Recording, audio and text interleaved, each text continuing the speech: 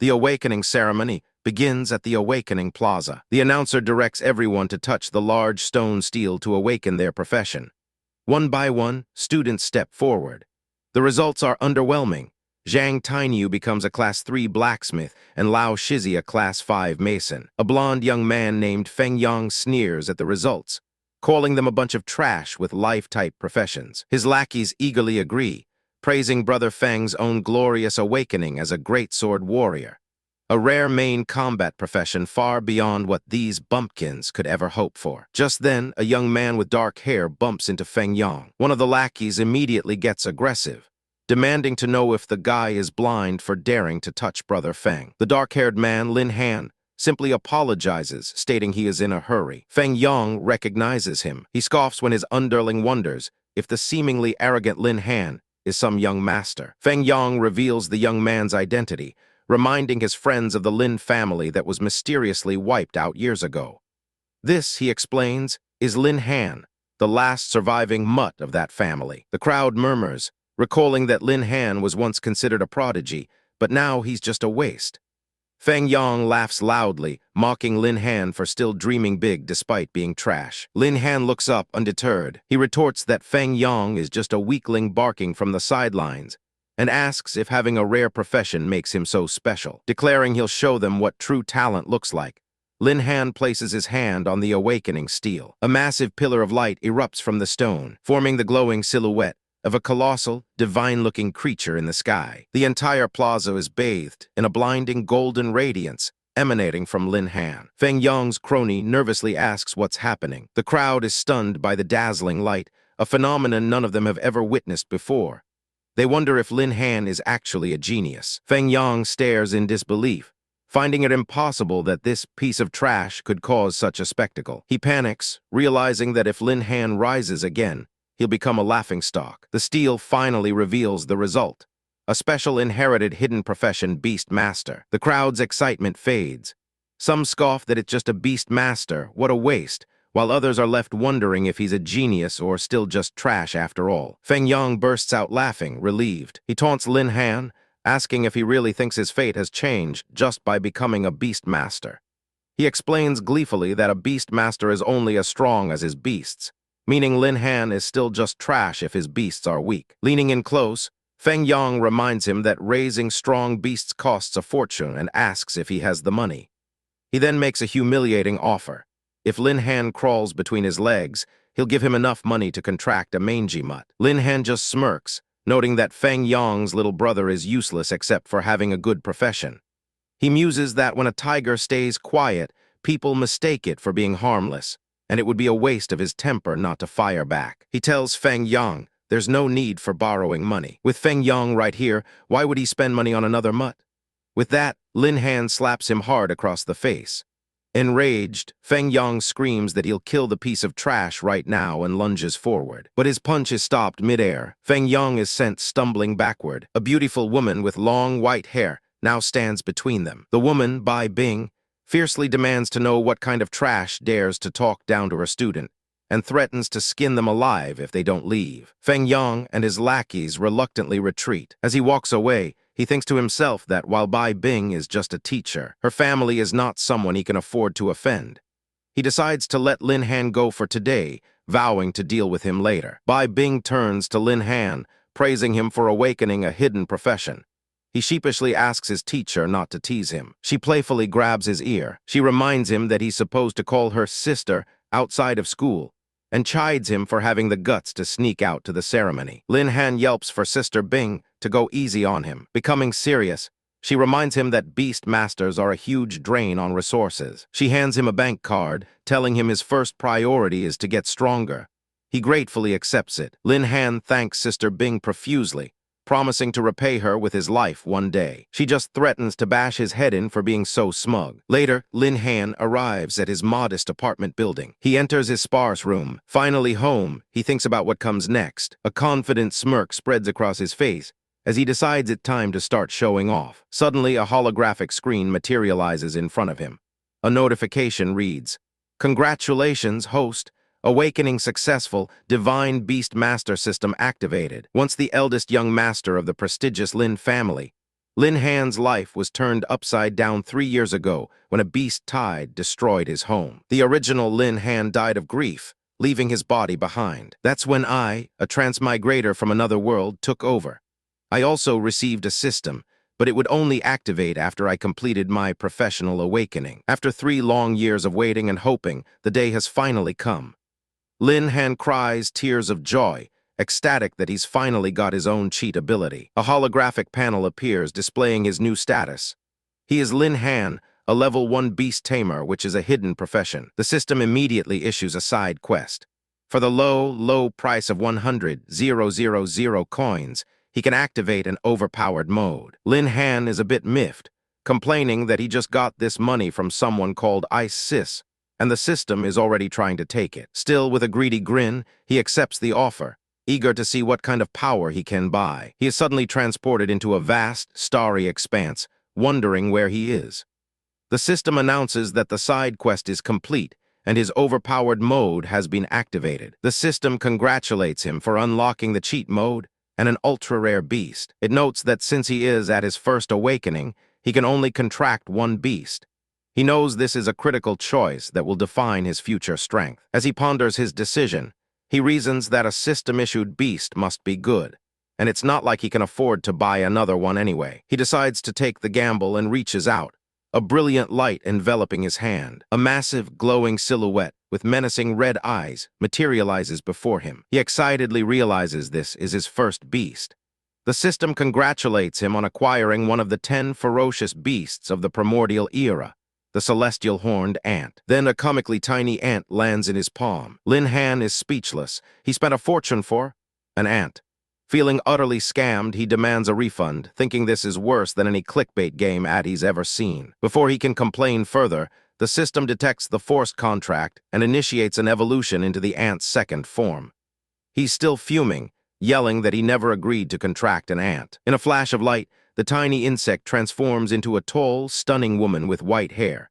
The system announces that the celestial horned ant's combat form is now active. Lin Han is shocked, then a confident smirk spreads across his face. With this pleasant surprise, he feels tomorrow's trial exam is already in the bag. The next day at the Shadow Mountains, a group of students gathers for their first training mission. The trial instructor, a muscular man named Cao Chong, informs them he is taking over for their usual teacher, Bai Bing. He explains the trial, and Lin Han stands by with the tiny ant perched on his shoulder. A friend approaches him. It's Long Tianjiao, a berserker and Lin Han's sworn brother.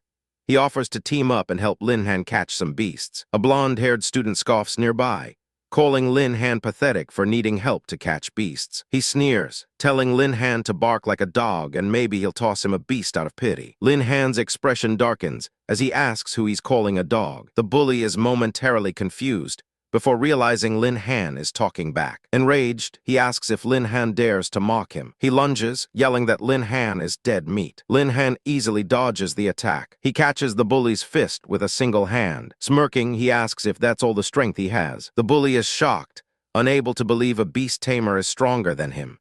He wonders if teacher Bai Bing secretly gave Lin Han some kind of power-up. The instructor, Cao Chong, cuts in, ordering Lin Han to get into the portal immediately. Long Tianjiao expresses concern about Lin Han going alone, but the protagonist reassures his friend that he can handle it. As Lin Han walks away, the bully smirks, revealing he's already spoken with Cao Chong and that Lin Han shouldn't expect to return alive. Cao Chong watches him leave with a look of pure hatred, thinking that a mere brat has no right to get close to Bai Bing. He considers her his and his alone. He vows that anyone who gets in his way will be killed. Lin Han emerges from the portal into a dark forest and finds a warning sign. He's been sent to a silver-level training zone for levels 11-20, a place forbidden to those at their first awakening. He realizes that Cao Chong deliberately sent him here to die. Just then, a massive gale wolf emerges from the shadows. Soon, he's completely surrounded by a hungry pack. Unfazed, Lin Han scoffs at Cao Chong's attempt on his life. He looks at the tiny ant on his finger and tells it to wake up, because it's action time. The ant begins to glow brightly. It transforms in a burst of energy. His beautiful beast girl stands ready for battle. She looks at him with confidence. She announces that she is ready, master. Her status screen pops up, displaying her incredible stats and powerful skills. Lin Han's eyes glow with anticipation, eager to test the power of a primordial ferocious beast. His own stats are now boosted from their bond, and a new system quest appears. Slay 10 ferocious beasts for a reward. The battle is about to begin.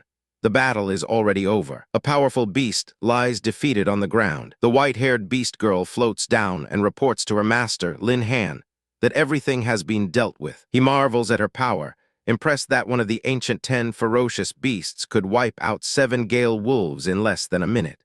He can only imagine how unstoppable she'll be once she's fully grown. Lin Han checks his status screen. He's already reached level 6 after just a few minutes.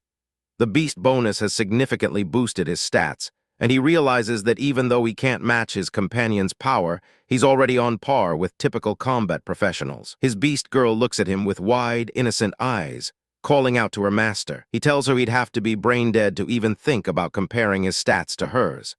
After all, she is one of the 10 ancient ferocious beasts, and very few creatures of the same level could ever hope to match her. He leans in close, observing her face and musing that it's hard to connect her innocent appearance with the term ferocious beast. She looks more like a sweet little girl who knows nothing of the world. She blushes bright red, completely flustered by his proximity. Hidden in the nearby woods, a group of men watch them. One asks his companion who the woman is, since their informant said the kid was alone. The other man admits he doesn't know, but he saw her kill gale wolves with her bare hands and warns that she is incredibly strong. Their leader stares intently at the beast girl, captivated by her beauty, declaring her a top-tier woman. One of his subordinates smirks, suggesting they should capture her since she's even more attractive than Bai Bing. The leader agrees it would be a waste to just kill her. He devises a plan. They'll all ambush her at once, and while she's distracted, he'll kill the kid. He turns to 2 of his men, wondering why they're being so quiet. To his horror, he finds them dead, held up by the beast girl who has appeared behind them in complete silence. Her eyes glow with a menacing red light as she asks if they intend to harm her master. The leader panics, realizing she took out 2 of his men without making a sound. He deduces she must be at least level 20. He screams at his last remaining man to grab Lin Han and not let him escape, wondering who this kid could possibly be to have such a powerful protector. The thug lunges toward Lin Han, only to be stopped in his tracks. An invisible force sends the thug flying, slamming him into the ground. The leader shouts for him to stop, but it's too late. Lin Han sighs, wondering if this area is truly meant for players between levels 11 and 20. His powerful companion stands guard in front of him, ready for the next threat. A massive LV-22 Gale Wolf King emerges from the shadows. Lin Han admits that this particular wolf looks a bit overpowered. The last surviving thug, bleeding on the ground, weakly begs for help. The Wolf King stares down at the pathetic man before it. With a final scream, the thug is crushed under the beast's enormous paw. A notification appears for Lin Han. A leader quest to slay the Gale Wolf King for a reward of 200 beast points. He acknowledges that a level 22 boss might be a tricky fight. He suggests to his companion that they should retreat for now, as this enemy won't be easy. However, she has other ideas. A predatory smile spreads across her face, showing she has no intention of backing down. Seeing her determination, Lin Han changes his mind.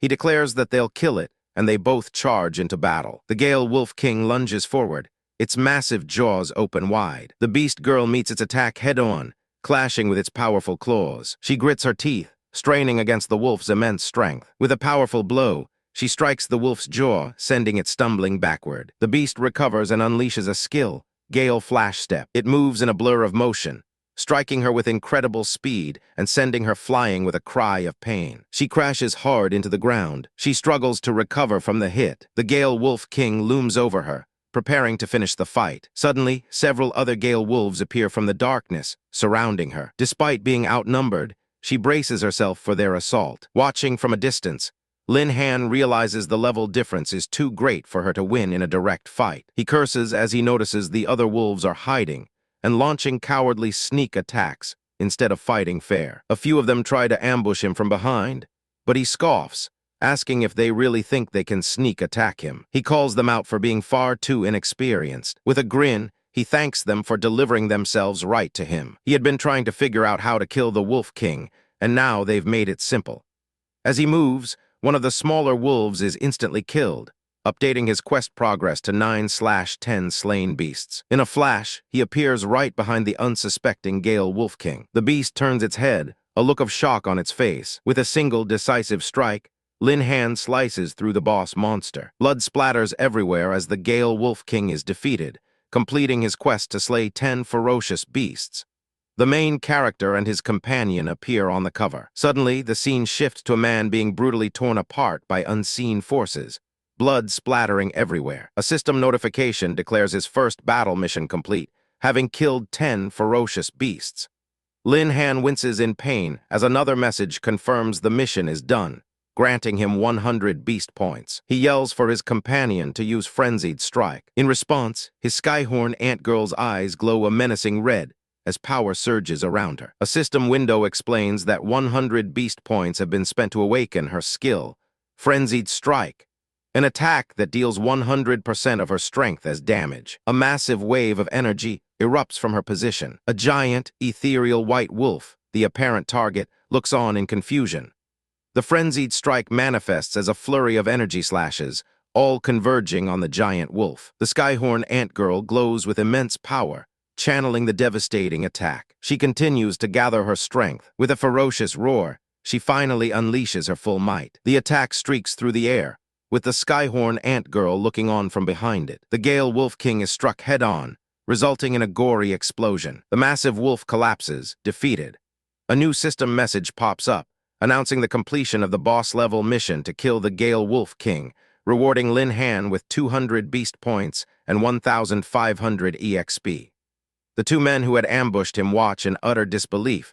Stunned, their level 22 Wolf King was just killed instantly. The Skyhorn ant girl grins wickedly, declaring that this was a real ferocious beast. She turns to Lin Han, asking about the system notifications. The system informs Lin Han that killing the Gale Wolf dropped a common weapon, while the Gale Wolf King dropped an exclusive one, prompting him to collect his loot. Just then, the Frenzied strike status ends, and the girl stumbles, suddenly dizzy. She excitedly rushes to Lin Han, proudly boasting that she killed the big doggy.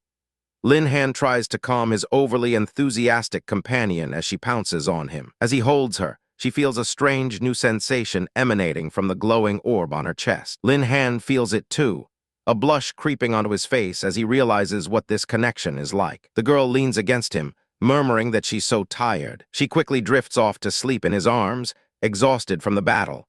Lin Han notes that this is her usual post-fight routine. He sits with her, gently thanking her for her hard work and telling her to rest well. Even in her sleep, she mumbles that she got something for her master. Later, Lin Han sits alone, marveling at how monsters drop loot just like in the video games from his past life. He brings up a holographic screen to see what items he received. The first item is a silver-quality wolf fang grip, an exclusive drop from the Wolf King. It requires level 22 and boosts strength and agility with a passive that grants a frenzy state when injured. Lin Han is thrilled with his incredible luck. He figures it should sell for a good price. The second item is a bronze-quality ice staff, which adds magic power and has a chance to freeze targets. Lin Han makes a plan to keep hunting and collecting gear to sell for money once he recovers. He decides to check his own status, but is shocked by what he finds. The system shows his level is maxed out at 10 and warns him that he cannot level up further until he completes his job advancement. He can't believe that killing a single Wolf King was enough to max out his experience points. It seems his plan to grind for levels and gear is no longer necessary. Before leaving, however, he decides he needs to have a little chat with the two assassins who are still alive to find out who sent them. A smirk plays on Lin Han's lips as he realizes things are about to get interesting. A few hours pass under the light of the full moon. A medical team gathers near a portal, preparing for the return of the students from the trial. A man with a goatee, Cao Chong, addresses the team, telling them to be ready to treat the students. With a sinister grin, he adds that some won't be so lucky, as not everyone made it back. Just then, the elegant teacher Bai arrives, surprising the onlookers who thought she was busy. Cao Chong greets her, dismissively saying he can handle welcoming the students back himself. Teacher Bai ignores his pleasantries and gets straight to the point,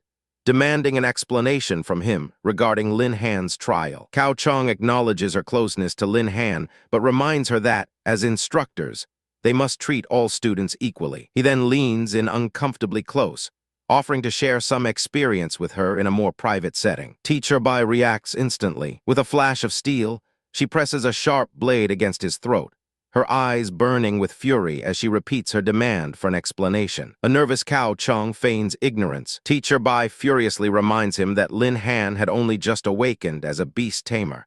Yet he was sent to the silver-level training zone, a place where he couldn't possibly defend himself. She accuses Cao Chong of deliberately bullying Lin Han now that his influential family is gone. Cao Chong pushes her away, insisting it's a misunderstanding. He argues that Lin Han needed the hardship to level up quickly and claims he even sent 3 teaching assistants to help him. Teacher Bai gives him a final, cold warning. Lin Han had better return in one piece. She threatens that if even a hair on Lin Han's head is harmed, she'll personally take a piece of Cao Chong to fix him. Terrified, he stammers his agreement. As she walks away, Cao Chong's fear turns to contempt. He mutters under his breath, calling her a bitch, and smugly thinking her tough act will crumble when she sees Lin Han's corpse. A vile grin spreads across his face as he imagines how he might comfort her in her grief. An instructor announces that the participants of the trial have returned. The first to emerge from the portal is Lang Lingsu, a rare storm mage and one of the esteemed First High's dual talents. Onlookers murmur in awe, impressed that she was the first to complete the trial. They comment that compared to her, Lin Han doesn't stand a chance. A blonde young man appears next, acknowledging that Lang Lingsu, the school's #1, finished even before him. He approaches her, suggesting that as the 2 dual talents, they should get to know each other better. Lang Lingsu swiftly sidesteps him with a cold expression. She tells him that if he were the old Lin Han, she might have considered it, but as for him now, he should just forget it. The blonde man is left standing awkwardly, stunned by her sharp rejection. Shortly after, Long Tianjiao, Lin Han's portly friend, stumbles out of the portal. The blonde man, Fang Yang, turns his attention to Tianjiao, sneering that he didn't expect a fatty like him to survive the trial and must have gotten lucky. Fang Yang then cruelly adds that Tianjiao's good buddy, Lin Han, surely wasn't as lucky and must have died in the secret realm. Enraged, Tianjiao confronts Fang Yang, asking what he just said. Fang Yang doubles down, calling Lin Han a trash beast tamer and questioning how long he could have possibly lasted. Tianjiao screams at him to shut up. Another student chimes in, condescendingly asking Tianjiao if Lin Han is his father and telling him to stop worrying about others. He shoves Tianjiao aside, telling him not to block the way for others who are returning. Feng Yang scoffs, confident that Lin Han won't be coming back anyway. An hour passes. A few students are gathered, one of them asking Brother Feng if the pressure was manageable. Long Tianjiao anxiously waits, wondering why everyone else is back except for his friend. One of Feng Yang's lackeys smirks, stating that it's obvious Lin Han died inside. He callously adds that for a beast tamer, dying among a pack of ferocious beasts is an honorable death. Suddenly, the lackey is struck with a powerful slap across the face. It's Lin Han, who has finally returned. He nonchalantly remarks that he lost track of the days and wonders when the school got so many noisy dogs. Tianjiao's face lights up with relief as he exclaims, "Little Lin." Tianjiao rushes over to his friend, admitting that the damn brat had him scared. In the background, an instructor watches with a grim expression, wondering what happened. He had sent 3 people to deal with Lin Han, yet somehow the useless guy returned safe and sound. The instructor, Instructor Cao, forces a smile, thinking that Lin Han was just lucky this time, but he vows not to let him off so easily. Feng Yang scoffs, questioning what a beast tamer without pets could have possibly done to survive, concluding that Lin Han must have just hidden in a corner the whole time. Tianjiao immediately leaps to his friend's defense, asking Feng Yang if he really thinks everyone is a coward like him. Lin Han calmly places a hand on his friend's shoulder, telling him not to worry and that they'll find out soon enough whether he's a coward or not. Feng Yang continues his taunts, mocking Lin Han as a useless beast tamer who must have been trembling in the mountains for so long. Lin Han calmly asks Feng Yang if he's done barking. Stung by the insult, Feng Yang glares back.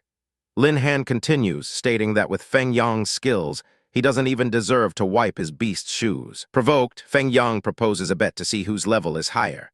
If Feng Yang wins, Lin Han must kneel and call him Grandpa. If Lin Han wins, Feng Yang will pay him 100,000 coins. Lin Han readily agrees, promising to slap Feng Yang's face into the core of the earth. Tianjiao tries to warn him not to be impulsive while the instructor is still present. Lin Han addresses Instructor Cao, requesting that he not interfere as this is a matter between him and Fang Yang. The instructor agrees, adding that since a bet has been made, they must keep their word, as integrity is the most valued trait at first high. Lin Han observes the instructor's familiar scheming aura and realizes the man is trying to set him up. Instructor Cao announces that since the bet is set, they should begin. Tianjiao steps forward first, revealing his status as a level 2 berserker. Fang Yang scoffs that level 2 is nothing to brag about, and then proudly displays his own level, a level 3 greatsword warrior, a rare profession. The crowd gasps in admiration. Tianjiao looks worried, admitting he was careless and didn't expect Fang Yang to have already reached level 3. Fang Yang mocks them, saying that if the weakling Tianjiao is only level 2, there's no way the useless Lin Han could be any higher. He gloats that they should both prepare to kneel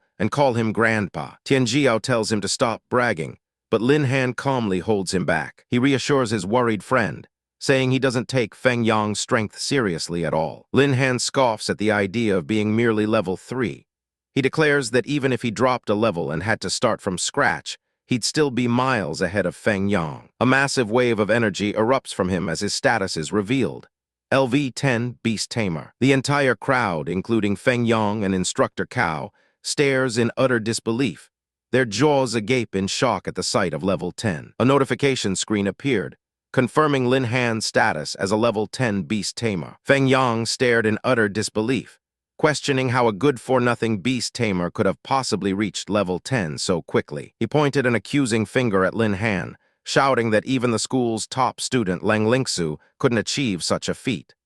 Convinced of foul play, he declared that Lin Han must have cheated, and his lackeys readily agreed. The blue screen glowed, mocking their accusations with its simple truth.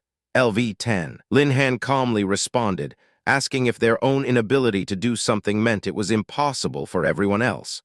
With a smirk, he dropped a hint, asking if they had ever heard of a hidden class. He took a confident step forward, turning his attention to Instructor Cao.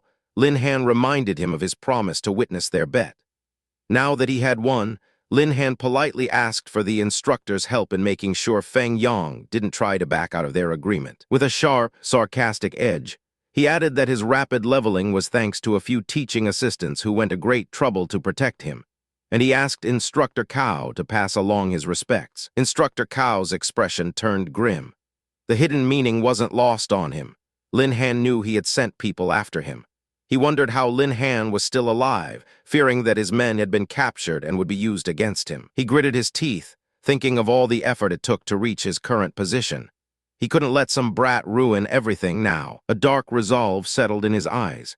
He decided he had to silence this kid for good today. Watching from a distance, the Academy's former #1 genius, Lang Lingsu, expressed her surprise that Lin Han had actually reached level 10. A blue panel identified her as a level 5 storm mage.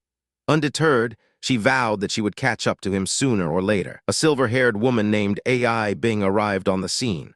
One of Fang Yang's friends asked why she was there, recalling she had important matters to attend to. AI Bing coolly replied that since this was her job, she couldn't just ignore it. The same young man excitedly told Teacher Bai, as he called her, that Lin Han had reached level 10 in just a few short hours. He gushed that with a little more time, Lin Han would surely be invincible. AI Bing looked intrigued. In a flash, Instructor Cao lunged toward Lin Han, shouting for him to die. AI Bing moved instantly to intervene, yelling a warning for Lin Han to watch out. She blocked the attack, angrily demanding to know what Cao Chong thought he was doing. She reminded him that attacking a student was a clear violation of Academy regulations. Enraged, Cao Chong told her not to lecture him about the rules. He declared that he must take down Lin Han today, unleashing a wave of energy that sent AI Bing staggering back with a grunt of pain. She struggled to keep her balance, planting her feet firmly. She defiantly told him that as long as she was there, he would not succeed. But Cao Chong pressed his attack relentlessly. The young student watched anxiously, shouting encouragement for Teacher Bai to hang in there. He knew she was no match for Cao Chong and would be in serious trouble if the fight continued. Cao Chong, his face twisted with fury, screamed at AI Bing for defending Lin Han. He lamented that all his sincere feelings for her had been a complete waste. He overpowered her, grabbing her by the throat and snarling that he would collect some interest first. He drew back his fist, preparing to strike the defenseless woman. The brutal punch landed squarely in her gut, forcing a cry of pain from her lips. The impact sent her flying backward. Lin Han caught her before she hit the ground, asking if she was okay. She managed to whisper that she was fine. He gently set her down and stood up to face the instructor. He sarcastically asked Instructor Cao how that level 10 flying kick tasted, warning him that without a reasonable explanation for the sneak attack, he'd get to experience the power of a level 10 beast tamer again. Cao Chang scoffed, claiming he knew exactly how Lin Han reached level 10. He revealed that he had arranged for 3 level 15 teaching assistants to follow him, and none of them had returned. He, along with Fang Yang's crew, pointed accusingly at Lin Han, claiming he must have murdered them and turned them into experience points, declaring Lin Han too ruthless and cruel for their academy. Cao Chang proclaimed he would bring him to justice right then and there. Just as he finished his speech, the corpse of a man fell from thin air, landing with a thud on the ground behind him. Lin Han calmly asked if this was the teaching assistant Cao Chang was talking about. The instructor stared in shock at the dead body of his subordinate, Ahau. A chilling realization dawned on him. If Ahau was dead, the other two were gone as well. A sinister smile crept across Cao Chang's face. This was perfect, he thought. The dead can't testify. With the body of a fallen student at his feet, Instructor Cao Chang pointed accusingly at Lin Han. He declared that with the body right there as evidence, there was nothing left for Lin Han to argue. Lin Han remained unfazed. He calmly replied that he had no intention of arguing. He had simply found someone who had died in the Shadow Mountains and kindly brought the body out. He then looked down at the deceased, remarking that unlike someone who deliberately sent his underlings to their deaths only to shamelessly deny it, this poor man was a pathetic pawn. Lin Han lamented that even after death, the man was still being used. Placing a hand on the dead man's chest, Lin Han told him that if he was still bitter, he should haunt the man responsible for his death, not him. This final remark sent Cao Chang into a rage. He lunged forward, screaming that he was going to break all of Lin Han's limbs to see if he'd still dare to spout such nonsense. An elder shouted for Cao Chang to stop, while also warning Lin Han to be careful. Lin Han taunted his attacker, asking if Cao Chang had flown into a rage out of shame because his dirty deeds were about to be exposed.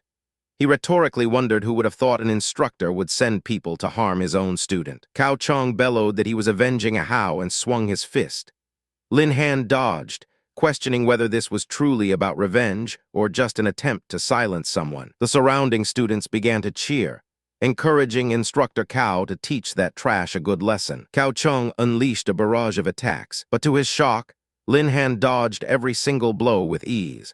The instructor couldn't understand how this trash could evade his fists when even a level 20 combat student couldn't manage such a feat. Lin Han knew Cao Chang's strength was far greater than his own, and that he stood no chance in a direct fist fight. However, he mused that he wasn't just going to fight with his fists and feet. A gleaming blue ice staff materialized in his hand, its system information showing a minimum usage level of 10. Cao Chang was stunned as the ground beneath his feet suddenly froze over, trapping him. Before he could react, Lin Han shouted for him to scram and unleashed a blast of icy energy from the staff, sending the instructor flying. The impact kicked up a cloud of dust. Lin Han stood calmly, reflecting that his recent level-up had increased his strength enough to suppress Cao Chang, and the ice staff had been crucial in creating an opening. Now that he had created some distance, he decided he wouldn't need to handle the rest himself. He acknowledged that his own attributes were probably still a bit lower than Cao Chang's, but if Yi were to fight. With that thought, a powerful aura erupted from his side. Yi appeared,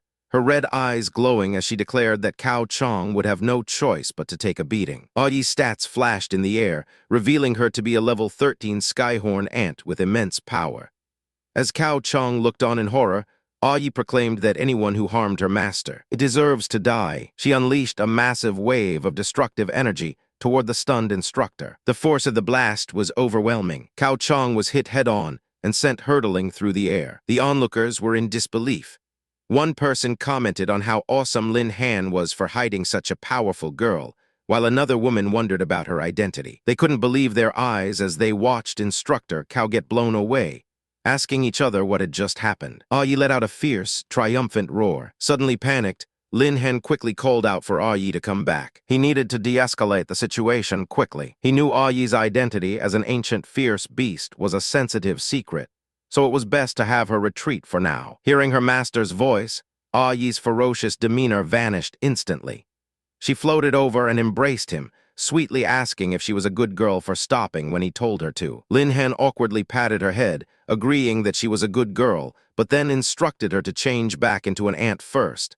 She happily complied. In a flash of light, she transformed back into a tiny, glowing creature. The small ant then flew back into Lin Han's palm. Instructor Cao, brimming with rage, points a trembling finger at Lin Han. He accuses the student of not only killing the teaching assistant, but also colluding with outsiders to attack him.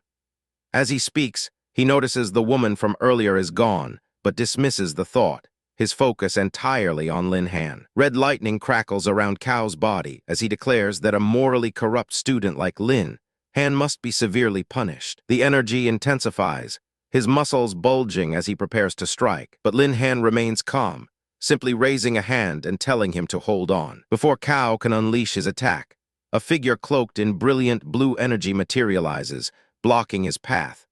An authoritative voice rings out, telling Instructor Cao not to throw accusations at students before the matter is thoroughly investigated. Cao's rage turns to shock as he recognizes the newcomer. He stammers, asking what the man is doing here. It's the dean of Yizhong Academy, Sikong Cheng, a level 56, rank 1 demon refining master. Regaining his composure, Cao immediately tries to sway the dean, pointing at Lin Han and claiming the scoundrel killed the teaching assistant just to level up. Cao presses his case with fervor, claiming that when he tried to bring Lin Han to justice, Lin Han actually tried to kill him.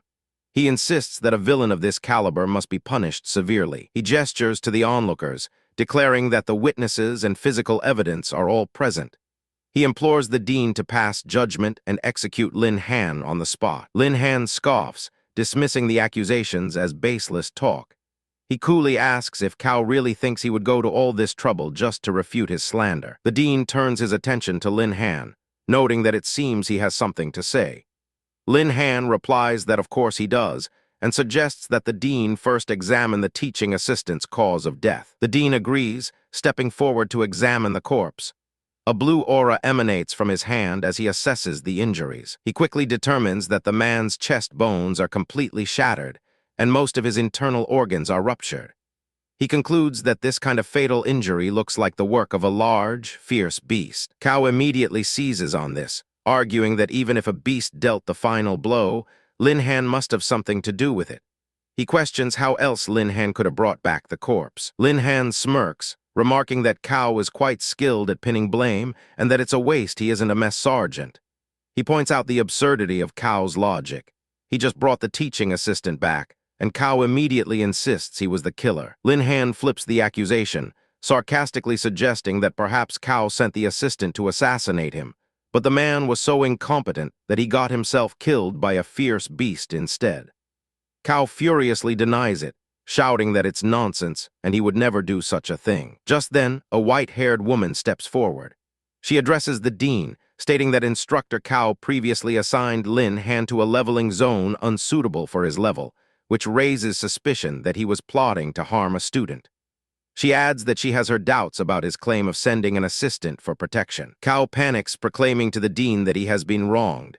He questions how, as an instructor, he could possibly harm a student, calling her words slander. He yells that this is all just Lin Han's one-sided story, and that there's no proof whatsoever. The dean looks at Lin Han, warning him that accusing an instructor is a serious matter, and asks if he has any proof. Cao smirks inwardly, thinking to himself that the people he sent are all dead, leaving no one to testify. Even if they were alive, he muses, they would never help Lin Han accuse him. Lin Han calmly states that he doesn't make a habit of wrongly accusing people. He says this because, of course, he already has proof. With a wave of his hand, 2 swirling portals appear, and 2 unconscious men are dropped onto the ground. Lin Han explains that when the incident occurred, these 3 were secretly monitoring him, but had the misfortune of running into the Gale Wolf King.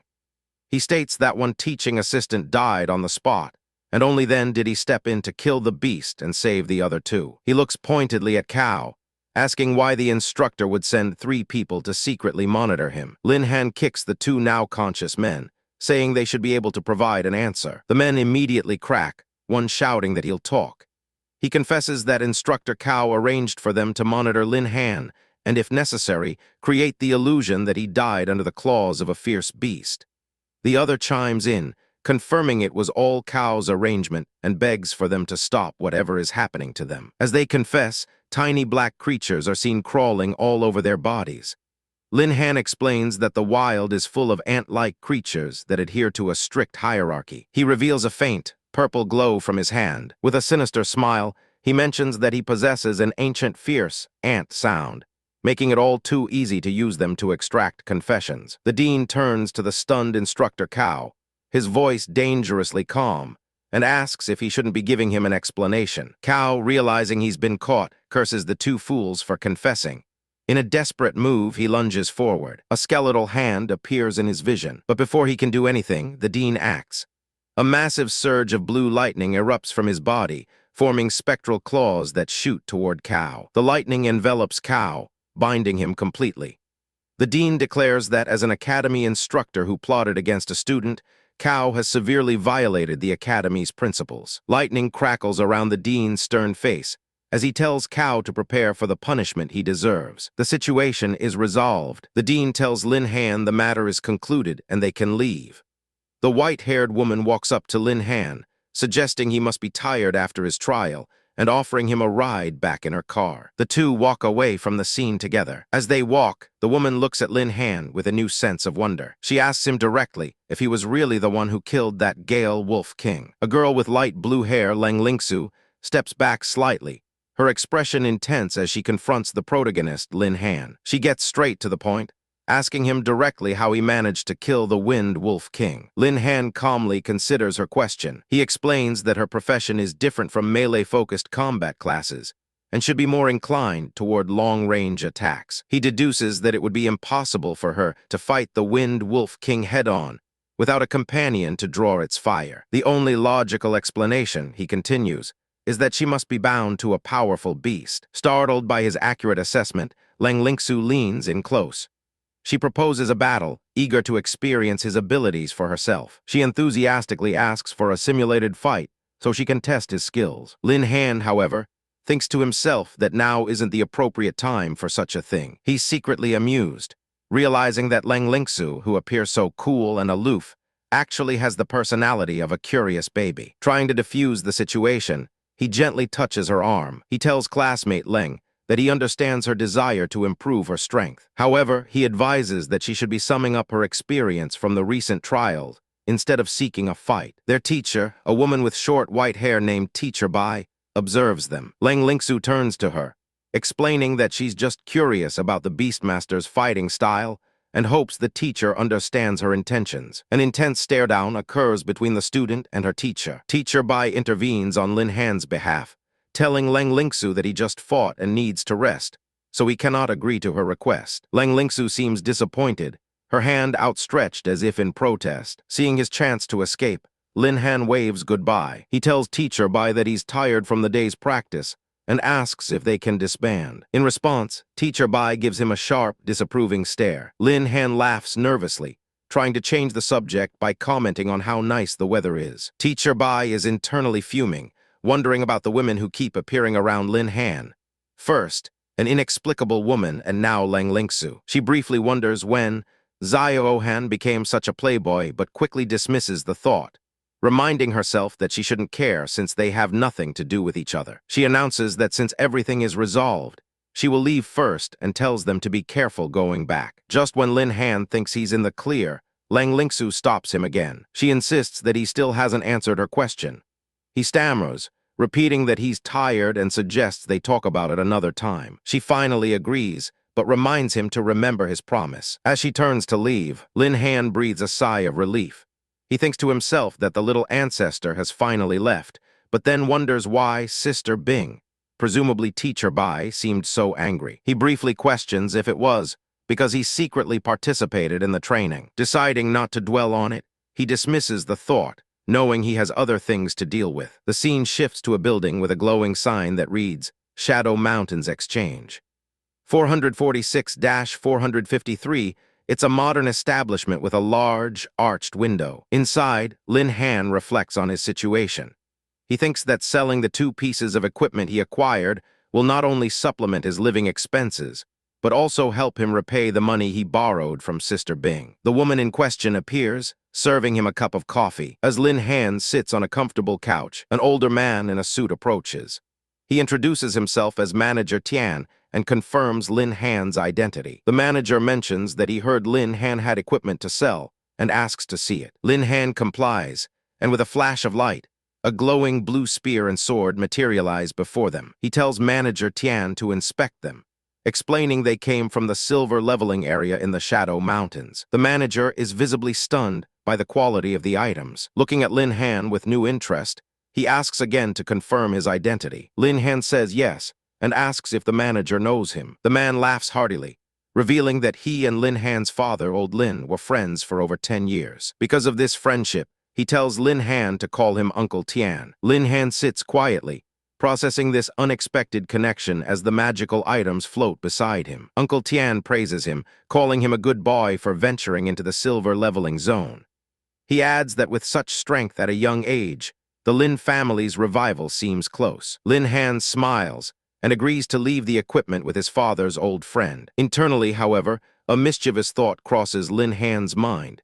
Since this man is his dad's friend, perhaps he can leverage that to get a higher price. Uncle Tian reassures him that everything will be handled properly. At the same time, Uncle Tian thinks to himself that since the kid is young, he can probably bargain him down for a good price. The manager eyes the equipment eagerly, stating that he's looking forward to the deal. Uncle Tian makes his initial offer. Because of their acquaintance, he'll give Zai Olin 5 million Heaven Dragon coins for the 2 high-quality pieces. He holds up 5 fingers, but Lin Han interjects, stating that while he appreciates the connection, the transaction must still be conducted according to the rules. 482-489, a sly grin spreads across Lin Han's face as he prepares to negotiate. He declares that the equipment was dropped by the Wind Wolf King and is worth at least 8 million. Uncle Tian counters with 5.5 million, citing his friendship with Lin Han's late father. Lin Han cleverly retorts that his father always liked lucky numbers and proposes 7.88 million instead. The two haggle back and forth. Finally, Uncle Tian suggests that 6.66 million is an auspicious number. Lin Han beams. He agrees to the deal, cheekily adding that he's doing it for Uncle Tian's sake. 496-498. As he extends his hand to seal the deal, he thinks to himself that the price is even higher than he expected. He's made a great profit. They agree to a happy cooperation. As they shake hands, a strange feeling washes over Uncle Tian. He gets the distinct impression that he's just been outplayed by this kid. He tells Lin Han that the funds have been transferred. 506-511. A woman presents 2 bank cards on a tray. Uncle Tian explains that the black card is a VIP membership for their trading bank, which comes with a 3 million coin overdraft. He tells Lin Han to contact them if he needs anything in the future. Lin Han takes the cards. He politely thanks Uncle Tian. A smug, chibai-style expression appears on his face. He thinks that since he's already at the exchange, he might as well look at some magic scrolls. 10 minutes later, Lin Han is seen leaving the building. Uncle Tian watches him go, musing that for someone who just awakened, Lin Han possesses incredible strength, and his future achievements will likely be immeasurable. He lets out a soft chuckle. He concludes that there will be plenty of opportunities to work with the young man in the future. The scene then cuts to a sign indicating Lin Han's home. Outside an apartment building, a large, armored-looking truck is parked. Standing beside it is an elderly man in a formal suit. Lin Han arrives and is surprised. He calls out to the man, Uncle Liu, and asks why he is there. The man is identified as Liu Butler, the manager of the Bai family. The butler is impeccably dressed. He greets the protagonist formally, saying it has been a long time. Lin Han notes that it has indeed been a long time since the decline of his own family, and questions what brings the butler to him now. 538-540, a man in a sharp suit approaches Lin Han, commenting that it's been a long time since the decline of the Lin family, and wondering what's happening today. Lin Han looks on with a confident smirk. The man, Butler Liu of the Bai family, explains that for Lin Han's sake, Miss Bai Bing personally led a team to a diamond-level secret realm. There she captured a void beast just for him. The butler gestures towards a large armored truck. Listening from behind, Lin Han learns that because of Miss Bai Bing's unauthorized actions, the family master ordered her to stay home, forcing the butler to deliver the beast himself. He thinks about how even Dean Sikong Cheng wouldn't dare to enter a diamond-level secret realm so easily. He thinks about how even Dean Sikong Cheng wouldn't dare to enter a diamond-level secret realm so easily. He reaches for the truck's door, touched that she would go to such lengths for him, but before he can open it, the butler stops him, adding that the master of the Bai family also has a message for him. The butler states that the Bai family has done their best for Lin Han. If he accepts this void beast, then from this day forward, they will have nothing to do with each other. He then coldly tells Lin Han to stop bothering their young lady. The butler's face becomes a mask of stern disapproval. Lin Han is visibly shocked by the ultimatum. He addresses the man, correcting himself from the familiar Uncle Liu to the formal butler Liu. He turns away, his expression hardening. He tells the butler that while he appreciates the kindness, he has no connection to the Bai family. He reminds the butler that when the Lin family fell into disaster, he never once asked for their help, and that hasn't changed. He tells the butler to take the void beast back and to deliver a message to the Bai family master. Lin Han does not need any help from them or anyone else. The butler watches him walk away, as Lin Han's face is set with grim determination. The butler smirks, remarking that young Master Lin certainly has backbone, but his expression turns menacing. He declares that no one can refuse what the Bai family wants to give. He declares that no one can refuse what the Bai family wants to give. A powerful energy surges from him, rushing towards the departing Lin Han. The butler shouts that if Lin Han wants to refuse, he should first consider his own strength. The energy is about to hit Lin Han when his eyes suddenly flash with a brilliant red light. A powerful aura erupts from him, shocking the butler, who grunts as the pressure is violently thrown back at him. Lin Han stands amidst a blazing red aura, his eyes glowing intensely. The butler is thrown back, completely baffled as to what is happening. He struggles against the overwhelming force, his mind reeling. He thinks that Lin Han is supposed to be a useless beast tamer. So why is he suddenly afraid of him? He tells himself that it's impossible, that he won't be suppressed by a mere boy. Suddenly, the pressure vanishes. Lin Han turns and casually flicks a credit card toward the butler, telling him to take it. The butler catches it, confused. Lin Han explains that it's the money Sister Bing lent him, and he is now returning it with interest. He asks the butler to thank her on his behalf, but makes it clear that he, Lin Han, will not owe anything to anyone. As a final warning, he tells the butler not to attack him again. If it happens a second time, he won't hesitate to disregard the friendship that once existed between the Lin and Bai families. The butler is left standing there, stunned, holding the card. He wonders if this is the same Lin Han he knew before, questioning how a waste from a destroyed family could possess such powerful momentum. Later, Lin Han is back in his room, where he flops onto his bed. He muses that the Bai family had no good intentions, but he still feels conflicted about Sister Bing. He reflects that he always kept his distance to avoid dragging her into his troubles, but being forced into a corner like this feels terrible. Deciding to clear his head, he resolves to focus on the job transfer task after a nap. As he sleeps, a small, glowing blue creature crawls onto his bed. It scuttles up to his face. A flash of light emanates from the window, and the creature transforms into a beautiful woman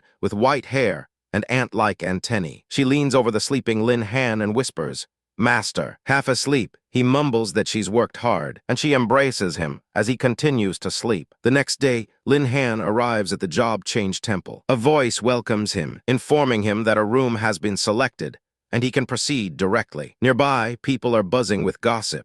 They talk about a surprisingly strong beast tamer who reached level 10 instantly and even defeated Cao Chong. Another person wonders if this abnormally strong individual is there for a job change mission today. Lin Han overhears them and sighs, realizing news travels too fast. He makes a mental note to keep a lower profile from now on. He enters a vast hall dominated by a massive, glowing blue crystal. He remembers the receptionist telling him to place his hand on it to receive his mission. He places his hand on the crystal's surface, thinking that a level 10 mission shouldn't be too outrageous. Oh, how wrong he was. The crystal flares to life. Mission information appears before him. Mission name, Thunder of the Fallen Nation. Mission level, 5 stars. The objective is to kill the Thunder Beast in the ancient ruins and obtain at least 7 energy stones. Outside, a massive public screen flashes, announcing the activation of a 5-star job change quest. The crowd below stares in shock. People murmur in confusion, with someone explaining that a 5-star mission has begun. Another person exclaims in panic that it's a legendary, hell-level difficulty, impossible to clear without a team. Back in the room, Lin Han is in disbelief. He covers his face with his hand, sighing at his rotten luck. In a grand hall, a notice suddenly blared across the public system, announcing the release of a 5-star mission. The mission, titled Thunder of the Fallen Nation, tasked participants with killing the Thunder Beast in the ancient ruins and retrieving at least 7 energy stones. The location was set for the broken ruins. Among the crowd, murmurs of disbelief spread. People wondered who on earth was so unlucky as to trigger a mission of that difficulty. They speculated about the person's job class, but no information was given. Meanwhile, the very person who triggered the mission, a young man with dark hair, let out a sigh of relief. He was fortunate that only the task content was announced, keeping his identity a secret and saving him from a lot of potential trouble. He threw his arms up in a small, private celebration. Now that the mission was his, there was no time to waste. With a determined smile, he decided it was time to get moving. The scene shifts to the desolate landscape of the broken ruins, a vast desert filled with the weathered remains of an ancient civilization. Within this area was a designated gathering place for mercenaries, a small encampment with military-style tents and vehicles. A bald, muscular mercenary lounged in a chair, complaining to himself. He grumbled that since no one had come for tasks, he'd be broke again this month. Suddenly, his eyes narrowed. He sensed someone approaching. The protagonist walked into the camp, his clean clothes standing out against the rugged backdrop. A few mercenaries nearby took notice. One, smoking a cigarette, remarked that it looked like a fat sheep had wandered in, suggesting it was time to open for business. Another commented on the protagonist's well-dressed appearance, guessing he might be a young master on a mission. A different mercenary chided his companion, telling him to watch his wording. This wasn't a fat sheep, he said, but a boss, a potential client. The man then called out to the protagonist, asking if he was there to complete a mission. The bald mercenary who had been complaining earlier sprang up with a grin, offering the services of his mercenary group with a guarantee of absolute quality. He added that since the protagonist was a newbie, he would give him a 20% discount. The protagonist paused and simply replied that there was no need. The bald mercenary was stunned for a moment. Desperate not to lose a customer, he rushed forward, insisting they could negotiate the price, and that he would even waive the commission this time. He just wanted to make friends. The protagonist repeated himself, stating firmly that there was no need. The bald man's patience snapped, and he grabbed the protagonist's shoulder. With a cold glare, the young man warned him to watch out for his arm if he continued to be a nuisance. In a flash, he twisted around and seized the mercenary's wrist, applying pressure that made the larger man cry out in pain. He said nothing more before effortlessly tossing the burly man to the ground. Getting to his feet, the protagonist looked down at the mercenary with contempt. He scoffed at the offer of commission-free services, asking if they really thought he was a naive rookie who knew nothing. He explained there was only one reason a mercenary group would make such an offer. Their real purpose was to lure people in, kill them, and steal their money. Enraged and humiliated, the bald mercenary roared that he was going to kill him. Another mercenary stopped him, however, telling him to just forget it. The bold man turned to his boss, a striking woman with long red hair, and asked if they were really just going to let the protagonist go. The woman calmly explained that there was a security team watching,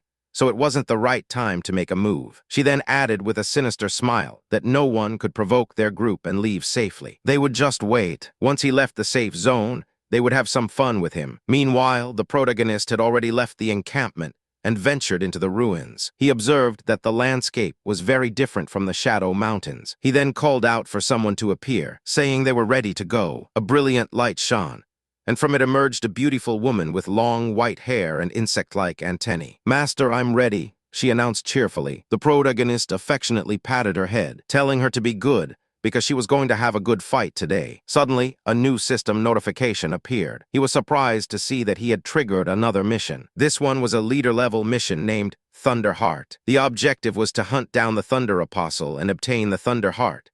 The reward was 300 beast taming points, which he noted was not bad at all. He knew this was an excellent opportunity, as his companion Ai's strength depended entirely on those points. He considered his situation. The area ahead was where he could complete his job change mission, but the Thunder Apostle's location was unknown. He decided his first step should be to buy some information from someone called Uncle Tian. He turned to Ai, explaining they would tackle the job change mission first, and then he would earn the beast taming points for her. She happily agreed. As they ventured deeper into the ruins, A low growl echoed through the canyon. A pack of massive, blue, wolf-like creatures materialized. A system window identified them as level 15 thunder beasts, noted as social animals. Without hesitation, Ai launched herself into battle, a blur of motion as she cut through the beasts with incredible power. One of the beasts howled in pain as it was sent flying. Realizing Ai was too powerful, the remaining pack members turned their attention to the seemingly weaker target, the protagonist. He just smirked, asking if they thought they could deal with him just because they couldn't beat Ai. He casually produced a glowing orange magic scroll. He challenged them to give it a try. As an afterthought, he mused that Thunder Beast barbecue should be quite fragrant. The beast's aggression turned to pure terror. The protagonist calmly announced the name of his spell. Magic Scroll, Fireball Barrage. A massive volley of fireballs erupted, slamming into the pack with explosive force. System notifications chimed, confirming he had successfully killed the beasts and obtained an energy stone, though he gained no experience points. The surviving Thunder Beasts turned and fled in panic. Just then, a more urgent system alert popped up. It warned him that he had reached the maximum limit of his first job change. He needed to accept the job change mission, or he would be unable to break his limits and gain further experience. He glanced at the scrolls in his hand. Fireball, Skyfire, Fireball Barrage. Looking at the fleeing beasts, he declared that his mission wasn't finished, and his scrolls wouldn't allow them to escape. He ordered Ai to speed up and harvest the rest of them. With a cry of yes, she dove back into the fray, a whirlwind of destruction amidst the continuing explosions of fireballs, finishing off the last of the creatures. With the battle over, the protagonist stood smiling, holding a glowing blue crystal he had collected. He mused that it was not bad at all. All the energy stones were collected in such a short time. Though the magic scroll was expensive, it was definitely useful. A status screen appeared, displaying the details of his companion.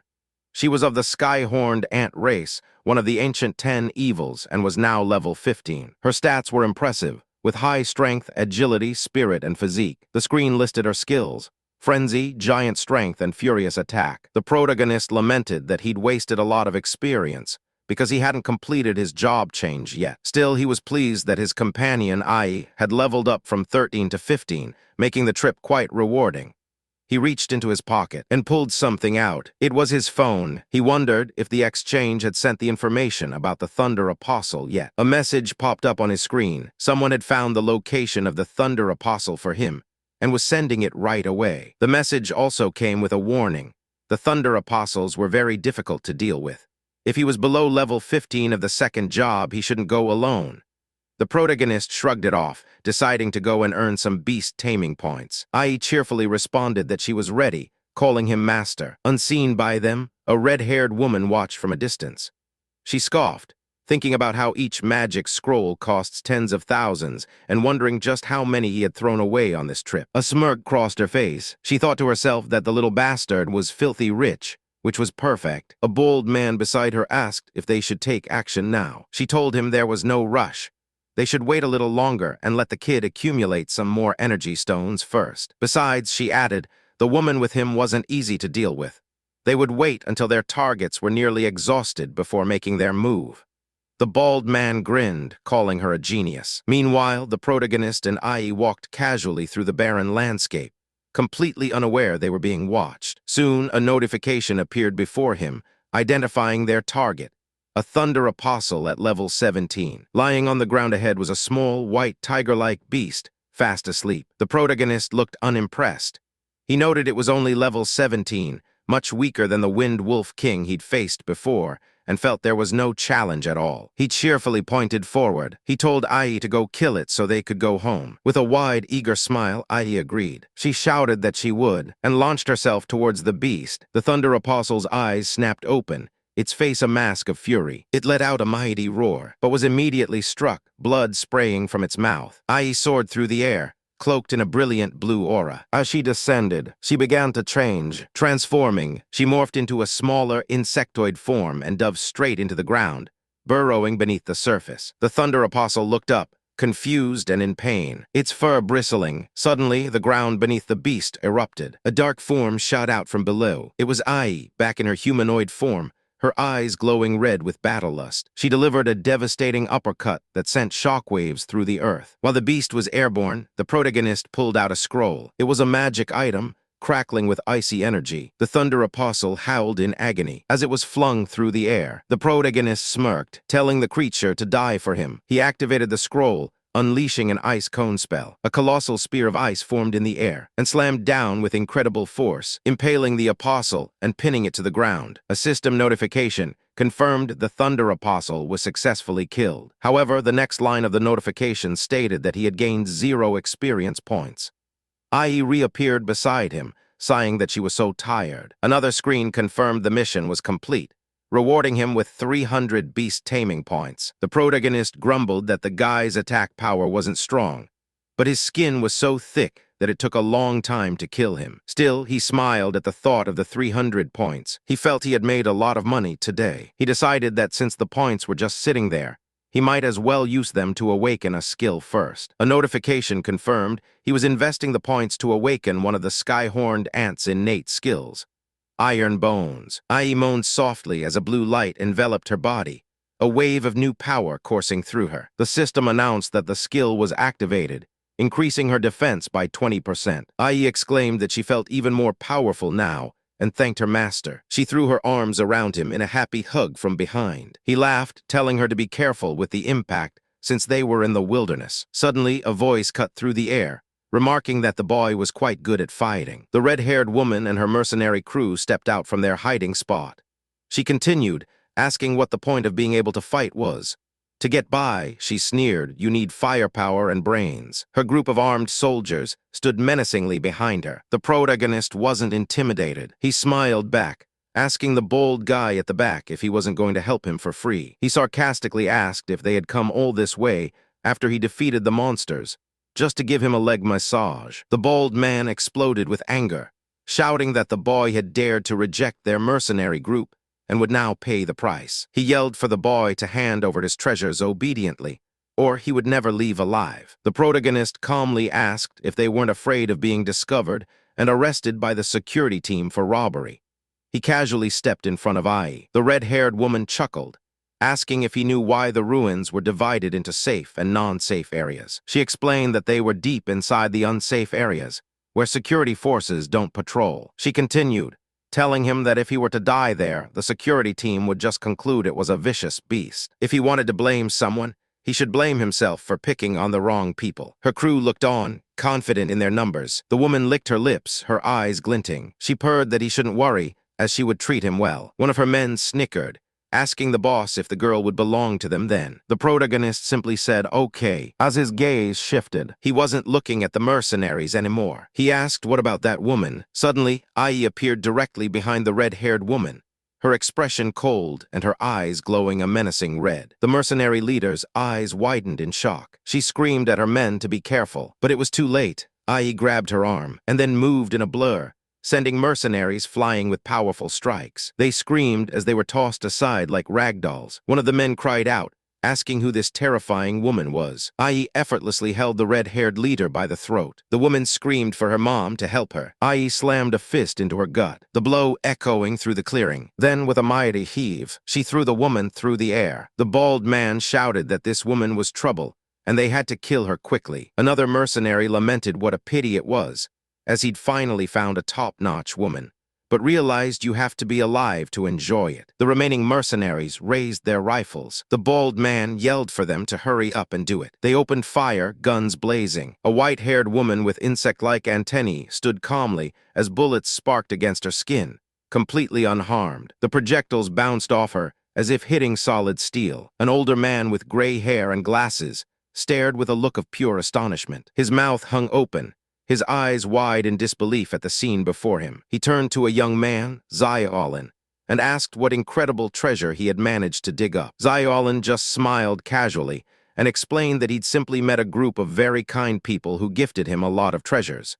That was quite the understatement. Behind him was a literal mountain of gold and valuable items, gleaming brightly and filling the room. Yahello stood proudly in front of his hole, while the older man, Uncle Tian, was completely speechless. Yahello said he planned to sell all of it and asked Uncle Tian to help him count everything. Snapping out of his shock, Uncle Tian immediately started barking orders at his staff, telling them to get over there and calculate the prices. With a wave of his hand, he sent 2 female assistants running to do his bidding. As they worked, Yahello reflected on his recent fortune. He thought that even though the Thunder Beast dropped a lot of loot, it was nothing compared to the massive savings of the mercenary group he'd dealt with. He considered himself lucky they had rushed out seeking death. Otherwise, he never would have come into this much money. A moment later, Uncle Tian returned with the final tally, announcing that the goods were worth a grand total of 13 million Heaven Dragon coins. Uncle Tian promised to arrange for the immediate transfer of the money to Yahello's card. Yahello thanked him and then brought up another matter, asking if Uncle Tian had any recommendations for a Thunder Attribute beast he wanted to find. As Yahello held out his bank card, Uncle Tian pondered the request, murmuring the words Thunder Attribute to himself. He took the card, and suddenly an idea struck him. He remembered something important. He told Yahello that he'd heard a high-quality Thunderbird had appeared in the Thunder Forest a few days ago. Snapping his fingers with excitement, he leaned in and added that this particular Thunderbird might even possess ancient blood. Many people had tried to capture it, he explained, but every single one of them had failed. An image of the majestic creature flashed through his mind, surrounded by crackling lightning. It was a magnificent, powerful bird, perched on a branch with glowing cyan eyes. Yahello's face lit up. A Thunderbird with an ancient bloodline was a perfect match for his requirements. He eagerly asked Uncle Tian if he had any more information. Uncle Tian shook his head, admitting they were out of intel, but mentioned that the exchange had managed to purchase one of the Thunderbird's feathers. At that moment, an assistant approached them. She walked forward gracefully, holding a small wooden box. Uncle Tian explained that the special feather glows whenever it gets near the Thunderbird. The box was opened, revealing a feather pulsing with blue electrical energy. Yahello declared it a great item and said he would take it. Reaching out for the box, seeing his chance, Uncle Tian's expression turned sly and businesslike. He reminded Yahello that in business, there's always buying and selling. He put a hand on the young man's shoulder, offering to give him a friendly price for the feather. With a wicked grin, his glasses gleaming, he named the price 1 million. Yahello was flabbergasted. He couldn't believe it. He thought to himself that for that much money, he could buy 10 scrolls. It felt less like a sale and more like a robbery. But despite the outrageous price, he gritted his teeth. It was, after all, his only clue to finding the Thunderbird. Forcing a smile, he agreed to the deal. 1 million is 1 million, I'll buy it, he said. Uncle Tian roared with laughter, thanking him for his patronage. The deal was done. Yahello tried to reassure himself, thinking that as long as the feather improved his efficiency in finding the bird, 1 million was worth it. But he was still sweating from the sting of the price. He took the box containing his very expensive clue. Later, Yahello arrived at the ominous Thunder Forest, a place of dark mountains constantly struck by lightning. A sign indicated it was a leveling area for those between levels 0 and 20. He remembered Uncle Tian's parting words, that the feather would only glow when he was within 10 meters of the Thunderbird. The realization of just how unhelpful that was made him grimace. What a scam, he yelled in frustration. If he was close enough for the feather to work, he'd be able to see the bird with his own eyes anyway. He angrily smashed the wooden box on the ground, but quickly calmed himself down, remembering the fortune he'd spent. Now he had to figure out a real plan. He gazed into the dark woods, thinking it shouldn't be too hard to cross the forest. He mused that with his beast eye, he could already run rampant in the silver zone. If he could just collect one more powerful beast, he imagined he'd be able to dominate the golden zone. He chuckled at the thought, which earned him an angry glare from the tiny ant-like creature on his shoulder. Suddenly, a chibi version of his other beast appeared, scolding him for being a bad guy who was never satisfied and always wanted more beasts. She began playfully pummeling him, and he laughed, telling her not to be angry. Their light-hearted moment was cut short by a desperate scream for help echoing through the trees. They both stopped, startled, and looked in the direction of the cry. A massive, dark beast with glowing yellow eyes was chasing a young woman with pink hair. A system window identified the creature as a level 19 thunder leopard. The girl, terrified, kept running and screaming for help. She knew that if this continued, she would be caught soon. Tears streamed down her face as she fled. Another window identified her as Sunayanwei, a level 10 tracking master. In her panic, she didn't see a root on the ground and tripped over it. She cried out as she fell, and the thunder leopard loomed over her, letting out a deafening roar. Lying on the ground, she looked up at the beast in pure terror. Convinced she was about to die, she closed her eyes, bracing for the inevitable. But nothing happened. She opened them again, confused.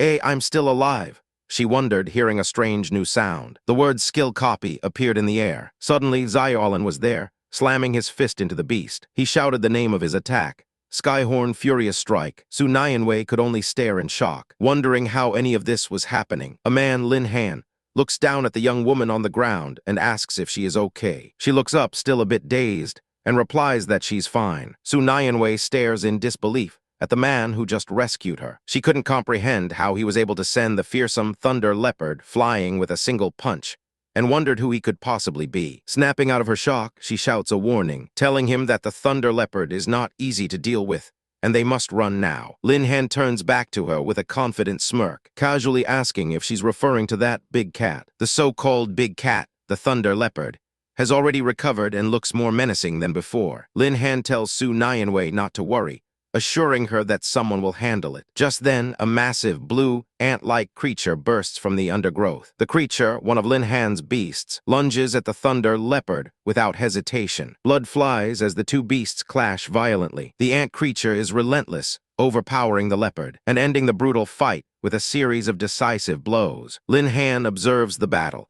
noting that he hadn't expected Ai, his ant beast, to be able to grow so large using her iron bone skill in her sky-horned ant form. He muses that in this state, she looks more like a ferocious beast than a simple pet. Meanwhile, Su Nianwei watches from the ground with apprehension, wondering if another vicious beast has just arrived on the scene. Lin Han turns his attention back to her, asking if she's hurt. He then asks if she can stand up, and extends a hand to help her. Su Nianwei's mind is racing. She concludes that for the ant to suppress the thunder leopard so easily, it must be a beast of at least level 20. Fearing this new powerful creature, she grabs Lin Han's arm and urges him to run away before it notices them. Lin Han simply pulls her along as, behind them, Ai sends the thunder leopard flying with a final, devastating attack. The ant creature, Ai, turns toward them, chirping angrily, as if asking her master why he was leaving with someone else. Lin Han begins to explain that it wasn't what it looked like, but the giant ant, now back to its tiny size, walks up to him. He affectionately pats her head, telling her she did a good job. He then promises Ai a reward when they get home. Su Nianwei watches this exchange, completely bewildered. She's so confused, she can only ask what in the world is going on. Prompted to explain, Lin Han formally introduces himself as a beast tamer. He gestures to Ai, explaining that the ant is his beast, and she has nothing to fear. Su Nianwei's eyes widen in realization. She remembers a legend about a hidden beast tamer job awakening in the next city,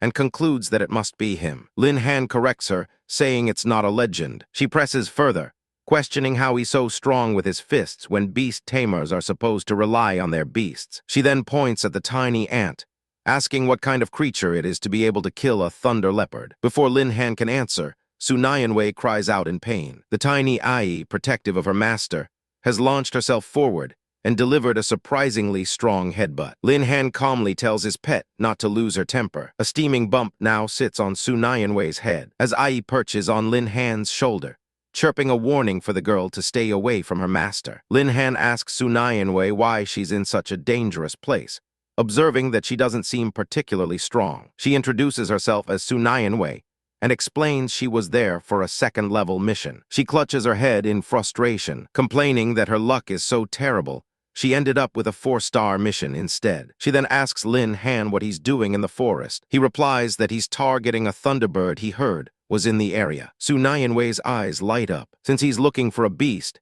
she declares that it just so happens her profession is a tracking master. She offers to help him as a thank you for saving her life. A blue status window confirms her title, Level 10 Tracking Master. Lin Han considers her offer. He thinks to himself that while tracking masters are weak in combat, their tracking skills are superb and could be a great help. He agrees, saying he'll be counting on her. Su Nianwei beams, confidently telling him to leave it to her. She adds that her ability is limited, however. She explains that if they had an item belonging to the Thunderbird, she could lock onto its direction. Lin Han replies that he happens to have a feather and asks if she can take a look. He holds out a brilliant, glowing blue feather. Su Nianwei's jaw drops. She exclaims that it's a Thunderbird feather, remembering that such items sell for astronomical prices on the black market. She examines it and notes that since it's perfectly preserved, there will be no problem locating the Thunderbird. She does warn him that using her skills might damage the valuable feather if he planned to sell it. Lin Han waves off her concern,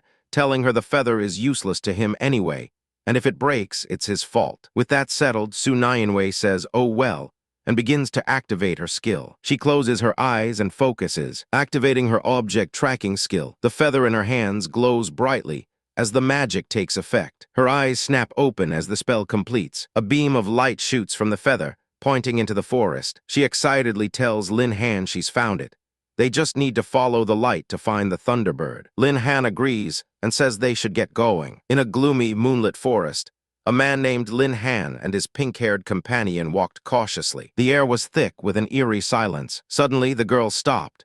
She warned Lin Han that there were ferocious beasts ahead, and quite a few of them. Startled, Lin Han looked at her as she grabbed his arm in fear. She anxiously asked what they should do. Looking worried, she proposed they take a detour. Just then, a tiny blue ant on Lin Han's shoulder, i.e., reacted with a jolt of anger. It was visibly furious. Lin Han, however, remained calm and simply stated that a detour wasn't necessary. He spoke the ant's name, Ai, and the tiny creature leaped from his shoulder, ready for a fight. Almost instantly, a notification appeared in Lin Han's vision, confirming a kill and 650 experience points. He couldn't help but smile, a hint of fangs showing his satisfaction. His companion was surprised by his sudden motivation, thinking to herself that Ai was powerful enough to crush the entire place and was truly worthy of its name. In a flash of light, Ai transformed into a powerful, armored warrior with long white hair and antennae. She let out a battle cry, radiating immense energy. The pink-haired girl watched, wondering why Ai seemed particularly angry today. A moment later, Ai stood amidst the carnage, waving happily at Lin Han. She announced that everything was solved, and that her master would be very happy to see the results. His companion was stunned, realizing that the little ant had single-handedly killed all the beasts. The ground was littered with their defeated forms. Lin Han casually walked through the clearing, telling her that the little monster could be dealt with easily. Internally, he celebrated finally reaching level 11, feeling the surge of new power. A system message confirmed his level up, detailing the massive boost to all his attributes and the new points he could freely allocate. Suddenly, Ai, still in her warrior form, appeared right in front of him with a shout, startling him. Lin Han just chuckled, telling her she was being naughty again and needed to change back. She smiled playfully. Ai obediently agreed, addressing him as master. The sudden commotion made the pink-haired girl jump, asking fearfully if they were under attack by another vicious beast. She looked around, panicked and confused. She turned to see Ai,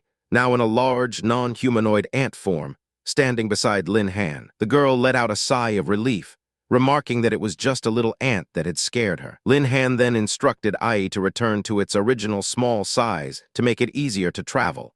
Ai let out a hiss of agreement. As Ai shrank down, it shot a glare at the pink-haired girl. The girl felt a strange sense that the ant was targeting her, but dismissed it as her imagination. In Ai's mind, however, a storm was brewing.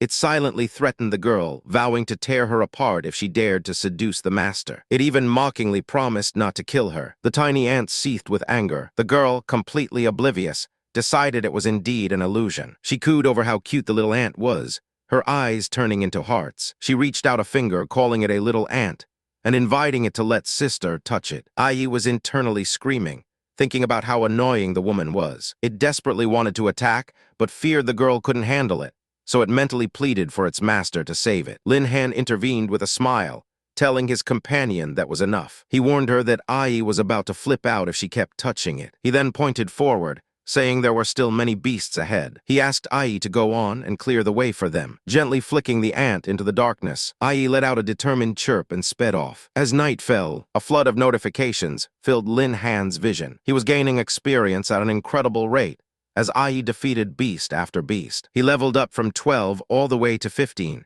his power growing exponentially with each new level. He felt ecstatic, remarking how cool the constant upgrades felt. His status screen updated, displaying his new impressive stats as a level 15 beast tamer. He mused that he reached level 15 in such a short time. It wouldn't be long, he thought, before he'd have to take on the 3rd level mission. He then checked Ai's stats, seeing it was now a level 18 sky-horned ant with formidable power. The little ant was now sleeping soundly on his shoulder. Lin Han gently told it that it had worked hard. His companion, looking at the path of destruction ahead, said it was more than just hard work. The entire Thunder Forest was almost completely destroyed, but she added, with the path now clear, They could finally go find the Thunderbird. She pointed excitedly, saying she could sense it in that direction. As Lin Han looked, Ai suddenly woke up, hissing in alarm. In a low voice, Lin Han asked Ai what was wrong. He looked up, realizing that since Ai was an ancient beast, whatever was ahead must be something that even it was afraid of. His eyes widened in awe. Looming above them was a magnificent, massive blue bird wreathed in lightning.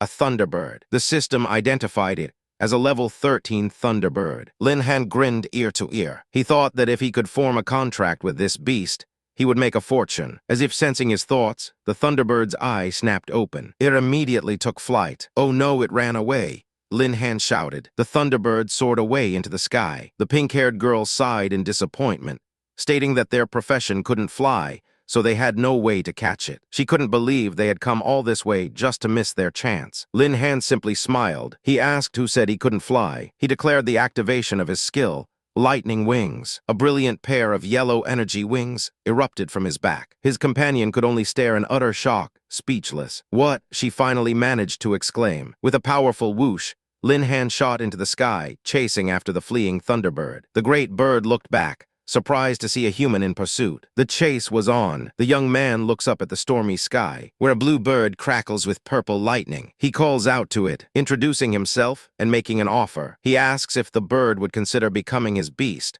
promising that food and lodging would be provided. The bird simply looks confused, letting out a questioning chirp. With a flash, the young man sprouts glowing yellow wings and takes to the air.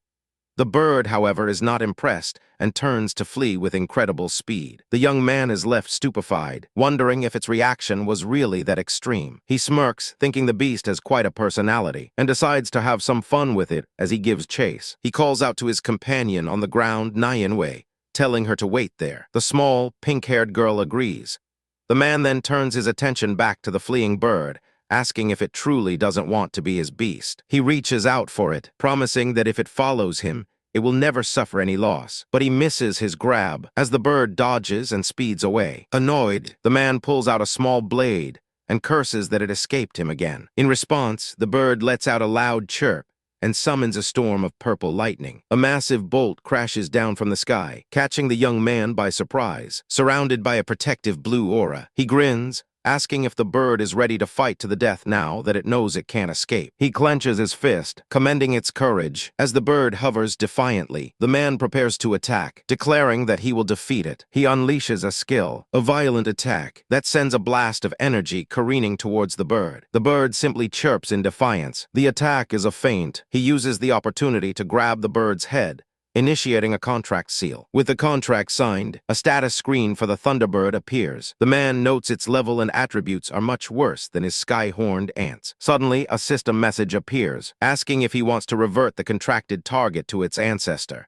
He grins, realizing that with this system, becoming stronger is no longer just a dream. He immediately accepts the offer. A message confirms the Thunderbird has reverted to its ancestral form and is about to enter its second stage, Thunder Emperor. The small blue bird transforms into a stunning, crowned woman in a flowing purple dress. Her new status screen shows a massive leap in power. Now a level 18 Ancient 10 Evil's race, her stats have skyrocketed and she's gained powerful new skills. The man is impressed, remarking that as expected of a Thunder Beast, she upgraded by 5 levels in one go. He also notes that her Thunderstorm skill sounds like a weapon of mass destruction. The Thunder Emperor lands gracefully before him and respectfully greets him as her master. The man stares at her, a bit flustered, and thinks to himself that she is indeed a truly big beast. His jaw drops as he realizes she's even bigger than Ai. On his shoulder, the tiny ant form of Ai seethes with anger. In a flash, she transforms into a humanoid form, glaring at the newcomer.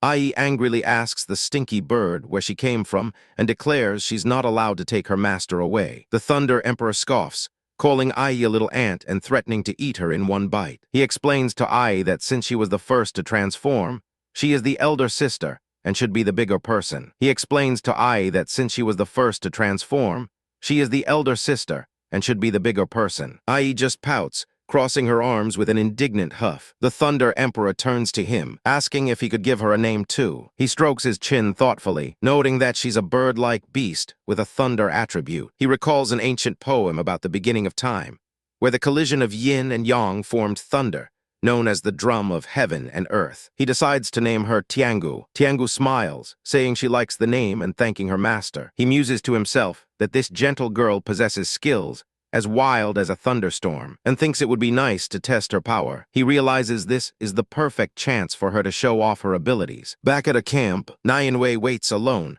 wondering where Lin Han has gone. Lin Han and Nyanwei stand overlooking a barbarian camp below. She asks if he really wants to help her complete her 4-star mission, which is to hunt the leader of this camp. She admits it's too difficult, and they should probably forget it. Lin Han smiles, saying she helped him find the Thunderbird, so it's only right he help her in return. Besides, he wants to test the Thunderbird's strength. He raises his hand, summoning his new beast, telling Tiangu to show him how strong she is. The Thunderbird forms soars into the sky, then transforms back into Tiangu. She floats above the clouds and unleashes her power, calling out the name of her attack, Thunderstorm Downpour. Massive bolts of purple lightning begin to rain from the sky, crashing down upon the unsuspecting barbarian camp. The barbarians below look up in confusion and alarm. Even the barbarian leader is caught off guard as the devastating electrical storm descends upon them. A great swirling storm of purple lightning fills the sky, with a powerful rumbling sound echoing through the air. Beams of electricity arc towards a central point, illuminating the dark clouds. The view from below shows the sheer scale of the magical tempest. As the lightning flashes, large branch-like hands emerge from the ground, reaching up towards the violent sky. On the ground, a group of burly, bearded men, identified as barbarians, watch the phenomenon. One is a level 7, while a much larger one is level 8. Nearby, a massive barbarian leader, level 9, clutches his club and looks up, wondering aloud what is happening. Hidden in some nearby bushes, Su Nyanwei anxiously whispers to Lin Han. She worries that the monsters are too low level, and that if his new beast, Tianj, hits them with a full-powered thunderstorm, she'll have to beg them on her knees not to die from the overwhelming attack. Lin Han remains calm, instructing Tianj to do as she pleases, but to be sure not to kill the barbarian leader. Su Nyanwei looks around in confusion, noting all the thunder in the sky, but questioning why she can't see the bird anywhere. High above the clouds, a beautiful woman with lavender hair and a crown appears, surrounded by crackling purple energy. This is Tianj's human form, and she confidently states that she will obey her master's command. The lightning in the sky intensifies, forming a swirling vortex of raw power. A colossal bolt of lightning, accompanied by black, ink-like energy, shoots down from the sky. The beam of pure energy slams into the ground, sending earth and rock flying. The lower-level barbarians are instantly vaporized in the blast. Tianj gracefully descends from the sky, landing lightly on the scorched earth, where only shadows of the barbarians remain. The barbarian leader, however,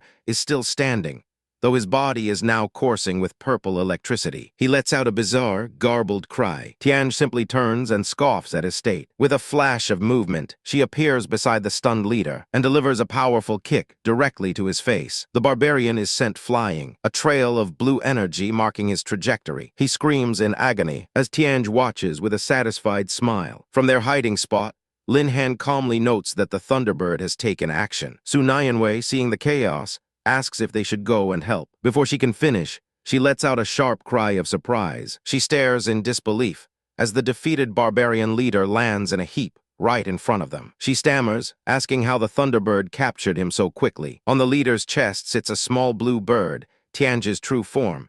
Lin Han praises her for a job well done. The barbarian leader lies unconscious at their feet. Lin Han turns to Su Nyanwei, handing her a knife and telling her to kill the leader to accomplish her mission. She takes the knife, nods that she understands, and plunges it down, finishing the job. A notification confirms the mission is complete. Su Nyanwei turns to Lin Han, sincerely thanking him for his help. With her work done, she shyly mentions that her home is nearby. She asks if he'd like her to show him around Yuzhou City. Lin Han smiles and says she's welcome, reminding her that she also helped him find the Thunderbird. He turns to leave, saying that they will see each other again someday. Su Nyanwei watches him go, whispering his name. A soft smile spreads across her face as she silently hopes they can meet again soon. Lin Han walks through the forest, now accompanied by both Tianj and Ai in their human forms. He reflects on his good luck, having caught his second beast in just half a day. Now he muses. He needs to carefully plan his leveling route. Suddenly, his phone starts to ring. The caller ID reads Fatty Long. Lin Han wonders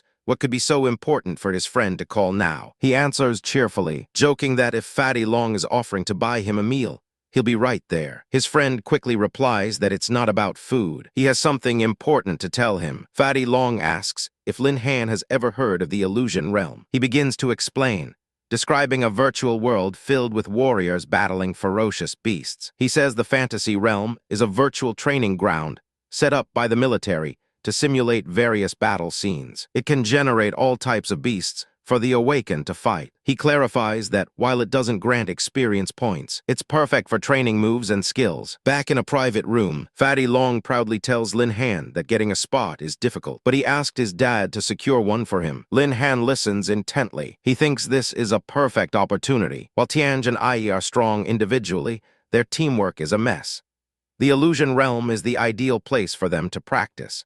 His mind drifts to an image of the two women sweetly agreeing to serve their master well. The thought gives him a sudden nosebleed. Fatty Long texts him the address, and Lin Han begins to thank him profusely. He says that Fatty's family has helped him a lot over the years. Fatty Long just laughs, saying they're brothers and telling Lin Han not to forget him when he gets rich. Lin Han agrees with a smile. Later, in his bedroom, an alarm rings. A sleepy Lin Han starts to wake up. Muttering to himself, he opens his eyes to find Ai leaning over him, wishing him a good morning and asking if he slept well. Lin Han is flustered by her proximity, thinking what an exciting way this is to start the day. He then realizes Tianj is sleeping soundly on his other side. Tianj stirs and pulls him into a tight embrace, telling him to go back to sleep. With his face buried, Lin Han thinks he's about to suffocate, wondering if this is a sweet trouble. This infuriates Ai, who yells at the stinky bird that the master can't breathe. Tianj snaps back that Ai is too small to understand, but Ai retorts that the master called her the elder sister. Tianj finds this laughable, mocking Ai's intelligence. The two begin to squabble and fight right there on the bed. Lin Han, caught in the middle, covers his face in exasperation. He laments that they are wasting their mature appearances by acting so childish. He decides then, and there that getting them to practice cooperation is now his top priority. At the Illusionary Realm Experience Center, a receptionist confirms Lin Han's identity and directs him to a hibernation capsule. Lin Han stands before the machine, Tianj as a bird and Ai as an insect resting on his shoulders. The staff explains he can choose his difficulty level, and that breaking records will earn him rewards from the military. Lin Han figures a military reward must be pretty good. The receptionist wishes him a pleasant experience as he gets into the capsule. The hatch seals shut. A system interface appears, confirming his identity. Lin Han, level 15 Beast Tamer, with a recommended copy level of Silver. When prompted to enter the Silver level dungeon, he immediately selects yes. He tells his two companions it's time to go. Ai lets out a hiss, and Tianj chirps in response. The system announces that the Silver level dungeon is loading. The progress bar fills quickly, reaching 100%. A final message confirms the dungeon has loaded and wishes him a pleasant journey. The simulation begins inside the illusionary realm arena. A countdown timer appears, ticking down to the start of the challenge. Inside a large coliseum, Lin Han stands with his two companions, Ai and Tianj, as they are confronted by two large, blue, ethereal wolves. Lin Han calmly greets the level 13 wolves, calling them old friends. Ai, the white-haired companion, becomes agitated. She shouts at Tianj, calling her a stinky bird, and declares she will show everyone who is the most suitable to stay with the master. She lunges forward with a fierce cry and attacks one of the wolves, which howls in pain. The wolf is quickly overwhelmed and dispatched by her furious assault. After her display, Ai turns to Tianj with a smug look, offering a clear provocation. Tianj, however, is unimpressed.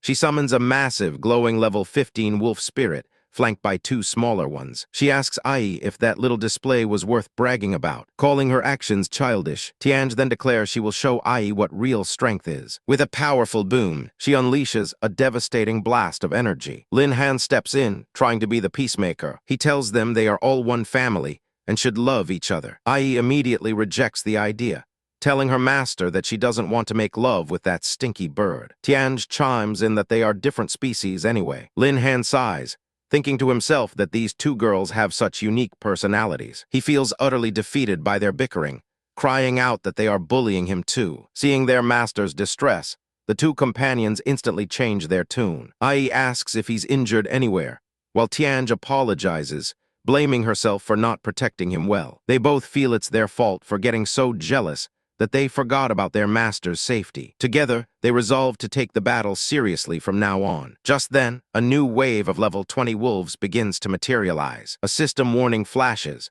announcing the third wave of beasts is coming and advising caution as they are near level 20. The simulation shows the wolves appearing. A system message explains that while the machine causes no physical harm, it does transmit pain one-to-one, and advises participants to give up if it becomes too difficult. Lin Han considers this, thinking that even some rare main combat professions would struggle with this level of difficulty. However, he smirks, realizing it suits him just fine. He reflects that the biggest weakness of a beast tamer is their lack of personal combat power. He recalls that another reason he came to the illusionary realm was to make up for this exact shortcoming. Instead of commanding his beasts, Lin Han charges a wolf himself. He lets out a cry as he's sent flying by the wolf's attack, but quickly recovers. He lands a powerful, glowing punch on the creature's jaw. Ai and Tianj are completely stunned. They exclaim that their master is amazing, their eyes turning into hearts as they watch him in awe. Lin Han looks at his fist, thinking it was worth putting all his free attribute points into strength. But his moment of satisfaction is short-lived,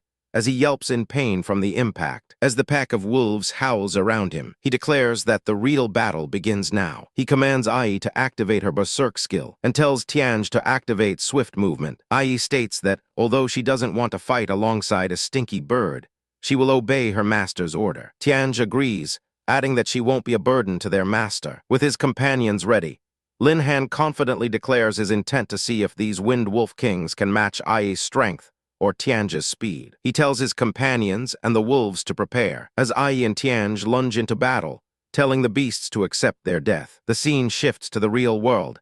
Outside the Illusory Realm Experience Center, a group of students is gathered, one of whom is boasting to his friends. He talks about how Brother Feng's giant sword was so majestic it made all the beasts fall down. Another student adds that it's a pity Zhu Ting didn't see it just now. A girl with brown hair in a school uniform, Zhu Ting, overhears them. She tells the boys that they can ask her to form a team next time, and she would be happy to join them. The blonde student, presumably Brother Feng, dismisses her offer, stating that he prefers to fight alone. He mentally scoffs, thinking that this untouchable flower is as aloof as people say, and wonders how he can pluck her. Suddenly, a staff member shouts in shock. He exclaims about the numbers in one of the rooms, yelling that the speed is going to break the record. Everyone's attention turns to a large display screen. It shows the data for the silver-level dungeon.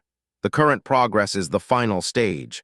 The time is 8 minutes and 59 seconds, and the experiencer's name is Lin Han. The crowd is abuzz, wondering how someone reached the final stage in just under 9 minutes. They speculate about who this Lin Han could be, guessing he must be a disciple secretly cultivated by some big family. One of the students wonders if it could be the beast tamer, Lin Han, from their own school. Zhu Ting scoffs at the idea, saying that the poor boy Lin Han couldn't possibly have a place in the illusionary realm. She concludes it's probably just someone with the same name.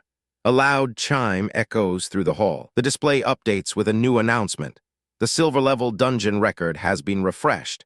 The latest record is 9 minutes and 8 seconds, and the record holder is Lin Han. The entire group, including the arrogant blonde student and a shocked Zhu Ting, stares in disbelief. Zhu Ting can't believe it, realizing that Lin Han not only broke the record, but is also incredibly strong. Back in the simulation, Lin Han pants heavily, surrounded by the fading digital remains of the defeated wolves. He sighs in relief, stating that it's finally over. A system message appears, congratulating him on his successful clearance and for becoming a new record holder. It informs him that he has received a reward, the Voodoo Thorn skill, which can bind enemies with paralyzing thorny vines. Another message informs him that his consciousness will be withdrawn automatically and welcomes him back next time. Lin Han examines the skill book reward, thinking that the illusionary realm is quite interesting. He decides that next time, he'll try the gold-level dungeon. In a futuristic facility, a young man, Lin Han, walks away from a row of cryogenic pods. A soft hissing sound echoes in the sterile room. He continues down a sleek, modern hallway, his expression unreadable. Meanwhile, a crowd has gathered elsewhere, buzzing with excitement. People are chattering about an incredible new record. One person exclaimed that not only was the record broken, but it was shortened by half, calling the newcomer insane. A woman in the crowd eagerly asked if anyone knew a Mr. Lin Han, desperate for an introduction. Hearing his name, Lin Han stops in his tracks, a look of surprise on his face. He quietly wondered why they were announcing names, questioning if privacy was no longer a concern. A young woman in the crowd spotted him, her eyes lighting up with recognition. She gasped, realizing it was truly him. Not everyone was pleased, however. A blonde-haired young man named Fang Yang watched from the crowd, his face contorted with rage. He seethed internally, cursing Lin Han for stealing his limelight yet again. The news of Lin Han's achievement traveled far and fast. In the high-tech control center for the military illusionary realm, an officer was giving an urgent report. He informed his commander that there was an anomaly in the data. A mere second-level beast tamer had somehow broken the silver-level record for the illusionary realm dungeon.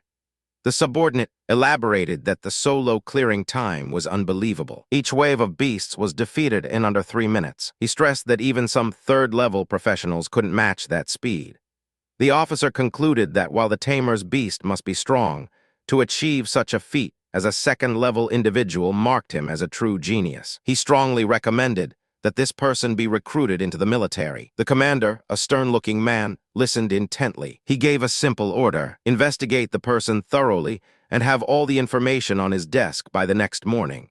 His subordinate snapped a salute in confirmation. The next day, in a classroom, Lin Han's chubby friend was regaling his classmates with a wildly exaggerated tale of Lin Han's exploits. He dramatically described how the mighty Wind Wolf King, upon seeing the corpses of its pack at Lin Han's feet, was so terrified it kowtowed 100 times on the spot. He finished his story by declaring how unbelievably awesome Lin Han was. Suddenly, the classroom door was slammed open. Fang Yang and his cronies barged in, their expressions menacing. He stood at the entrance and bellowed for Lin Han to come out. Lin Han's chubby friend stepped forward to intervene. He taunted Fang Yang, asking if he wasn't afraid of getting beaten up by Yahello Lindsay again. Fang Yang angrily told him to stop his nonsense and just get Lin Han. He was convinced Lin Han's record was a fluke, fuming that his family had spent a fortune on resources for his own promotion, only for Lin Han to steal the spotlight. He vowed to beat him to death. The chubby friend waved him off dismissively. He announced that his Yahello Lindsay was busy, having gone to the Shadow Mountains to level up in preparation for reaching the 3rd level. He smugly added that he didn't have time to entertain Fang Yang. Fang Yang's lackeys were shocked. One murmured about Lin Han's terrifying leveling speed, while another scoffed, calling it a lie and questioning if they were foolish enough to believe it. The chubby friend retorted that people like them, who relied on family connections, could never understand a true genius. In the center of the electrical storm stood Lin Han, flanked by his powerful beasts. Enraged and humiliated, Fang Yang could only sputter at him. Defeated, he stormed out, pointing a finger back. He threatened the chubby friend, telling him to just wait. He swore to himself that when Lin Han returned, he would deal with both of them. Far away in the ominous Shadow Mountains, massive bolts of purple lightning crashed down from the sky, shaking the earth with thunderous booms. In the center of the electrical storm stood Lin Han, flanked by his powerful beasts. He was in high spirits, giving a mental thumbs up. He thought that with his 2 experienced harvesters, reaching the 3rd level would be a breeze.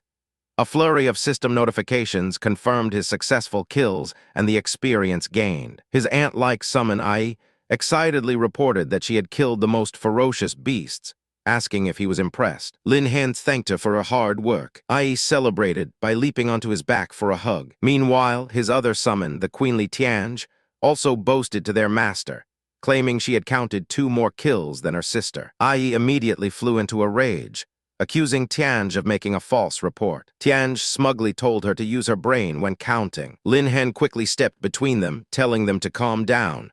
He reflected on their progress. Ai and Tianj were becoming undeniably stronger. In fact, the beasts in the entire Silver Zone were no longer a challenge for them. An idea sparked in his mind. He suggested they go play in the gold-level leveling area. His summons looked at him, stunned into silence. They soon arrived at a new location, marked by a wooden sign that read Gold Leveling Area. Peeking from the bushes, Lin Han spotted their first challenge. He noted that encountering a whole group of poisonous lizards right away would be a tough fight.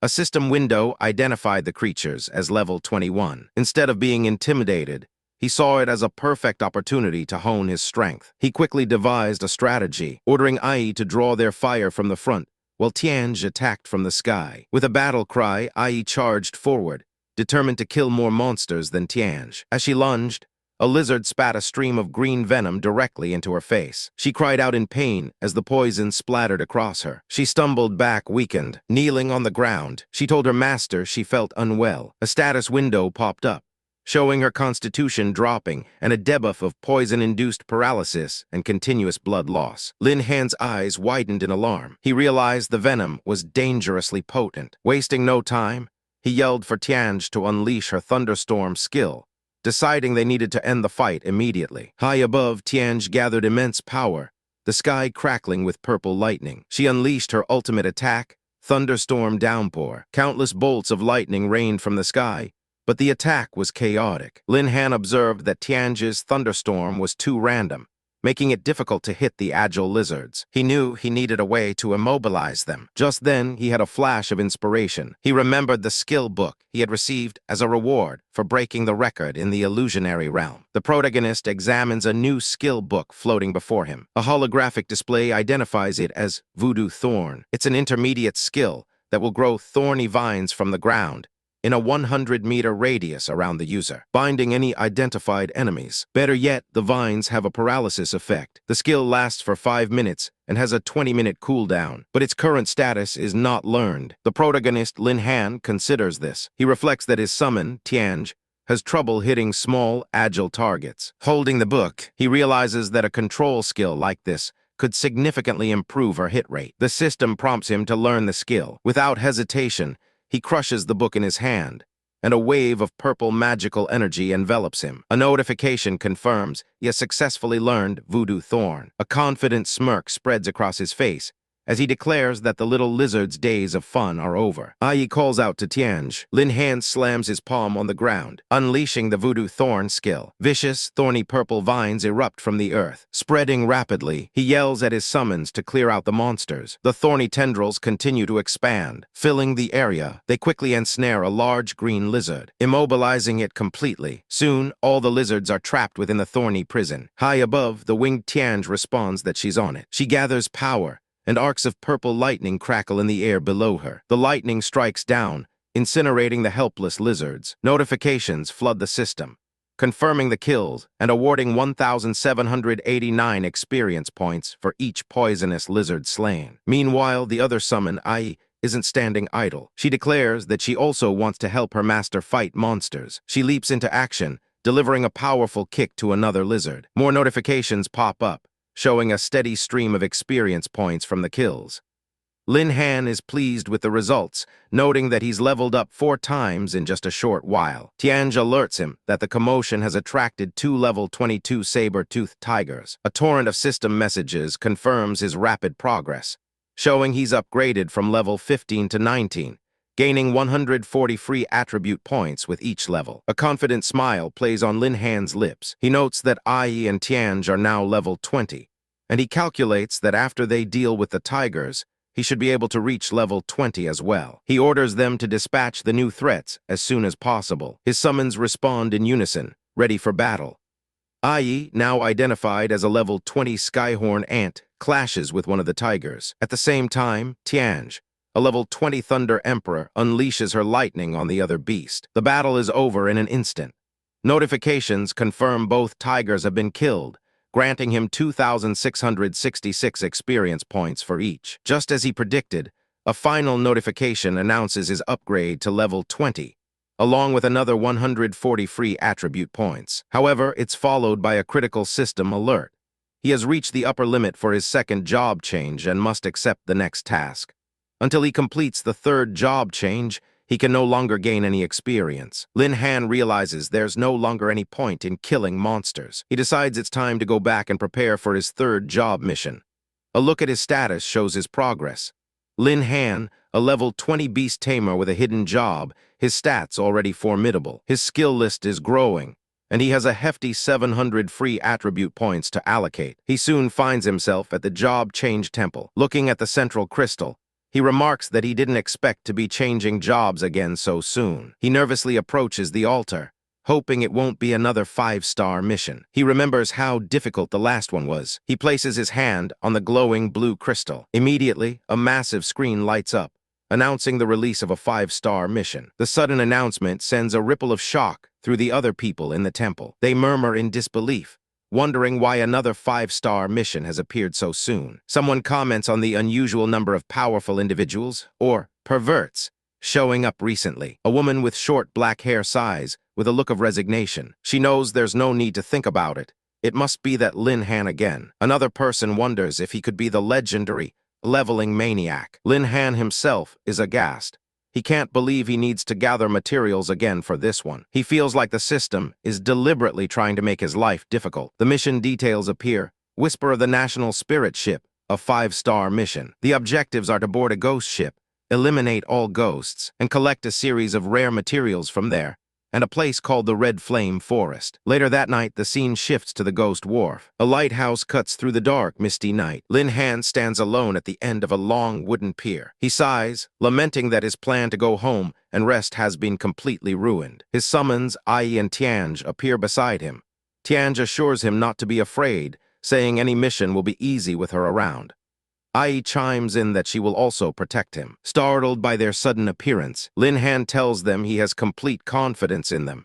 He says it's almost time and they should get ready. The three of them stand together, looking out at the dark ocean. Lin Han announces that their target is about to appear. A system message confirms the ghost ship's appearance time is 7 p.m. Out of the mist, the ethereal masts of a ship begin to materialize. A massive, glowing green galleon emerges from the fog and approaches the pier. The trio watches its silent approach. Ai remarks that she's heard stories about this ghost ship from someone named Sister Bing. She explains it's a popular but dangerous dungeon that many people attempt to challenge. Ghostly, flaming specters can be seen floating around the ship's rigging. Ai continues, adding that most challengers were scared to death, having no idea what terrifying things were inside. Suddenly, a massive skeletal ghost lunges from the ship towards Lin Han. He recoils in shock, exclaiming that it's a real ghost, but the ghost simply phases through him harmlessly. It floats away, laughing mockingly. Lin Han becomes furious, realizing the creature is laughing at him. He scowls, asking if the ghost thinks he can't be touched just because it's intangible. He taunts it back, asking if being able to fly is really so amazing. He declares he'll show it a real lesson, as brilliant golden wings of light sprout from his back. He launches himself into the air, flying towards the ship. The ghost seems to cheer him on with a woohoo. Wreathed in lightning, Lin Han crashes into the ghost, obliterating it instantly. A notification pops up confirming the kill, but with an experience value of 0. The system reminds him once again that he's at his level cap and won't gain any more experience until he completes his job change mission. Floating in the air, Lin Han confirms that Sister Bing was right. Lightning is the perfect counter to soul-type beasts. He reasons that since ghosts are souls, his lightning is absolutely deadly to them. He lands on the deck of the ship, grumbling about the wasted experience. He decides he needs to finish this task as quickly as possible before the thought of all the lost EXP drives him crazy. Hissing sounds fill the air as dozens more of the small ghosts appear all over the ship's rigging. A whole swarm of them hovers above the deck. Lin Han stands ready, his golden wings spread wide. Below on the pier, his summons look on. Ai and Tianj walk onto the ship to join him. Lin Han points to the swarm and orders Tianj to obliterate them. Tianj acknowledges the command. Her power flaring, she unleashes a full-power thunderstorm.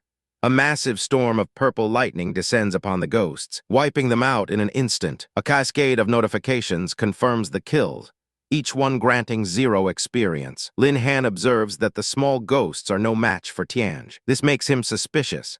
He feels the difficulty is only around 4 stars, so he wonders why this was rated as a 5-star mission. Just then, a deep, ominous wail echoes across the ship. Lin Han's expression turns serious. The spectral energy of the defeated ghosts begins to swirl and gather. Lin Han watches in shock, realizing they can actually combine. The ghostly essence coalesces, forming a large, powerful figure. A new enemy stands before them. A level 25 ghost captain, complete with a pirate hat and a spectral pistol. The fully formed captain looks far more menacing than its smaller parts. A true challenge finally revealing itself. The scene opens on a large, old ship sailing through turbulent waters. Sparks fly as something attacks the deck, The protagonist observes the chaos from a distance, a smirk playing on his lips. A new enemy, a ghostly pirate captain, has just made his appearance. The protagonist thinks to himself that with this ghost captain's arrival, things are finally getting interesting.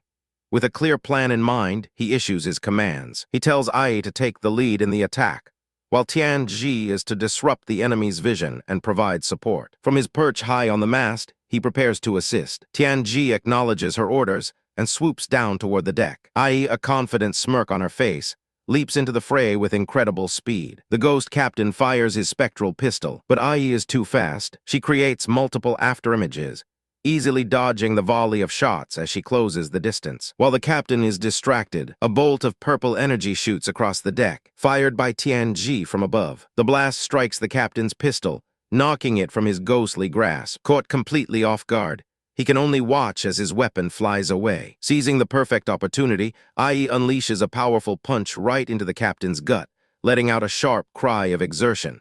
The captain grunts in pain and surprise. Watching from above, Tianji remarks that the little ant is not bad at all. Ai, pleased with the compliment, turns to her master and tells him his thunder was also very powerful.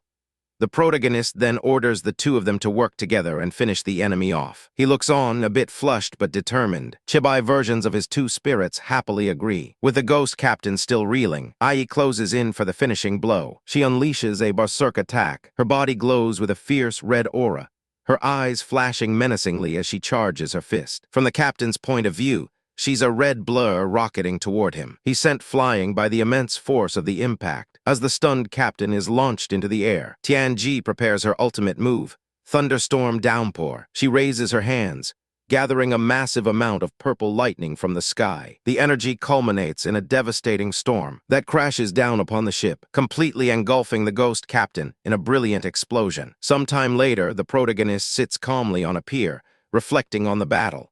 He muses that the combined attack was a little too exaggerated. A system notification pops up, informing him that while he successfully killed the ghost captain, he gained 0 experience points.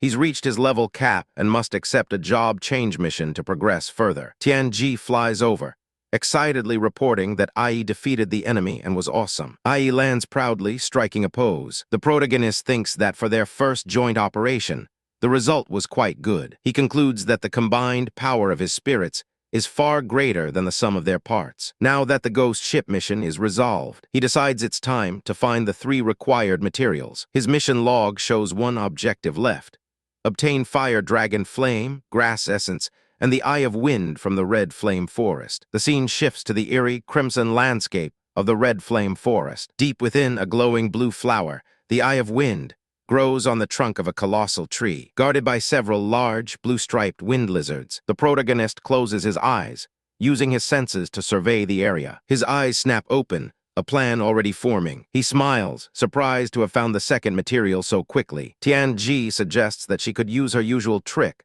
and fly over to get the flower. However, her master disagrees, pointing out that the dense branches would make flying difficult. Ai eagerly volunteers, shouting that she can help. The protagonist remembers that just 10 minutes prior, Tianji had successfully retrieved the first material, the grass essence. By herself, he had praised her for a job well done.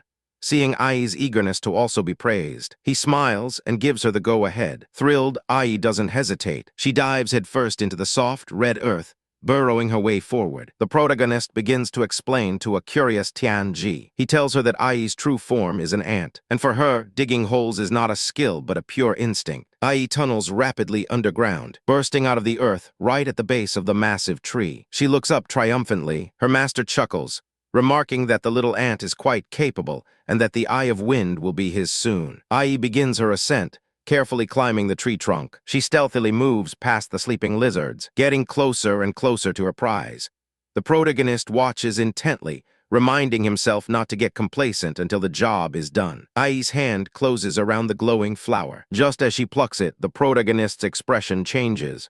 He senses that something is about to happen. A sudden, violent gust of wind rips through the forest. Ai is blown clean off the tree, struggling to hold on to the flower as she falls. A furious roar echoes from above. The largest of the wind lizards, a massive beast, has awakened. It glares down with rage. Ai, clutching the eye of wind, realizes she's been discovered. She lands on the ground, now completely surrounded by the awakened pack of lizards. Undaunted, she challenges them, shouting that she isn't afraid. Watching from afar, the protagonist knows this is bad. He exclaims that there are too many lizards and that a direct fight would be a huge disadvantage for Ai.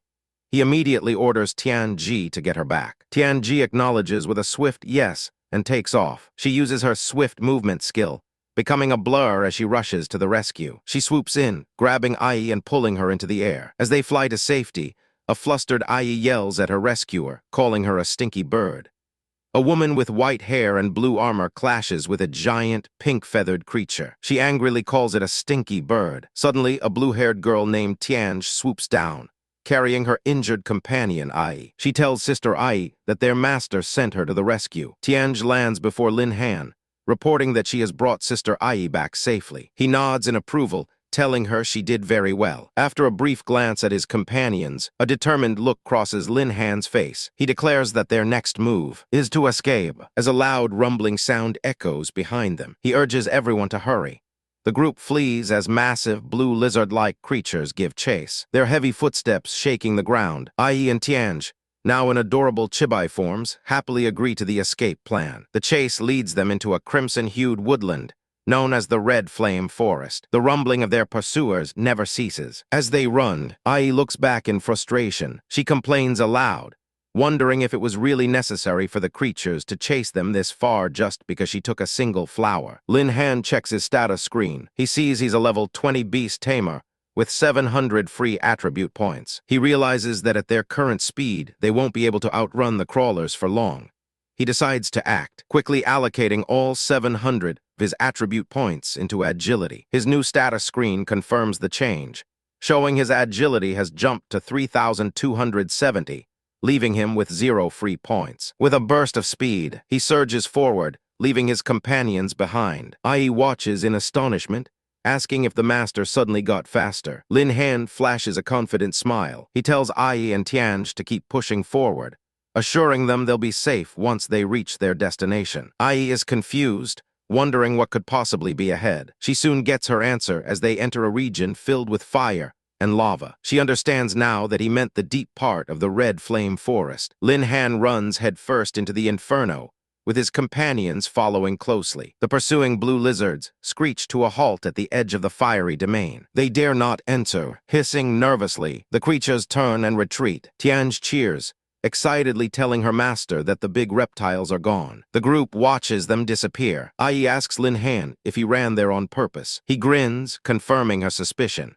He explains that this is the territory of the fire lizards, the overlords of the forest, and that the creatures chasing them would never dare to enter. He then reveals his true motive. The third material they need, the fire dragon flame, grows right in the middle of the fire lizard's lair. Lin Han instructs them to continue deeper into the high-temperature area, explaining they will soon find a group of salamanders. Once they complete their mission, they can finally go home and rest. The girls happily agree. Soon, they spot level 22 fire lizards lazily bathing in pools of lava. Tianj points them out, exclaiming that the giant reptiles are taking a lava bath. The three of them observe from a safe distance. Lin Han's eyes glow as he scans the area. He quickly spots their target. He has found the fire dragon flame. He notes that the open terrain is perfect for Tianj to use her speed skill. Just then, a system notification appears. He has triggered a random mission to wake and kill the sleeping fire lizard leader for 1,000 beast taming points. Lin Han is surprised by the unexpected quest. He muses that the fire lizard leader must be a formidable foe, and that while the reward is tempting,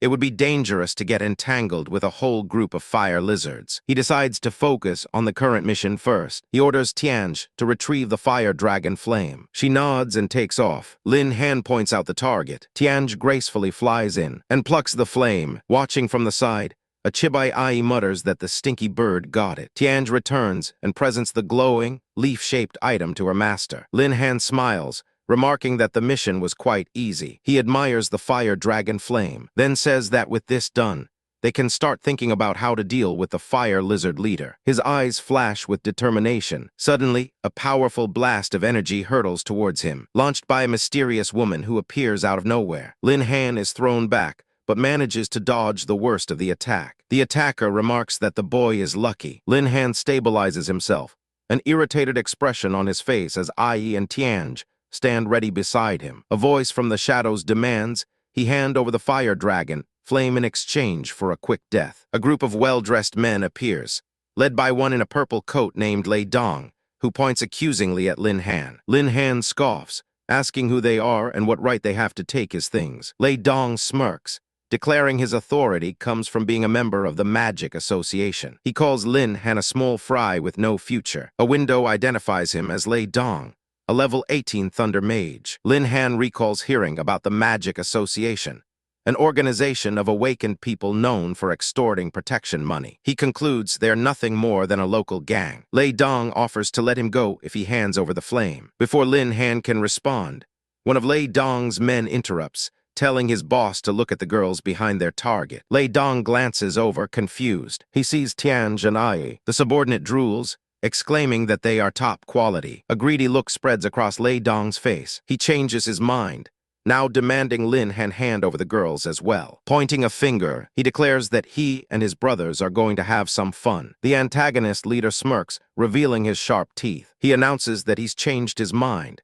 He now wants the young man to hand over his girl as well. He points forward, suggesting that his brother should have some fun with her. From a distance, the protagonist looks down on the group, dismissing them as useless garbage. The blue-haired beast girl, standing beside the MC, looks on with an annoyed expression. Her master retorts that garbage can't simply be let go. It must be completely destroyed to protect the environment. The antagonist leader's smirk widens into a crazed grin. One of his men wonders aloud what on earth the boy is talking about. The leader declares that since the boy doesn't appreciate his kindness, he will have his limbs cut off and then be thrown to a group of lizards. His 3 henchmen step forward, shouting their approval. One of them taunts the protagonist, saying that Brother Lei thinks highly of him to want to steal his woman. The blue-haired goon agrees, saying that's right. He and his companions summon flaming orbs of energy into their hands. He warns the MC that if he dares to resist, the consequences will be far worse than simply losing his hands and feet. The MC stands silently, completely unfazed by their threats. The blue-haired goon lunges forward, his fist cocked back for a powerful strike. But before the punch can land, the white-haired beast girl materializes, blocking the attack with ease. She asks if he still intends to harm her master. At the same time, the blue-haired beast girl intercepts the gray-haired goon's punch. She looks down at him contemptuously, her eyes glowing with power. She asks him if he wants to die. With a sudden burst of energy, both women effortlessly send the attackers flying backward. The antagonist leader can only stare in disbelief, muttering what? His 3 subordinates are thrown through the air, tumbling helplessly. The leader begins to sweat, his face etched with panic as he wonders how those 2 women could be so strong. The MC smirks, deciding it's time for a proper introduction. He calmly states that he is a level 20 beast tamer scholar. He gestures to his companions, revealing that the 2 girls are his beasts. The MC stands confidently between them, as both the blue-haired and white-haired women flash menacing grins. He continues, explaining that they are ancient beasts, and for them, tearing the villains apart would be mere child's play. The antagonist's face contorts with rage and disbelief. He mutters to himself about taming beasts and having them transform, questioning if such a thing is even possible. He begins to gather crackling purple lightning in his hand, formulating a new plan. He recalls hearing that beasts will not easily leave their master's side. He decides his best chance is to seriously injure the MC and then make a run for it. He charges forward, unleashing his lightning attack. The sphere of pure energy flies toward the MC. However, the blue-haired beast girl steps in front of her master. With a firm grip, she catches the lightning attack in her bare hand. Effortlessly crushing it, she states coldly that as long as she is present, no one can touch her master. The antagonist leader stares, his eyes wide with shock and terror. From behind him, the white-haired beast girl declares that she will beat him to death for daring to bully her master. She lands a vicious punch to his face, drawing blood. The force of the blow sends him stumbling back. She screams that she'll beat the bad guy to death. She follows up with a powerful stomp, pinning him to the ground. Just then, the MC calls out to Ai, telling her not to kill him yet, as he has a use for him. Sometime later, the 4 villains are bruised and tied together. The leader frantically asks what the MC plans to do, demanding they be released. He threatens that if they are harmed, the Magician Association will hunt the MC down. The MC calmly grabs the leader's hair, pulling his head back. He points out they have no grudges, so there's no reason to harm them. He then adds with a wicked smile that he has another task for them and will need their help. A close-up shows the MC's chilling smile and glowing eyes as the captured leader trembles in fear. The leader weakly asks what he wants to do. His question is met with a long, horrified scream that echoes across a volcanic landscape. The area is teeming with large, red, fire-breathing lizards. The four villains are tied together, dangling from a rope over the lizard pit, screaming for help. The MC casually asks if they haven't eaten, telling them to scream louder. The blue-haired beast girl holds the rope steady. The men dangle perilously close to the snapping jaws below. The leader begs for them not to let go, admitting they were wrong and pleading for their lives. Their feet hover just above a pool of bubbling lava. They scream in absolute terror as they are lowered onto the back of one of the massive lizards. The other lizards gather around, watching. The MC compliments Tianj on maintaining their altitude so well. The white-haired girl asks what he's doing. The protagonist explains that they are here to deal with the lizard leader. Below, the villains continue their desperate struggle. The villains on the lizard's back were that bait. A lizard snaps at one of the terrified men. One of the goons confusedly asks about fishing and bait. Suddenly, the rope holding them snaps. The MC smirks, saying now they need to let them make a bigger noise. One of the men cries out in pain as they fall. The four men crash to the ground, scattering among the beasts. They are immediately surrounded by roaring lizards. The lizards advance, roaring furiously. The antagonist leader desperately unleashes his lightning magic, screaming for the creatures to stay back. His lightning strikes the lizards, but it has absolutely no effect on them. The blue-haired goon cries out that Brother Lay's attacks are useless. Another whimpers that he doesn't want to die. A lizard roars, lunging forward. The men scream for help. The MC calls them useless and instructs Tianj to protect them just enough so they don't die yet. She agrees. Tianj prepares a spell announcing thunderstorm, downpour. She rises into the air, gathering immense purple electrical energy. She unleashes the spell, sending a massive barrage of lightning bolts raining down upon the battlefield, striking the ground around the men and keeping the smaller lizards at bay. The MC watches with satisfaction, telling them to make the commotion even bigger. In response to the chaos, the lava begins to churn and bubble. A gargantuan shape emerges from the molten rock. It's the level 28 fire lizard leader, a colossal beast that towers over the four terrified men. The MC grins, declaring they've reeled in their big fish. He orders Tianj to take action. The giant lizard glares, its attention now fully captured. The MC comments that their plan was excellent.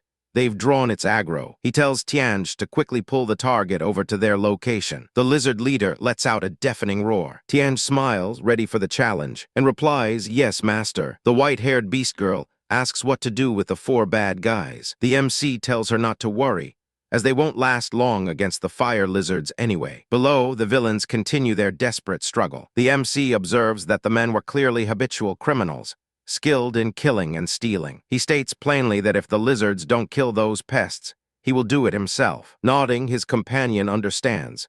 The MC declares that for now they must complete the mission. Tianj flies toward the colossal lizard, ready for battle. The protagonist watches as his two powerful beasts engage their massive target. With a swift movement, a powerful strike lands. A woman with white hair, unleashes a violent attack. She drives her fist deep into the massive red dragon-like creature, sending shockwaves through its body. The beast roars in pain, a strange sound like ah-da-da-da-da. Ai's punch is so powerful, it actually splits the creature's tough hide. The master praises Ai, telling her she did very well and should keep suppressing the beast to test its power. Enraged, the fire lizard roars and tries to throw her off. The master then calls out to Tianj, telling her to take over and not give the lizard any time to rest. Tianj, a woman with light blue hair, acknowledges her master's command. She immediately strikes the lizard with a powerful blast of energy, slamming the beast into the ground. The protagonist watches, reflecting on the situation. He notes that although the fire lizard leader is a higher level, they have the cooperation of Ai and Tianj. He believes that as long as they coordinate well, they can slowly grind it to death.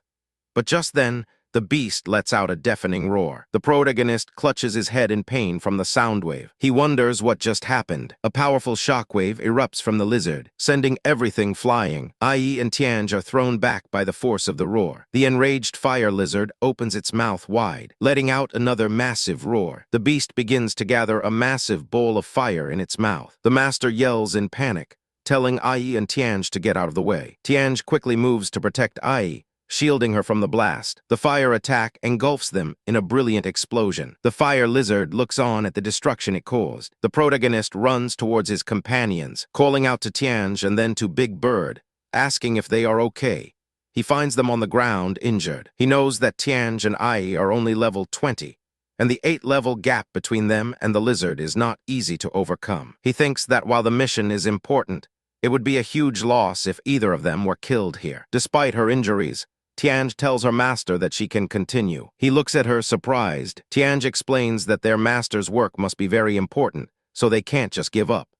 Besides, she adds, even if they retreated now, the fire lizard leader would just hunt them down. Ai struggles to her feet, agreeing with Big Bird. She declares that the master's business is also her business, and that she must help him fulfill his wish. She looks at him with resolve, reassuring him that they will definitely help him complete the mission. The two women turn to face the charging beast again. Ai states that both she and Big Bird will work hard. The master is moved by their loyalty, only managing to say her name. He is touched, realizing that just as he cherishes them, they also consider him important. He decides he must plan the rest of the battle carefully to ensure they don't get hurt. He analyzes the situation.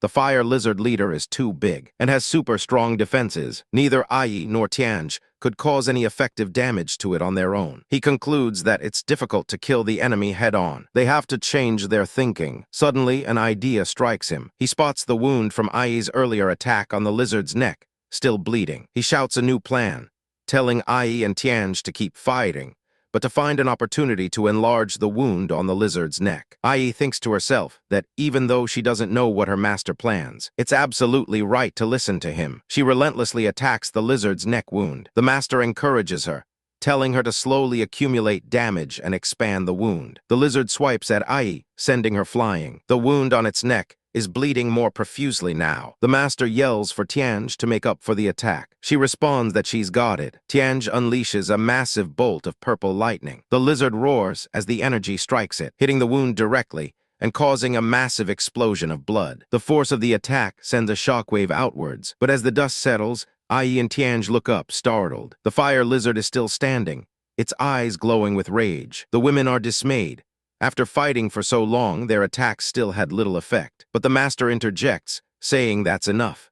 He thinks to himself that their attacks caused only minor injuries when they fought alone. But that's only when they attack alone. He activates his own skills. He copies Tianj's Lightning Wings and Thunder Emperor, Lightning Speed, and then copies Ai's skills, Sky-Horned Ant Berserk, and Titanic Strength. He knows that by copying and using their skills together, he can cause damage more effectively. He also copies Violent Attack. He charges forward, deciding to use himself as bait. He copies even more skills, Thunder Emperor Thunderstorm, and Sky-Horned Ant Iron Bone. Surrounded by immense purple power, he grimaces, channeling all the energy into himself. He yells at the stinky lizard, telling it that this is a 1 billion volt shock. He unleashes a massive blast of dark purple energy. He shouts that the lizard should just wait to be turned into a piece of charcoal. The immense electrical energy engulfs the creature, coursing through its body. The master pours all his power into the final attack. A massive explosion of energy fills the area. With a brilliant flash of purple and white energy,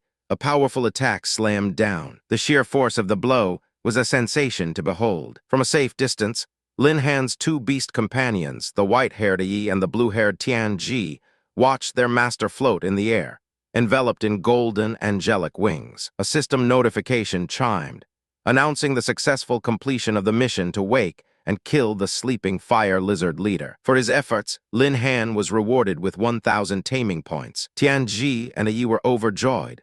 Tianji thanked their master, noting that their own levels had also increased. Yi cheered, saying it was getting really awesome. A system prompt congratulated them on their level up. Lin Han landed, standing over the massive, bleeding corpse of the fire lizard. He let out a sigh of relief, muttering that it was finally over. A faint smile crossed his face as he confirmed the problem was solved. Suddenly, his body swayed. Yi and Tianji rushed to his side, catching him before he fell and calling out his name in concern. He waved off their worries, explaining that he was all right, just a little tired from overusing his skills. He then assessed their situation, noting that the mages who had caused this mess were likely dead, but the rest of the salamander swarm would soon be upon them. He decided they should leave immediately. They would rest for the night, before heading to the job change temple. The scene shifted to a bright, sunny sky. The next morning, sunlight streamed down from a clear blue sky, illuminating their destination. Before them stood a grand, cathedral-like building. It was the job change temple. Inside the temple, a system message declared his job change mission complete. Lin Han had successfully finished his third job change,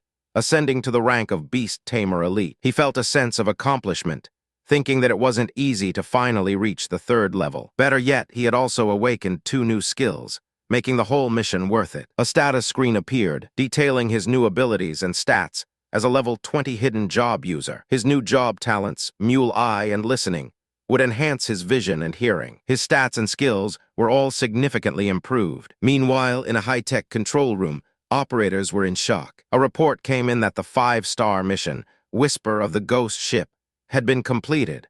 One of them expressed disbelief, remembering it had only been released the day before yesterday. He wondered if this was a leveling speed humans could even achieve. A composed woman in a suit remarked that it seemed like they had never truly seen the world. She smiled faintly, stating that ever since she witnessed young Master Lin's abnormal upgrade speed, she was no longer surprised by anything. Back at the temple, Tianji asked Lin Han just how much stronger he had become. Yi excitedly exclaimed that she felt much more powerful too. Her new stats were displayed.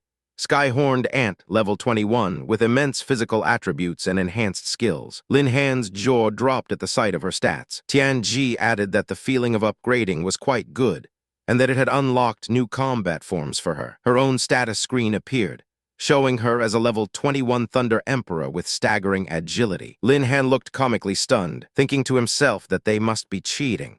He couldn't believe their values were so much higher than his when they were only 1 level apart. He slumped into a corner in mock despair, but his mood quickly shifted.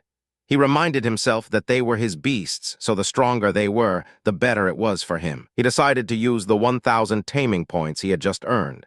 He instructed the system to strengthen Yi's and Tianji's skills. A notification confirmed the points were used to upgrade their abilities, leaving him with 0. He then remembered he still had his 3rd-level reward to claim. He pondered his options, admitting that all the new skills looked good, and it was a tough choice. The system presented 3 rewards for his 3rd job advancement. Fusion, which would allow him to merge with his beasts, telepathy to better communicate with them, and perception shielding for stealth. One of his companions asked what he was looking at. Tianji mused that becoming one with the master sounded like a wonderful experience, while Yi excitedly urged him to choose fusion, declaring it to be handsome. Lin Han, looking weary, asked if they were actually serious about this. Lin Han thought about it. If he could combine the strength of the Skyhorn Ant with the agility of the Thunder Emperor, he would be far more powerful than he was by simply copying skills. He recalled his struggle against the Fire Lizard leader and concluded that if he'd had the fusion skill then, the fight wouldn't have been so embarrassing. He decided on the most straightforward and powerful option, reasoning that other skills would become available when he reached his 4th job change. He would choose the simple and rough skill, fusion. The girls were delighted with his choice. Tianji thanked him, and Yi cheered that her master was the best. Lin Han told them that now that he had the skill, they just needed to find an opportunity to test it out. Just then, his expression sharpened. A notification had appeared, a new mission already. He was surprised by how fast it came. A holographic screen materialized before him. The system informed him that by completing his 3rd-level advancement, he had triggered a mission to bind a 3rd beast, with a reward of 1,500 beast points. He smiled, realizing this meant he would get 1,500 points just for contracting a new beast. This kind of mission, he thought, was a sure win. However, Yi overheard and grew anxious, asking him with a trembling voice if he was getting a new beast, and if he would still want her. Her eyes welled up with tears. Lin Han immediately comforted her, patting her head gently. Tianji chimed in, reassuring Yi that even if the master contracted a new beast, he would never abandon them. Then, with a slightly chilling smile, she looked at Lin Han and asked if that wasn't right. He broke out in a cold sweat under her gaze. He quickly agreed, saying that, of course, their first priority was to continue leveling up together. He added that there was another important matter they needed to attend to soon. This piqued the girls' curiosity. A few days later, the scene shifted to Wazhuno, one middle school which was holding its entrance exam. A man, presumably the principal, stood before the assembled students, announcing that it was the big day for colleges to recruit from their school. Lin Han was in the crowd, reflecting on how he had been so busy leveling up that he'd almost forgotten about the exam. He was relieved he had remembered, thinking his sister Bing would have torn him to shreds if he'd missed it. He winced as he mentally silenced the complaints of his beasts, who were apparently bored in his beast tamer space. He put up his hands defensively, as if to ward off their protests. Inside the beast tamer space LV3, Yi and Tianji were crying, wanting to be with their master. Lin Han mentally told them to calm down, explaining that today's event was a bit too serious for them to appear. He chuckled to himself, thinking it was probably a strange experience for them to be in a space he once used for storing miscellaneous junk. Meanwhile, the principal continued his speech, welcoming the leaders of several universities with a round of applause. The distinguished guests took their seats on the stage. The principal introduced Director Liu Tianyi of Qingsheng College and Director Lai Tui of Beishan College. The student standing next to Lin Han gasped in amazement. He couldn't believe the deans from the two most prestigious colleges in the Tianlong Empire were there. He remarked that those schools rarely recruited from small places like theirs. He then nudged his friend, calling him Zio Lindsay, and asked if he wanted to go to Qingsheng or Beishan. Lin Han looked past the two famous directors. He replied that compared to those two colleges, he was more interested in who the third person represented, pointing towards a stern-looking man in a military uniform. The principal then introduced that very man as Director Yi Taking of the Military Academy, asking for another round of applause. Director Yi Taking stood and gave a simple greeting to the students. Lin Han's friend leaned in and whispered excitedly that the military academy's status was even higher than the other two. He declared that Director Yi was the real boss here. The day of the entrance examination had arrived. Lin Han's friend, Long Tianjiao, approached him with a curious smile, asking about his current level and what kind of beast he had managed to contract. Lin Han, ever the calm one, turned the question back on his friend. He noted that Fatty Long seemed to have gotten much stronger lately. Long Tianjiao puffed his chest out with a chuckle, admitting he couldn't compare to Lin Han, but proudly announced he had reached level 15. He added that whenever they got the chance, they should go kill some people, an idea that was met with a scoff from nearby. A voice cut in, mocking Long Tianjiao for bragging without thinking. Both Lin Han and his friend turned to see another group of students. A young man sneered that only a simple-minded person like Long Tianjiao would believe Lin Han's nonsense about being a 3-rank profession. He then addressed Lin Han directly, telling him to just admit it if he wasn't strong enough, instead of being so shameless. Long Tianjiao bristled, shouting at the blonde-haired leader of the group, Fang Yang, asking why he was everywhere and declaring he wasn't afraid to take action. Lin Han, however, remained composed. He placed a hand on his friend's shoulder and greeted the newcomer, calmly saying, "Oh, it's Master Fang Yang. I didn't expect to meet you here." Lin Han continued, his voice steady as he reminded Fang Yang of an unsettled debt. He asked if Fang Yang remembered the 100,000 Heaven Dragon coins he had lost in a bet and still hadn't paid back. Fang Yang looked momentarily flustered, but quickly regained his composure. He said it was better to meet by chance than by invitation, and suggested they settle the bill right now. With a condescending smirk, he warned Lin Han not to be complacent, declaring that today, Lin Han was definitely not his opponent. Lin Han simply asked, "Really?" A steely glint appeared in his eyes, as he replied that he was afraid Fang Yang would be disappointed. The tension was cut short by an announcement echoing through the grounds. The entrance examination was about to begin.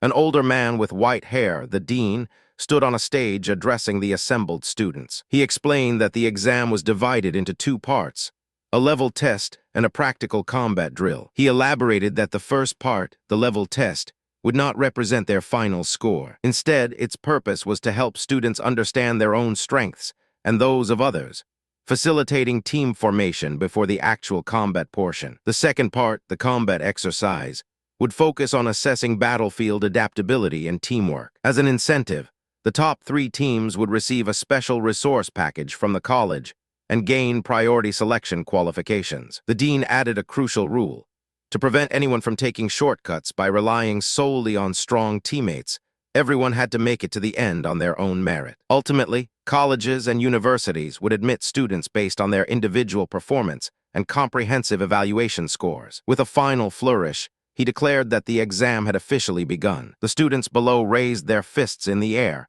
filled with anticipation. The dean wished them all the best in entering the college of their choice. The level test started immediately, and students were instructed to line up by class. The crowd buzzed with conversation. The test utilized a crystal ball that could detect levels between 10 and 20, eliminating any possibility of cheating. The first results were called out. Tian Kun from Class 1, a level 10 chicken farmer, followed by Kai Duo, a level 11 blacksmith. Among the onlookers was a beautiful woman with short white hair, Teacher Bai. She watched the proceedings with a thoughtful expression, wondering how her student, Ziohan, had been preparing.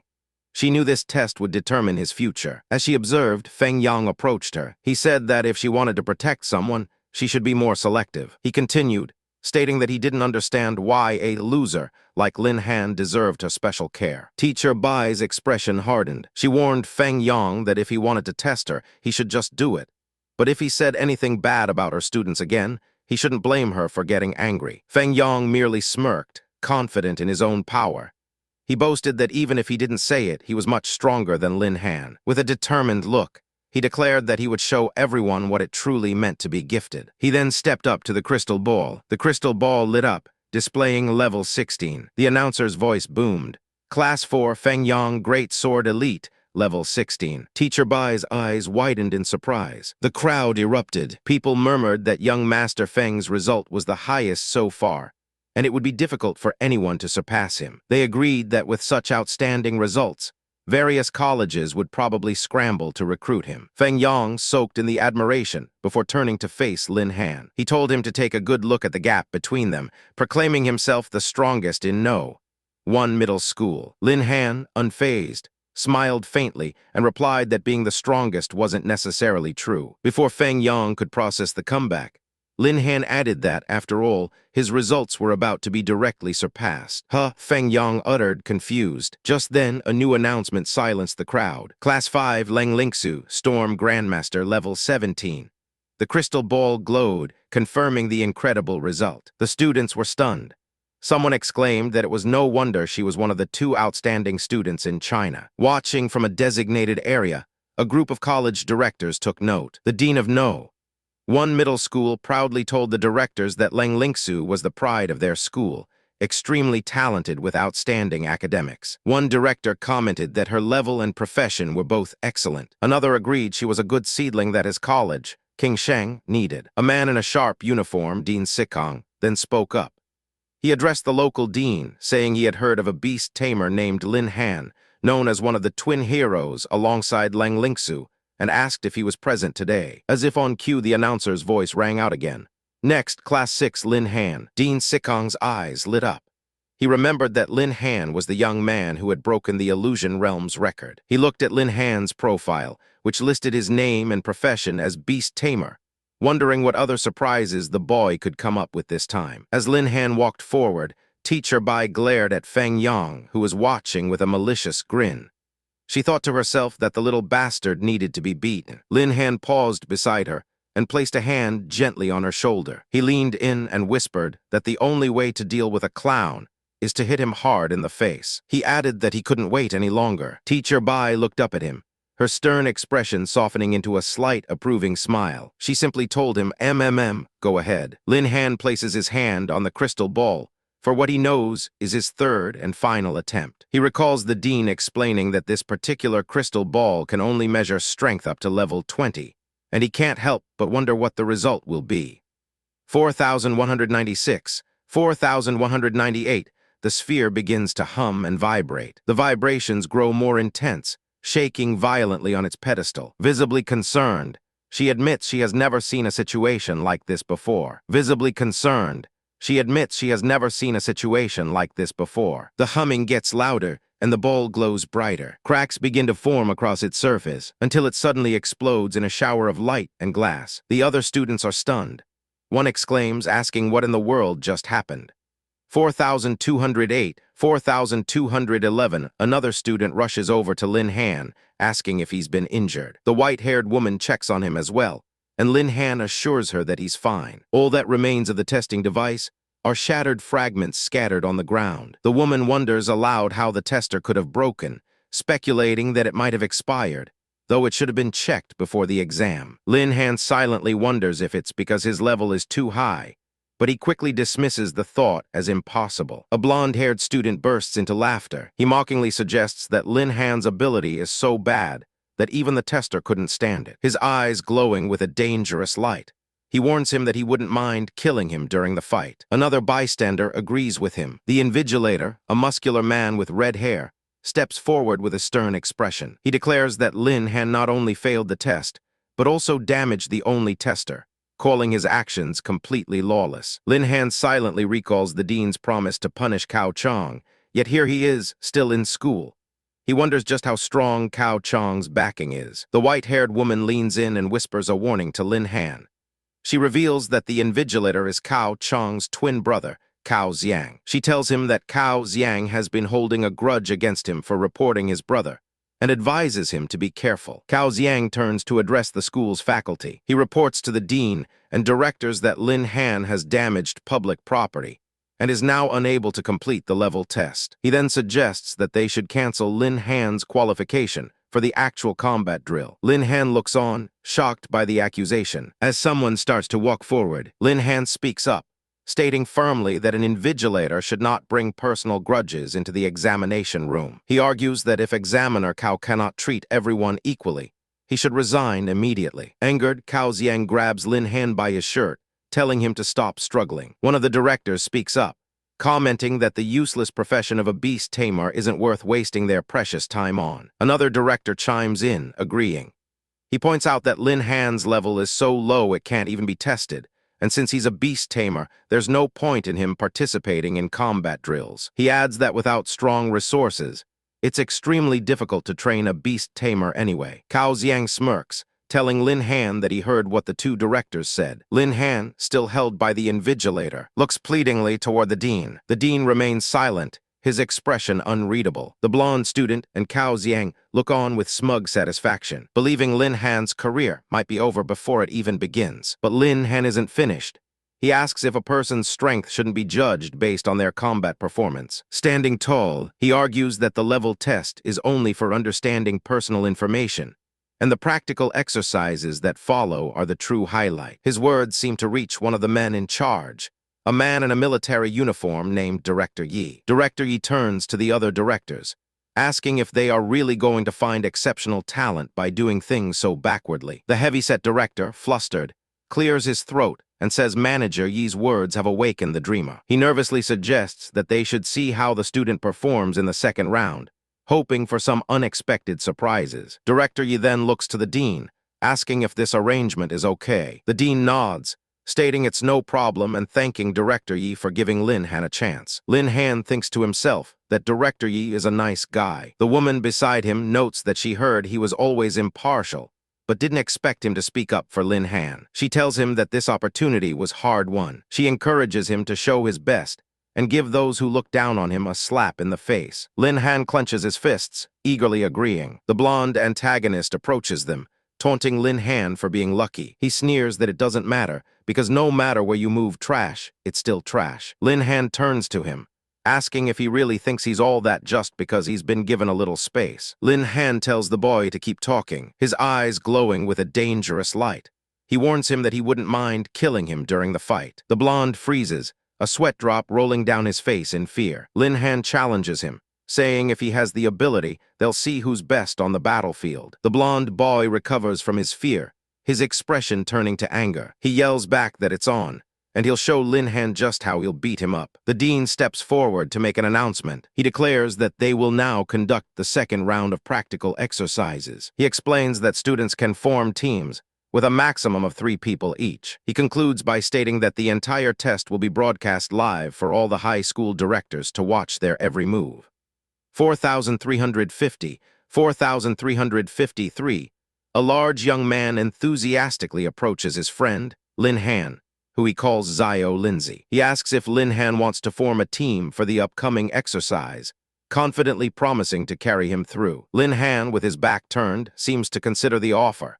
With a mischievous grin, Lin Han turns and tells his friend, Fatty, that he'll leave the team formation details to him. Fatty smirks, readily agreeing. Just then, a soft voice calls out to classmate Lin Han. A blushing girl with brown hair has approached them. She introduces herself as Zhu Ting from Class 3 and asks if she can join their team. Both Lin Han and Fatty turn around, surprised by the request. Lin Han silently wonders about her proposal to team up. Fatty nudges Lin Han, teasing him that his peach blossoms are blooming since the beauty from Class 3 came looking for him. Lin Han, however, seems unimpressed, stating that he doesn't really have an impression of this Zhu Ting. He thinks to himself that carelessly teaming up with an unknown person could compromise his plans. He looks at her seriously as she watches him with hopeful, almost glowing eyes. He politely apologizes to Zhu Ting, explaining that his team is already full. Her face falls with disappointment. Lin Han adds with a smile that she should be able to find a much better team than theirs. Fatty immediately gets in Lin Han's face,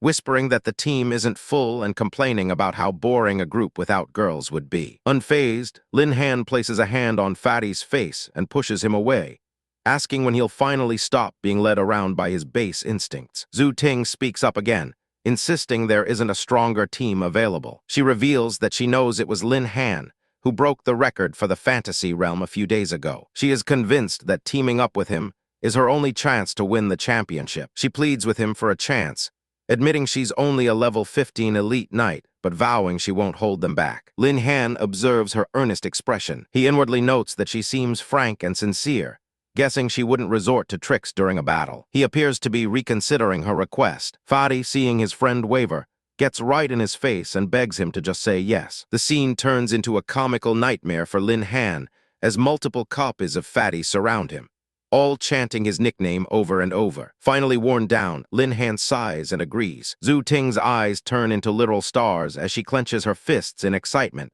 exclaiming that this is great news. Later, Lin Han hands their registration form to a woman with short white hair, whom he addresses as Sister Bing. The form lists the 3 team members: Lin Han, Long Tianjiao, Fatty, and Zhu Ting. Sister Bing looks over the paper and raises an eyebrow, questioning the inclusion of Zhu Ting from Class 3. Lin Han explains that her profession is a good fit for their team's structure, which is why they let her join. Sister Bing reveals she had intended to recommend Lang Lingsu for his team to give them a better shot at winning. However, a young man named Fang Yang had already recruited her, and no one was sure what his plans were. Noticing her concern, Lin Han gently cups her face and tells her not to worry. He confidently declares that his team is determined to win the championship. Flustered, Sister Bing takes a step back, denying that she was worried about him. She claims she was only concerned that he would fail to form a team and bring shame to their class. Lin Han just smiles and agrees, saying they can't let anyone ruin teacher Bai's reputation. He tells her to be careful and to contact him immediately if any emergency arises. Slipping a piece of paper into her hand, he urges her not to be stubborn. Blushing, teacher Bai quietly agrees. After a brief moment, he turns to leave. Fatty Long and Zhu Ting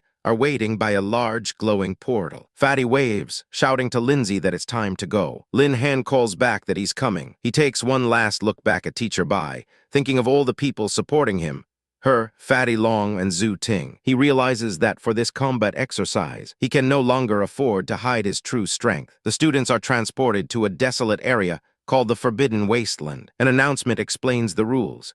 The exercise is divided into bronze, silver, and gold areas, with higher-level zones offering more points for killing beasts. Lin Han takes in the bleak surroundings, confirming this is the combat site. The announcement continues, reminding students to keep their school-issued points bracelets safe. The bracelet allows them to see announcements, use chat channels, check rankings, and call for help. A student examines the device's glowing interface on his wrist. The voice concludes by telling the students to choose a region based on their strength and to work hard for points. As flying drones patrol the sky, the students charge into the wasteland. Lin Han lets out a determined shout and joins the fray. Elsewhere, Fang Yang effortlessly cuts down a red reptilian monster, laughing that they're just small fry. A notification confirms his team killed 2 level 8 fire salamanders, earning 80 points. As more creatures appear, his teammate, the light blue-haired Lang Lingsu, looks on impassively. She lifts a finger, and a shard of ice materializes. In an instant,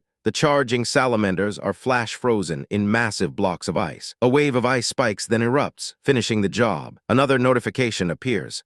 Fang Yang's team killed 4 more salamanders, gaining another 160 points. Back at the school, staff members watch the live feed on a giant screen. A points ranking board is displayed, with Leng Lingsu and Fang Yang in first place with 240 points. 2 teachers discuss the results.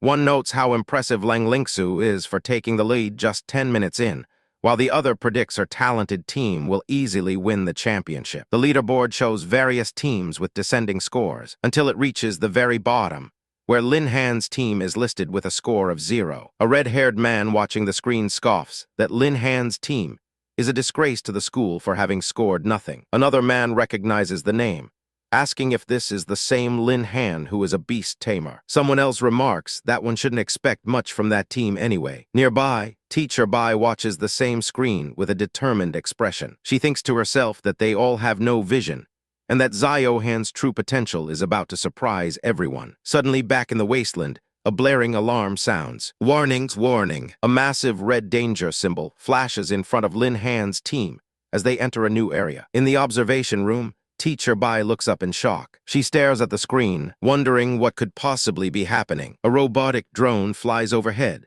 its red eye glowing as it broadcasts a system warning. It announces that they have arrived at the silver-level training zone, a place teeming with level 10 to 20 beasts.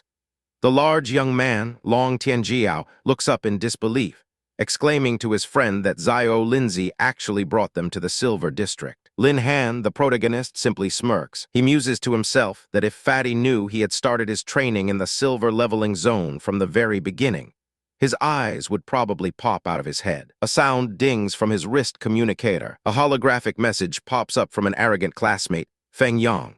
He taunts Lin Han, declaring himself the best in the school and that Lin Han can never catch up. Fang Yang boasts about killing all the beasts in the bronze zone and dares Lin Han to come to the silver zone to die. Lin Han glances at the message and dismisses it as childish. Long Tianjiao is furious, ranting that Fang Yang is nothing but a dog who lives off a woman and brags about it. He tells Zhu Ting how disgusting Fang Yang is. Zhu Ting agrees, adding that Fang Yang has harassed her before, so she knows exactly what kind of person he is. Suddenly, another notification chimes. Lin Han looks at the new holographic screen with a slight smile. A system message congratulates him for triggering a hunting mission. The objective is to hunt 10 gold-level beasts for a reward of 1,000 beast control points. Lin Han is delighted, thinking this mission is perfectly timed, as he wanted to test the new skills he gained from the 3rd level on a gold-level beast. Meanwhile, his friends are still worried. Long Tianjiao asks if they are strong enough to defeat a silver-level beast without getting wiped out themselves. Lin Han tells them not to worry, explaining that their rivals can't threaten them even if they clear the entire bronze zone, since a single silver-level beast is worth 3 times the points. Zhu Ting points out another problem. Silver-level beasts often move in packs and have a sense of community. She warns that the pressure from a group attack would be immense. Lin Han isn't fazed. He confidently tells them their only job is to prevent the beasts from escaping. He will be responsible for dealing with them head-on. He then declares that after they've gained some points, they'll head to the gold-level training zone. Both Long Tianjiao and Zhu Ting are completely shocked by this announcement, crying out in unison about going to the Golden Zone. Lin Han calmly explains that the beasts in the Gold Zone offer the highest scores, and if they want to be champions, they have to aim high. Just as he finishes speaking, a snarling beast emerges from the desolate landscape behind them. A system interface identifies the creature as a level 18 silver-rank corrosion hyena. The beast bares its teeth, its red eyes glowing menacingly. Long Tianjiao is still anxious, admitting that while the logic is sound, he's afraid of getting hurt by taking such a big leap. Lin Han gives his friend a sharp, determined look, his resolve unshaken. He clenches his fist tightly. With incredible speed, he lunges forward and lands a powerful punch directly on the hyena's snout. The beast lets out a pained yelp as it's sent flying backward, shocking Long Tianjiao. In a blur of motion, Long Tianjiao shouts for Lindsay to be careful. An entire pack of corrosion hyenas is now charging at him. Lin Han sweeps his arm, unleashing a wave of blue energy that crashes into the charging pack. The attack smashes through the beasts, and a system notification promptly appears. It states that Lin Han's team successfully killed 5 level 18 corruption hyenas increasing their team points by 450. The defeated beasts lie on the ground. Long Tianjiao stammers in amazement that Lindsay just killed a level 18 ferocious beast. Zhu Ting quietly wonders if she's finally latched onto a truly powerful ally. Lin Han turns to his stunned teammates, a dead hyena at his feet. He calmly asks if they've made up their minds about going to the Golden Zone with him. As a notification announces, he's gained 900 experience points. The system continues to log his kills, each one adding 900 experience. Filled with newfound confidence, Long Tianjiao and Zhu Ting give enthusiastic thumbs-ups, declaring in unison that they must go. The scene shifts to an observation room, where several teachers and examiners are monitoring the students. A large screen flashes a red warning, announcing that Lin Han, Long Tianjiao, and Zhu Ting's team has entered the silver-level training zone. A teacher with long black hair, Teacher Lai, turns to her silver-haired colleague, Teacher Bai, and angrily asks if Lin Han from her class has gone crazy. She demands to know why he would take her student, Zhu Ting, to the dangerous silver zone, threatening that she won't forgive him if anything happens. Teacher Bai remains calm and composed. She tells Teacher Lai to settle down, assuring her that Lin Han wouldn't attempt anything he wasn't confident about. A red-haired examiner named Cao scoffs at this. He sneers that Lin Han probably knew he couldn't win, so he decided to drag his teammates down with him, calling his character despicable. Teacher Bai glares at him, asking where his professional ethics are to be repeatedly belittling a student from their school. Examiner Cao just huffs, claiming he's only worried that a few bad apples will ruin the school's reputation. He continues his tirade, saying it's a pity that two high-level professionals were implicated by a rookie like Lin Han. He questions how they could possibly handle the silver zone, predicting a big problem if anything goes wrong. Just then, another teacher stares at the monitor in confusion. He points out that Lin Han's team's points just increased instantly, which shouldn't be possible. The main screen displays the points ranking. Leng Lingsu and Fang Yang are at the top with 3,200 points. Far down in 11th place is Lin Han's team with 450 points. A notification explains they killed 5 level 18 silver-grade hyenas. The teachers murmur in surprise that they actually got points. A high-ranking military officer watching from the side raises an eyebrow, intrigued by the name Lin Han. On the scoreboard, Lin Han's team's score suddenly jumps again, from 570, with another 120 points being added in real time. Teacher Lai gasps, exclaiming that the points have increased again. Teacher Bai calmly instructs a nearby technician to pull up the surveillance footage of Lin Han's team. The screen flickers to life, showing a chaotic scene.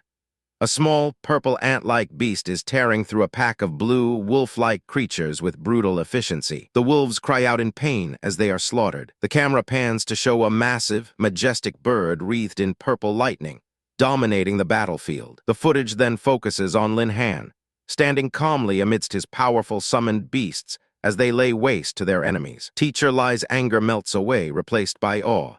She whispers about how handsome they are, wondering if they could be Lin Han's beasts. One of the other teachers observes that the two beasts don't look simple and must be Lin Han's trump card. Another remarks that it seems Lin Han isn't as bad as Examiner Cao had claimed. Examiner Cao, however, remains unconvinced. He stubbornly argues that even if Lin Han has rare beasts, it doesn't mean he has the strength to dominate the entire Silver District, as there are far too many beasts for just 2 summons to handle. As if to prove him wrong, another notification flashes on the screen. Lin Han's team has successfully killed 3 level 15 Thunder Beasts, gaining another 225 points.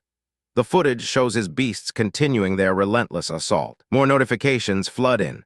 6 level 12 Swift Wolves killed for 360 points. Then 4 level 17 Thunder Leopards for 340 points. Teacher Lai is now completely captivated, her hands clasped in delight.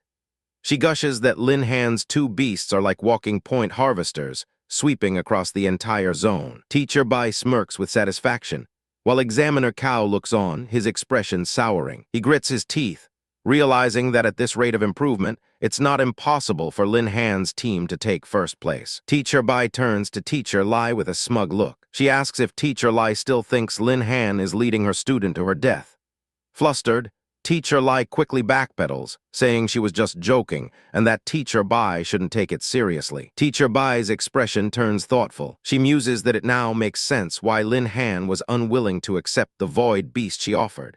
he already had a much better option. In the background, an announcer's voice can be heard calling out Lin Han's team's meteoric rise through the ranks, from 10th place to 7th, in a matter of moments. In the midst of a torrential downpour, a massive thunderbird, wreathed in crackling purple and blue lightning, descends from the sky. Its eyes glow with a fierce light as it prepares to strike. Below, amidst flashes of violet energy, Lin Han clenches his fist, his knuckles turning white. With a furious roar, he unleashes his power. A system notification announces that Lin Han's team has successfully killed a level 19 Thunder Beast, earning them 95 team points. Elsewhere, Lingxu and Fatty are watching the rankings. She happily notes that their team has risen to 5th place, then quickly corrects herself, realizing they've already jumped to 3rd.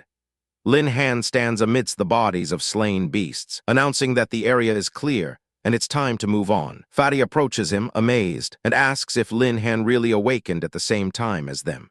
He says that Lingxu's progress was already shocking, but Lin Han's is on another level entirely. Lingxu agrees, stating that she's afraid no one else in their generation could achieve such combat power at only the 2nd level. Lin Han just smirks, casually asking who told them he was at the 2nd level. His friends are stunned. Fatty stammers, asking if he means he's already reached the 3rd level. Overjoyed and disbelieving, Fatty playfully pats Lin Han, asking if he's cheating since he leveled up so fast. Lin Han brushes him off, telling him to use his words, not his hands. He then declares that the Silver Zone is no longer challenging enough for them, and that he will lead them to the Gold Zone.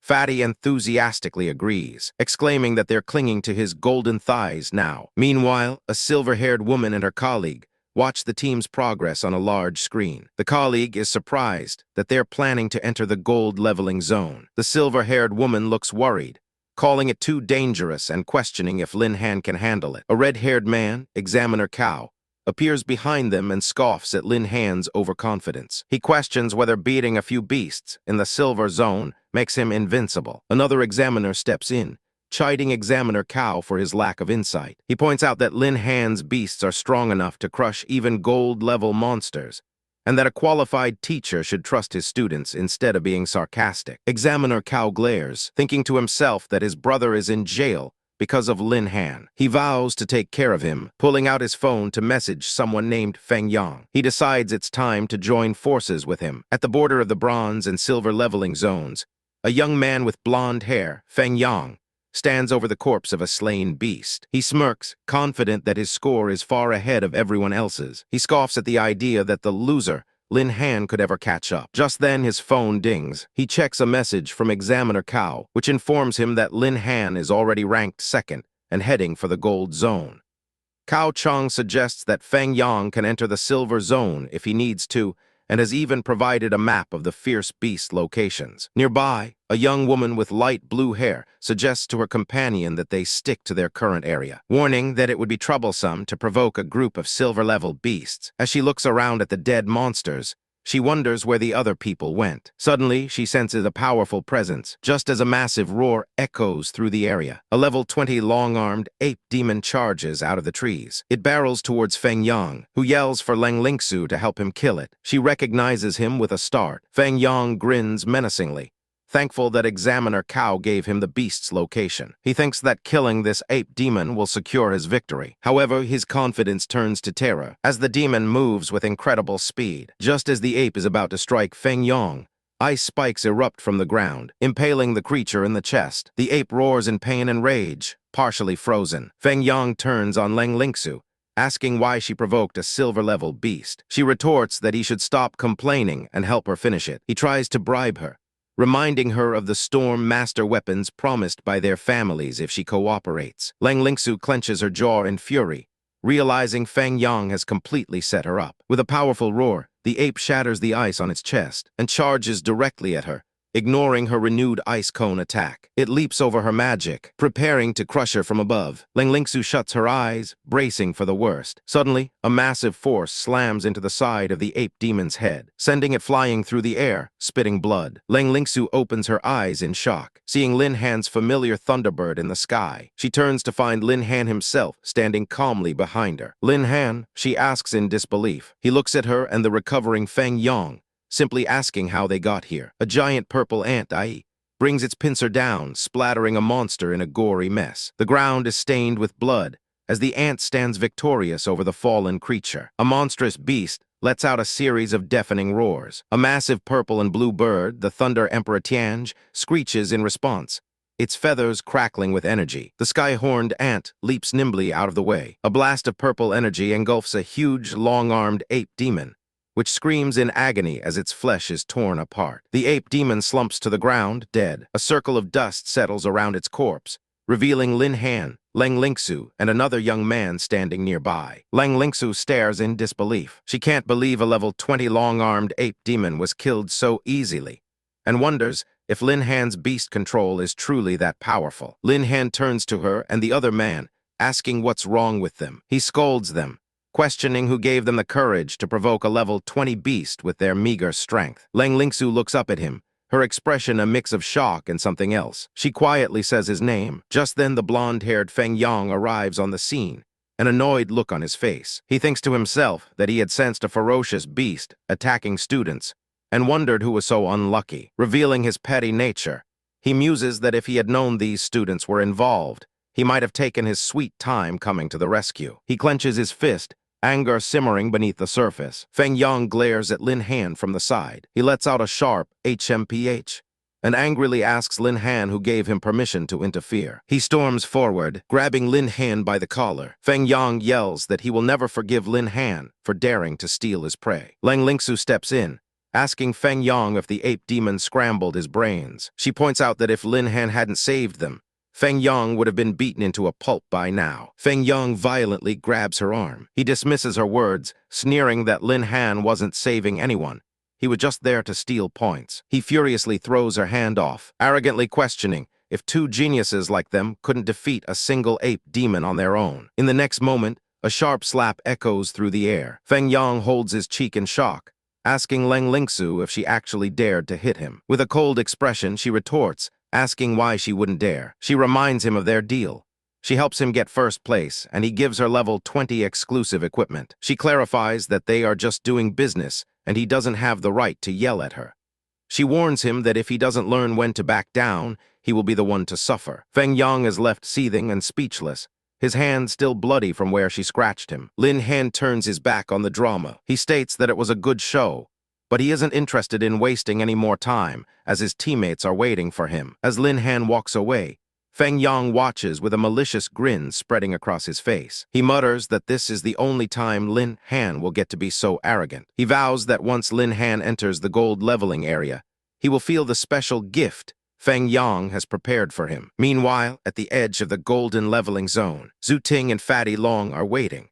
Zhu Ting wonders aloud why Lin Han has been gone for so long. Just then, a voice calls out. It's Lin Han, asking if they are okay. Fatty Long bursts into tears and runs towards him, wailing about where his father Lin, grandfather Lin, has been. He cries that they are in the golden leveling zone, where any beast could devour them. Suddenly, a massive, spectral wolf with glowing blue flames appears behind him. It's a level 28 nether wolf. Lin Han calmly tells his friend that it's okay. He's back now. He places a reassuring hand on Fatty Long's shoulder, but his eyes are fixed on the beast with a sharp, focused gaze. With a burst of speed, he rushes past the wolf, delivering a powerful blow that obliterates it instantly. The wolf's body flies through the air before dissolving. A system notification appears.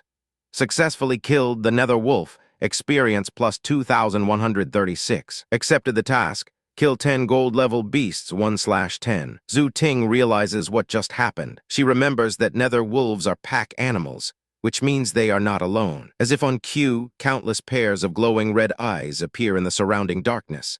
Lin Han calmly confirms that they are, in fact, surrounded by wolves. Zhu Ting panics, realizing a whole group of level 28 beasts is a terrible situation. Lin Han, however, just smirks. He thinks to himself that it's fortunate he and his beasts, Ai and Tianj, have already upgraded from previous fights. He considers this herd of beasts to be nothing more than a warm-up. He calls out to Ai and Tianj, telling them not to hold back and to turn every last wolf into experience points within 10 minutes. Tianj lets out a mighty chirp, ready for battle. The sky-horned ant Ai hisses in anticipation. Lin Han instructs Ai to activate her frenzy skill and kill them all. In a cute, imagined form, Ai cheers that she wants to help her master beat the big dogs. A flurry of system messages floods Lin Han's vision as his pets tear through the pack. Successfully killed the nether wolf, experience value plus 2,136.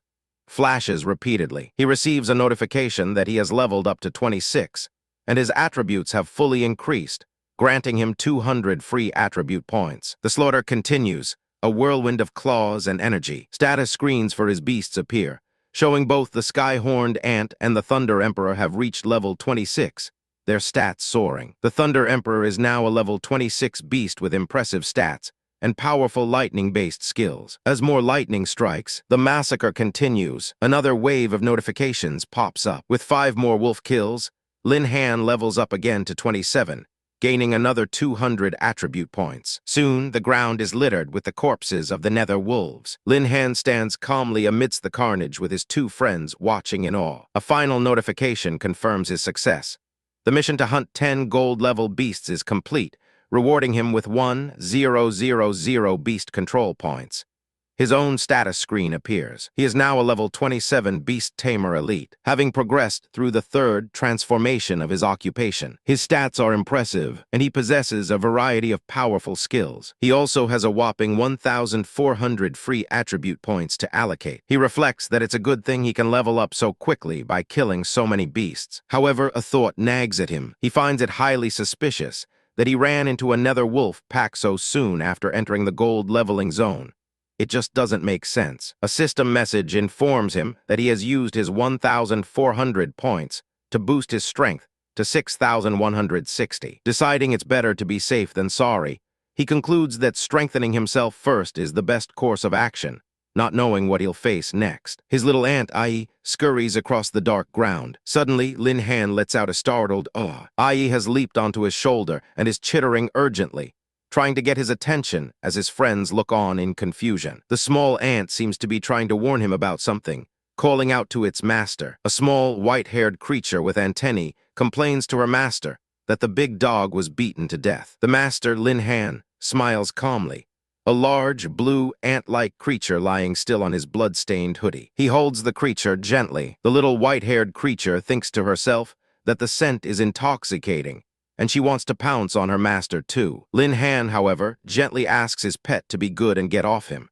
Suddenly, he notices the bloodstains, wondering where they came from. While the little white-haired creature coos at her master, a blue-haired winged girl appears, chiding the little ant for monopolizing their master against their agreement. A moment later, a massive purple and blue bird materializes with a great gust of wind. Lin Han, now with a blushing blue ant nuzzling his neck, tries to calm his bickering pets, reminding them they still have monsters to kill. Watching this chaotic scene, Lin Han's companions, Zhu Ting and Long Tianjiao, sweat nervously. Long Tianjiao comments that Brother Han is so powerful he can keep ferocious beasts as pets, which is a far cry from his previous impression of a beast tamer. Zhu Ting simply tells him to get used to it.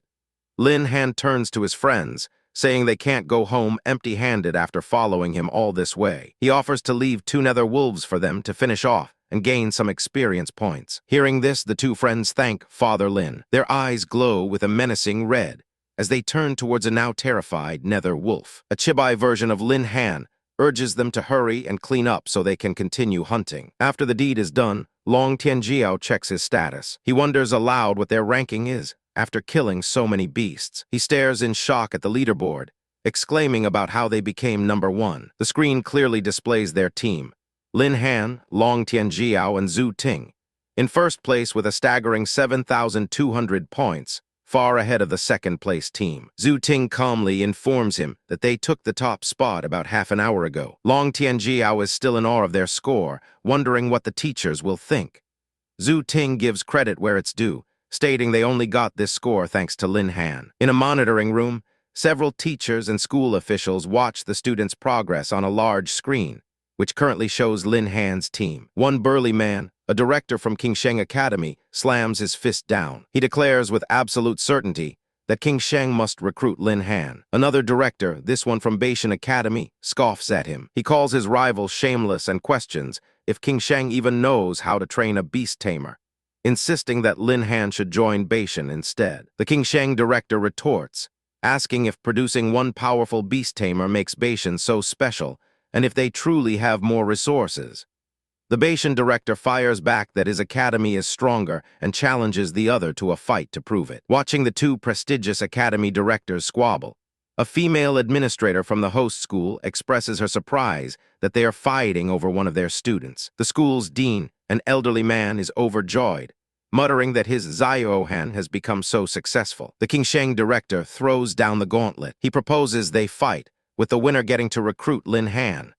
The Beishan director readily agrees, warning him not to back out if he loses. He glares menacingly, causing his rival to flinch in intimidation. Just as they are about to throw down, a calm voice cuts in, pointing out they've overlooked the most important person in this decision. A man in a sharp military uniform, Director Yi, stands before them. The two directors turn their attention to him. The director from Beishan asks if he, too, is interested in Lin Han. The director from Qingsheng concedes that while their academies are top tier, they can't compare to the military academy. Director Yi says that while he admires Lin Han, everyone has their own ambitions. He states that the choice of academy should ultimately be Lin Han's own. With a stern look, he tells the two bickering men to sit down and wait for Lin Han to come out before they continue their discussion. The two directors reluctantly agree. The dean is practically floating, realizing that his school produced a student coveted not only by Qingsheng and Beishan, but by the military academy as well. With tears of joy, he declares that this is the day his school will rise. The female administrator next to him calmly tells him to settle down. She smiles, agreeing that Ziohan is truly outstanding and deserves all the recognition he's getting. Elsewhere, another man watches the rankings with fury, unable to understand how Lin Han suddenly became so powerful. He fumes, remembering Lin Han as a good-for-nothing. He silently curses Fang Yang, telling him to fight harder and kill Lin Han. At the edge of the silver leveling zone, Lang Lingsu sits amidst several defeated wolves. Nearby, her teammate, Feng Yang, checks his device, a look of disbelief on his face, as he's surrounded by their kills. He can't believe Lin Han's team is in first place. He seethes, wondering how that loser surpassed him, and tries to rally Lang Lingsu, saying they can still take back the top spot. Lang Lingsu simply smirks. She asks him what kind of big dream he's having. Feng Yang points at her angrily, demanding to know what she means and reminding her of the level 20 weapon he promised. She turns away, stating that she's almost out of energy and can't fight anymore. She tells him that if he wants the points so badly, he should go get them himself. Frustrated and powerless, Feng Yang curses under his breath. He tries to save face, thinking that Lin Han is bound to get into trouble soon anyway, so he'll just let him enjoy his moment of glory. Soon after, the trial comes to an end. A voice welcomes the students back as they are teleported out of the trial grounds. The dean and the other directors wait expectantly. An announcement declares Feng Yang and Lang Lingsu's team as the runner-ups. The two of them appear from the portal. The dean praises their teamwork, especially complimenting Lang Lingsu's skill. He then comments on Feng Yang's remarkable performance, though he adds that his impatience nearly caused trouble when he provoked a long-armed ape demon. As the dean praises his school's talents, the academy directors anxiously ask where Lin Han is. Feng Yang smirks privately, recalling how he deliberately smeared the blood of that same demon ape on Lin Han. He's confident that the blood, known to attract hordes of beasts, has led to Lin Han being torn to pieces. Just then a shout goes up. Lin Han and the others are back. Feng Yang and Lang Lingsu whip their heads around in shock. An official announcement confirms Lin Han's team as the first-place winners. As the trio emerges from the portal, Long Tianjiao expresses his disbelief that they actually won. Feng Yang stares, his jaw agape, unable to process what he's seeing. He's completely baffled. How could Lin Han be alive? He wonders why they didn't die in the gold zone, convinced his plan should have worked. Lin Han simply stands there, a calm smile playing on his lips. Before Feng Yang can even react, the directors from Qingsheng and Beishan shove him aside, rushing toward Lin Han like he's the last slice of pizza. The Qingsheng director excitedly offers Lin Han a spot in his academy with the best scholarships and resources available. Not to be outdone, the Beishan director makes his own offer, promising to take full responsibility for Lin Han's contracted beasts if he joins their academy. Lin Han and his friends watch the spectacle with awkward smiles. The protagonist can only think to himself that these two directors are perhaps a little too enthusiastic. Two recruiters, their faces contorted with desperation, shouted over each other. One pleaded for student Lin Han to choose Qingsheng Academy. The other insisted that Beishan Academy was his best choice. Watching from a short distance, Lin Han's friends were taken aback. The young woman with them commented on how the two men looked like desperate liars, trying to swindle someone after a botched robbery. Just then, a man in a crisp military uniform stepped forward, silencing the two recruiters. He told them to hold off on discussing which academy Lin Han would choose for now. He politely asked if he could have a chat with the young man first, leaving the two recruiters to glare at each other angrily. The officer turned to Lin Han. He asked if Lin Han would mind telling them his current level. Before Lin Han could answer, the officer added his own guess, stating that if he wasn't mistaken, Lin Han should have already reached the 3rd level. A wave of silence fell over the crowd as every head turned to stare at the protagonist. The attention was suddenly focused on him. An onlooker gasped in disbelief, asking if he was truly at the 3rd level. The bloodstains on Lin Han's shirt seemed to tell a story of a difficult battle. One of the recruiters, his eyes wide with excitement, yelled that if it was true, they had found an absolute treasure. The news sent shockwaves through the group. A woman with glasses turned to the silver-haired teacher asking why she hadn't told her earlier that Lin Han had reached the 3rd job. She lamented that she wouldn't have been so nervous if she had known his true strength from the start. Teacher Bai just smiled coyly, claiming she didn't know either and playfully asked if she was believed. The other woman fumed internally. She cursed Teacher Bai in her thoughts for keeping such a secret, promising to punish her later. Not everyone was impressed, however. A blond young man named Fang Yang scoffed at the idea. He thought to himself that it was impossible. Lin Han couldn't be 3rd level because he was obviously not as good as him. Fang Yang's face twisted with rage. He thought that he should be the #1 genius in their school. He couldn't contain his jealousy and shouted out, accusing Lin Han of cheating. He argued that it was impossible for Lin Han to reach the 3rd level just a few days after awakening. He warned the teachers not to be fooled by him. Lin Han turned his calm gaze toward the fuming student. He remarked coolly that he had almost forgotten about him. The military officer, Examiner Cao, looked on as well. The atmosphere grew tense. Examiner Cao made a pleased gesture, inviting Lin Han to speak. Lin Han understood immediately. He realized Examiner Cao had likely figured out Feng Yang was trying to harm him and was now giving him the chance to expose the plot. He knew he couldn't waste this opportunity. He addressed his accuser directly, stating that while he hadn't planned on dealing with him yet, Feng Yang had decided to jump out on his own. He then told Feng Yang to take a good look at his real level.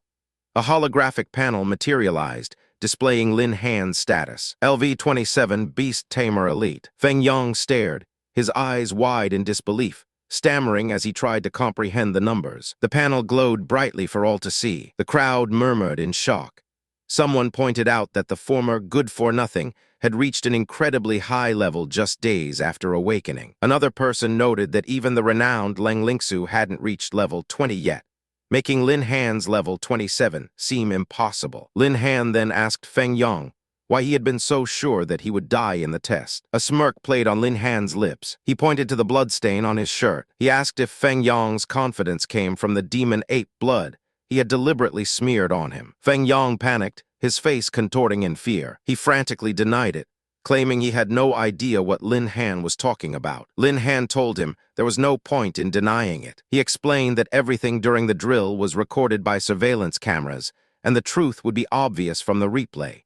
Teacher Bai placed a reassuring hand on his shoulder. A red-haired examiner named Cao Xiang suddenly laughed. He thought to himself that something was weird. He loudly addressed Examiner Cao, asking him to turn on his monitor so everyone could take a look. Cao Xiang's mind raced.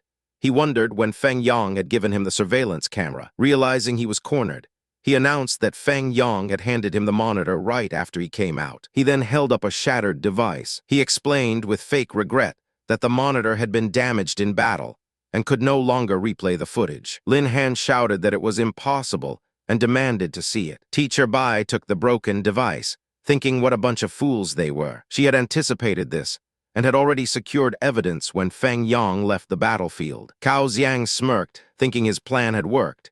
Even if people suspected them with the camera broken, they had no proof. But his victory was short-lived. Examiner Cao spoke up, asking if that surveillance camera was broken.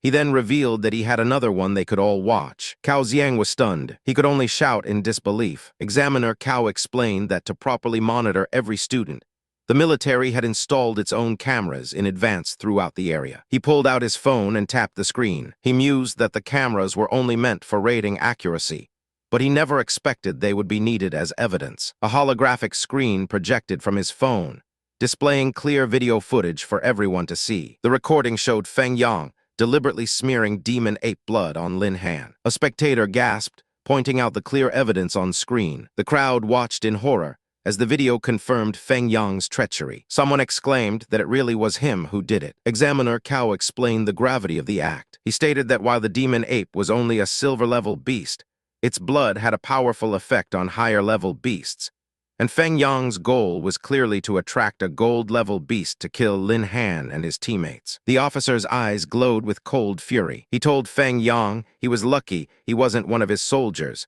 and that no substantial harm was done. Otherwise, for framing his companions, he would have ensured Fang Yang suffered a fate worse than death. Terrified, Fang Yang could only stammer incoherently. The school's dean, a man with white hair, stepped forward. He told Fang Yang that he had committed a despicable act and ruined the school's reputation.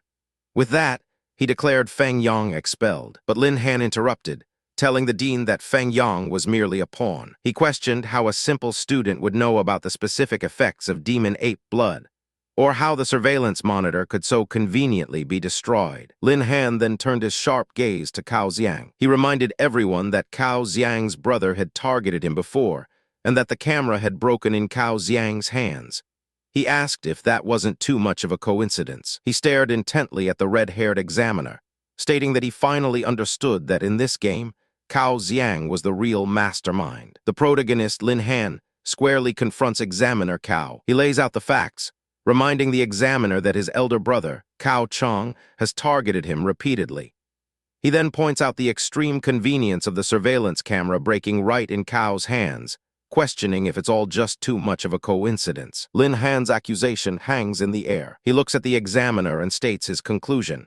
In this elaborate scheme, Examiner Cao is the real mastermind. Cao Xiang quickly denies everything, claiming it has nothing to do with him, and that his position as an examiner would prevent him from doing such a thing. He holds up his hands defensively. He tries to deflect the blame, calling Fang Yang a despicable person and expressing his shame at even being associated with him. This sudden betrayal leaves Fang Yang completely stunned. Fang Yang looks on in disbelief as he's thrown under the bus. He turns desperately to the white-haired elder Uncle Xiang, pleading that he can't do this to him. Spilling the truth, Fang Yang admits he initially just wanted the points from the demon ape. However, he points accusingly at Cao Xiang, revealing that it was the examiner who messaged him about the demon ape blood and instructed him to smear it on Lin Han. Fang Yang grabs Cao Xiang's vest, pressing his accusation. Cao Xiang angrily yells at him to shut up. Denying everything, he viciously strikes Fang Yang across the face. Fang Yang cries out in pain. The force of the blow sends him stumbling to the ground. His mobile phone flies out of his pocket and clatters onto the floor. A woman's hand calmly picks up the fallen phone. The silver-haired woman, Bai Bing,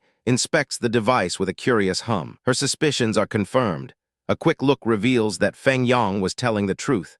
There's a message from Cao Xiang right there on the screen. She turns and shows the incriminating evidence to Cao Xiang, whose face pales. Panicking, Cao Xiang shouts that it's a false accusation and lunges for the phone, demanding she hand it over. But his desperate attempt is cut short. Uncle Xiang steps in, his voice booming with disappointment as he tells Cao Xiang that he's just as despicable as his brother. Cao Xiang freezes, looking up at the elder in terror. Uncle Xiang declares that people like him must be punished. His eyes flare with righteous anger as he moves to strike. With a single powerful blow, Uncle Xiang takes Cao Xiang down. Cao screams as he hits the ground.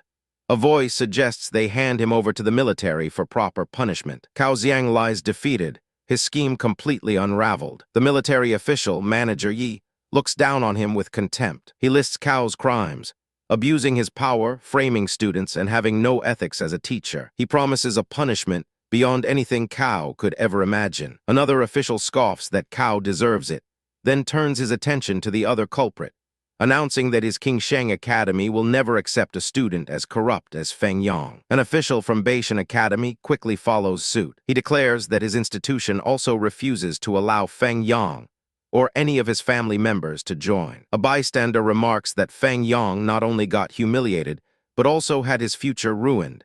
a fitting end for his vicious tricks. On his knees, Fang Yang mutters in despair that it's all over for him. Meanwhile, Lin Han reflects on the situation.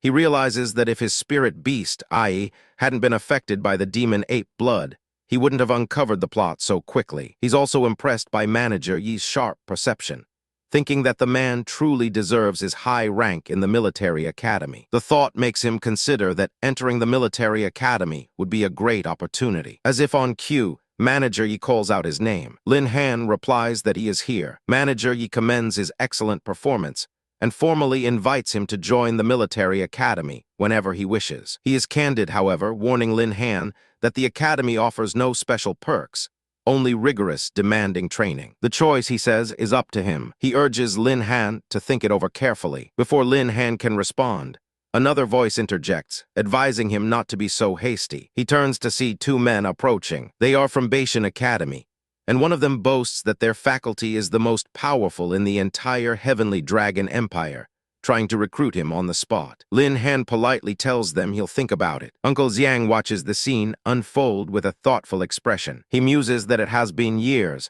since he's seen two major colleges and the military academy compete so fiercely for a single student. He feels a sense of pride, thinking that since Lin Han is from his school, he has to support him. A short while later, Uncle Xiang stands on a podium, announcing that the exams are officially over and the awards ceremony will begin. He starts by calling out the third-place winners, Du Heyonin, Tian Kun, and Yuan Bo. The three of them look pleased with their results. Next, second place is awarded to Feng Yang and Leng Ningxu. Feng Yang grits his teeth, clenching his fists in anger and humiliation. Finally, the announcer declares the first-place team, Lin Han, Long Tianjiao, and Zhu Ting. The trio stands proudly, accepting their victory. Uncle Xiang personally addresses Lin Han, detailing his incredible prizes, a villa in the city center and an advanced skill book, Heavenly Fist. But that's not all. He reveals a gold-level amplification necklace that can boost all attributes by 20% for 3 minutes, though it can only be used 3 times. A beautiful necklace with a radiant red gem is presented. Lin Han puts on a humble facade,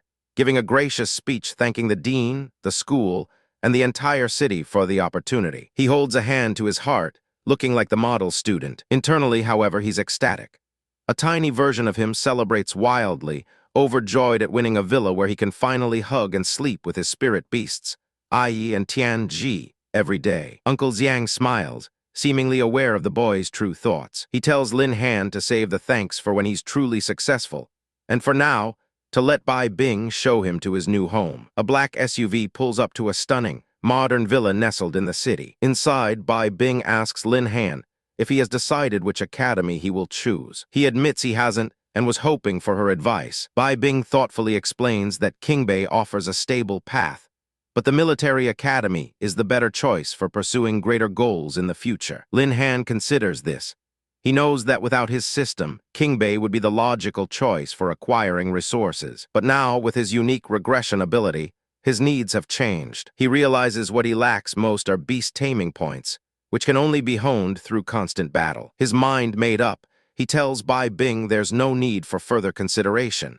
He will go to the military academy. He smiles, confident in his decision. Impressed, Bai Bing tells him he's full of surprises and offers her help should he ever need it at the academy. Lin Han nods. He privately wonders if she's just being polite, knowing how difficult it is to get into the military academy even for a powerful family like the Bais, and is simply trying to ease any pressure he might feel. He chuckles to himself, thinking that with his spirit beasts Ai and Tian Ji by his side, he feels no pressure at all. A vision of his two beautiful beasts appears, blushing happily. One whispers to the other that they must serve their master well. Upon seeing them, Lin Han comically reconsiders, admitting to himself that on second thought, the pressure is actually quite great.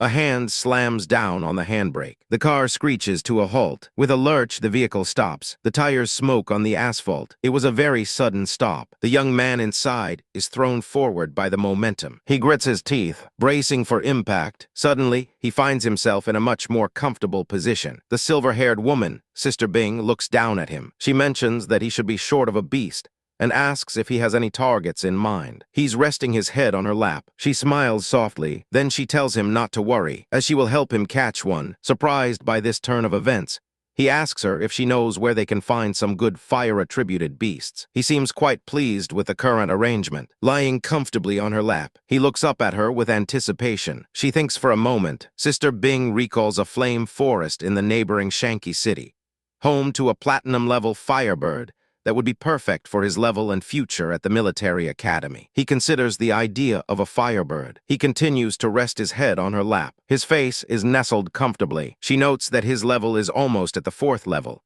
so this dungeon could help him meet the next requirement. He looks up at her from his cozy spot. She has a thoughtful expression. She leans in and playfully asks if he's enjoyed himself enough. The young man blushes, clearly having a great time. He shyly replies that enough is enough. He then quickly gets up. Now that business is settled, she announces that it's time to go to the flame forest. They soon arrive at a blazing landscape, a place of fire and rock. The air itself seems to shimmer with heat. Sparks fly everywhere. The entire forest is alight. This is the flame forest. It's an intimidating sight. The burning embers fall like snow. The whole area is cast in a deep crimson glow. Standing beside his large, blue-feathered beast, the protagonist hopes the information about the firebird is correct. He adds that if not, Sister Bing will help him find a similar one.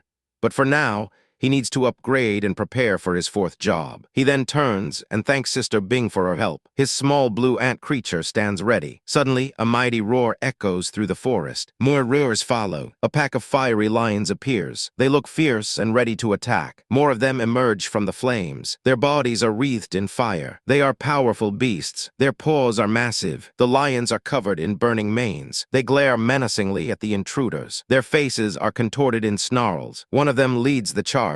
They advance slowly. The young man and his feathered beast stand their ground, ready to face the fiery onslaught. His beast's blue and purple wings are spread wide. The protagonist stares them down. He is determined. He doesn't flinch. He prepares for the coming battle. He soars towards the firebird. His resolve is firm. He is prepared for a fight. The ant creature is by his side. He stands firm, a determined look on his face. He is not intimidated. His posture is confident. A battle cry forms on his lips. He yells for the beasts to bring it on. He is ready for a challenge. His feathered beast towers behind him. He turns to Sister Bing. He tells her to hide behind him if she's scared, trying to act cool. She just stands there with her arms crossed, completely unfazed, next to the little ant creature. The fire lions continue their advance. They are getting closer. A lion snarls, its fiery mane burning brightly. It bares its teeth. The flames intensify. A wave of heat washes over them. Another lion follows close behind. The whole pack is on the move. Their bodies are made of pure flame. The leader roars. Its mane is a wildfire. They are a fearsome sight. The ground trembles slightly. The fiery beasts close in. Their powerful muscles ripple. They are built for combat. The fire lions charge forward. They leap through the fiery landscape. Their speed is impressive, but Sister Bing decides to step in. She extends her hands, which begin to glow with a brilliant, icy blue energy. She is about to unleash her power. With a massive boom, she sends a wave of ice crashing into the charging fire lions. The elemental forces collide violently. Another boom echoes as the ice shatters against the fiery beasts. The protagonist is stunned. He wonders how Sister Bing is so strong, completely suppressing fire beasts with ice, which should be at a disadvantage. He realizes she isn't just fighting them. She's expertly keeping their health at a low level, almost killing them in a single hit. He looks on with admiration. He is in awe of her power. He asks her what exactly her greatest strength is. She glances back at him. She tells him she'll explain later and urges him to harvest the weakened enemies, asking if this should be enough experience for him to level up. He agrees. He eagerly says he's coming. His feathered beast is ready. The time for leveling has begun. His little ant beast, i.e., dashes forward. It moves like a blur. The protagonist thinks to himself how easy this upgrade is. A notification appears, confirming he has successfully killed a fire lion, gained over 2,258 experience points, and reached level 28, with his attributes increasing by 210 points and an extra 240 free points. He continues the slaughter. Another notification pops up. This time he killed a fire tiger, gaining a verification value of plus 228. He upgrades to level 29, with his attributes increasing by another 210 points and gaining 250 free attribute points. The leveling continues at a blistering pace. One after another, the beasts fall. It's a massacre. The last fire tiger falls. He receives another notification. He has killed a fire tiger for 2,258 experience. upgraded to level 30, and his attributes have increased by 300 points, with an additional 300 free attribute points to spend. His feathered beast finishes off the last one, but a new notification shows that killing the fire tiger granted him 0 experience points. The battle ends with a final boom. The enemies are vanquished. A new system message appears. It's an important attention notice, stating that he has reached the maximum limit for the 3rd job change and must accept a new mission to break through, as he can no longer gain experience until he reaches the 4th job change. Just then, Sister Bing walks up. She asks him if his level is high enough now. He smiles, satisfied, and tells her that it's enough, as he's reached the level limit. He takes her hand. He tells her they should keep going, because the place where the firebird appears is still ahead. He gently leads her onward. They walk deeper into the fiery landscape. Together, they venture into the heart of the flame forest. They are heading for the flame forest interior. There, perched high on a burning tree, is a magnificent bird. Its feathers are shades of orange and red, like living flames. It is the firebird they were looking for. They look up in awe. They have found their target. Sister Bing states that the information was correct.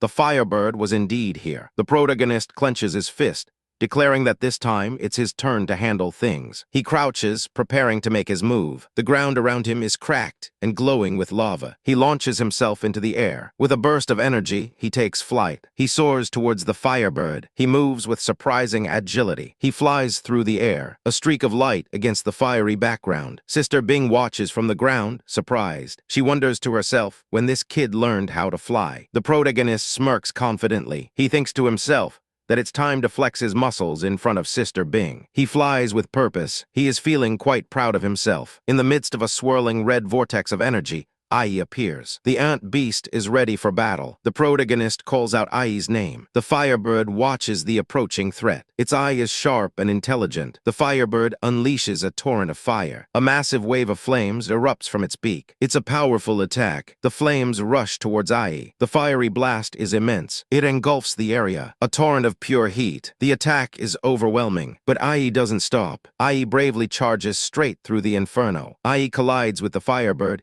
in a massive explosion of force. The protagonist yells for Ai to use massive force. The impact creates a huge shockwave. The force of the blow is immense. Sister Bing watches the battle unfold. She stands calmly amidst the chaos. With the firebird stunned, the protagonist begins to cast a spell. He yells the word contract, as a golden magic circle forms around his hand, ready to tame the beast. The firebird lies on the ground, defeated and surrounded by smoke. A status screen appears, showing the details of his new beast. It is a blazing firebird from the Crimson Flame branch, at level 35, with a strength of 2,966, agility of 2,564, spirit of 2,100, and constitution of 2,350. The stats are displayed clearly. The protagonist looks over the numbers. He notes that the values are quite low.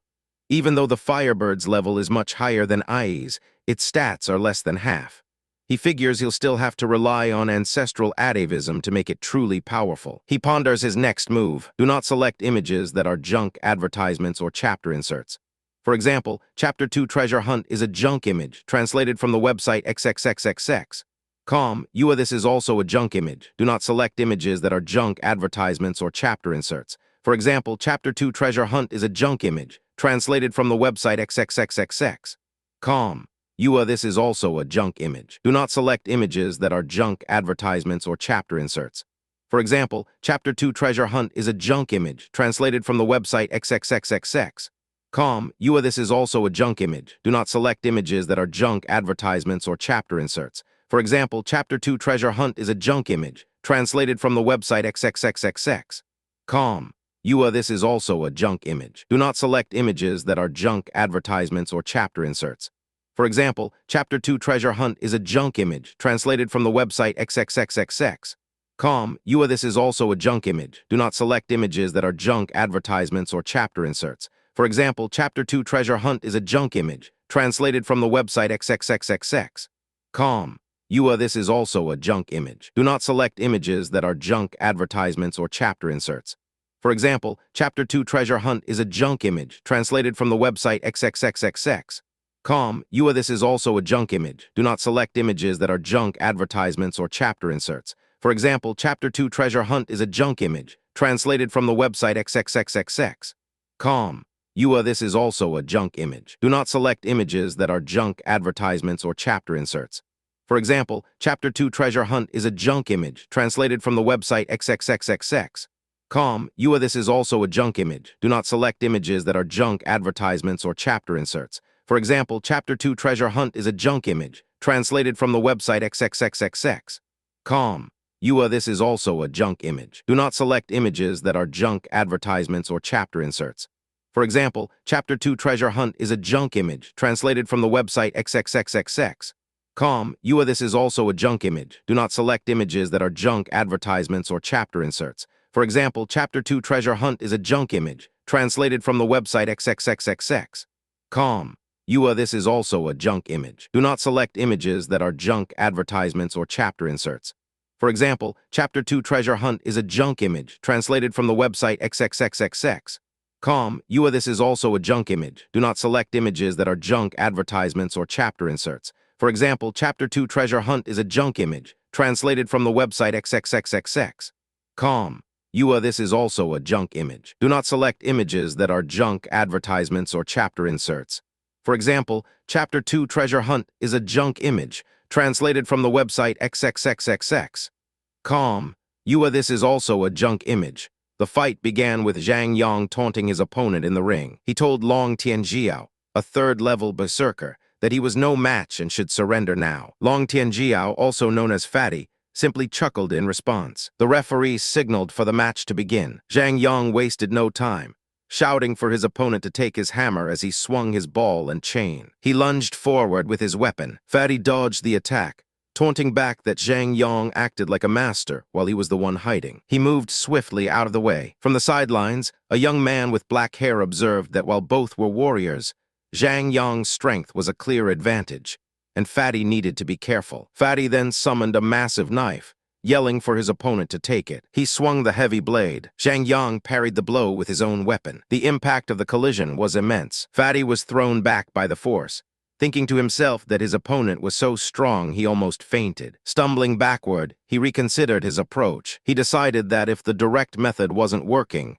he had to change his strategy. He then summoned multiple ethereal blades that shot toward Zhang Yang. Annoyed, Zhang Yang exclaimed, "Damn it," as he began to deflect the projectiles. The protagonist noted that Fatty could try to win by exhausting his opponent, but Zhang Yang would surely be aware of that tactic. He then noticed that Zhang Yang hadn't used any special skills yet, just as Zhang Yang unleashed an ability called Chain Entanglement. Glowing red chains shot out from Zhang Yang's body, prompting the protagonist to realize this was not good. Fatty was caught completely by surprise as the chains wrapped around him. The magical chains tightened their grip. Zhang Yang controlled them from a distance. A friend next to the protagonist worriedly stated that a berserker couldn't beat a savage warrior elite in close combat. The girl with them agreed, adding that their power attributes were too different. However, the protagonist remained calm, assuring them that Fatty still had a trump card. Zhang Yang mocked Fatty, telling him to go ahead and throw his knife now. He struck Fatty, sending him flying. Fatty was thrown across the ring. He coughed up blood from the impact. He lay on the ground, injured and bleeding. His friends watched in shock. The girl shouted for the referee to stop the game,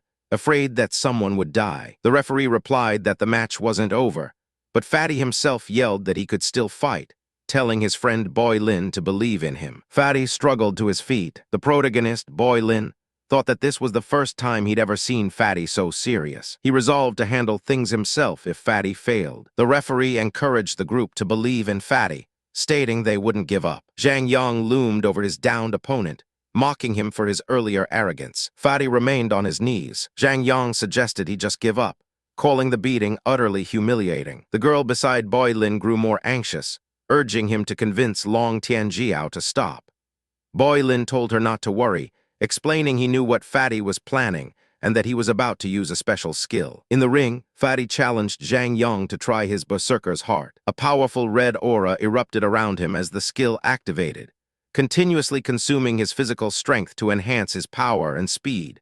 Growing stronger the more injured he became. He let out a powerful roar. In a flash, he appeared before Zhang Yang and delivered a devastating punch to his throat. The savage warrior elite coughed up a spray of blood. The force of the blow sent Zhang Yang flying into the air. Fatty's fist glowed with raw power. Now on the ground, A bloodied Zhang Yang could only stare in disbelief. The friend in the stands asked what had just happened. Boy Lin explained that this was Fatty's trump card, a skill that boosted his power based on his injuries, which is why he had deliberately taken a beating to create a desperate situation. Fatty, now glowing with power, asked his opponent if he enjoyed himself. He picked up his massive knife once more. The berserker's heart skill was fully active. He lunged forward with blinding speed, causing Zhang Yang to realize this was not good. He crossed the ring in an instant. He declared that it was now his turn. Zhang Yang's face was a mask of terror. He cried out in fear, but Fatty stopped his blade just short of his neck, prompting a confused Zhang Yang to ask why he didn't continue attacking. Fatty held the blade steady. He calmly replied there was no need, as the winner had already been decided.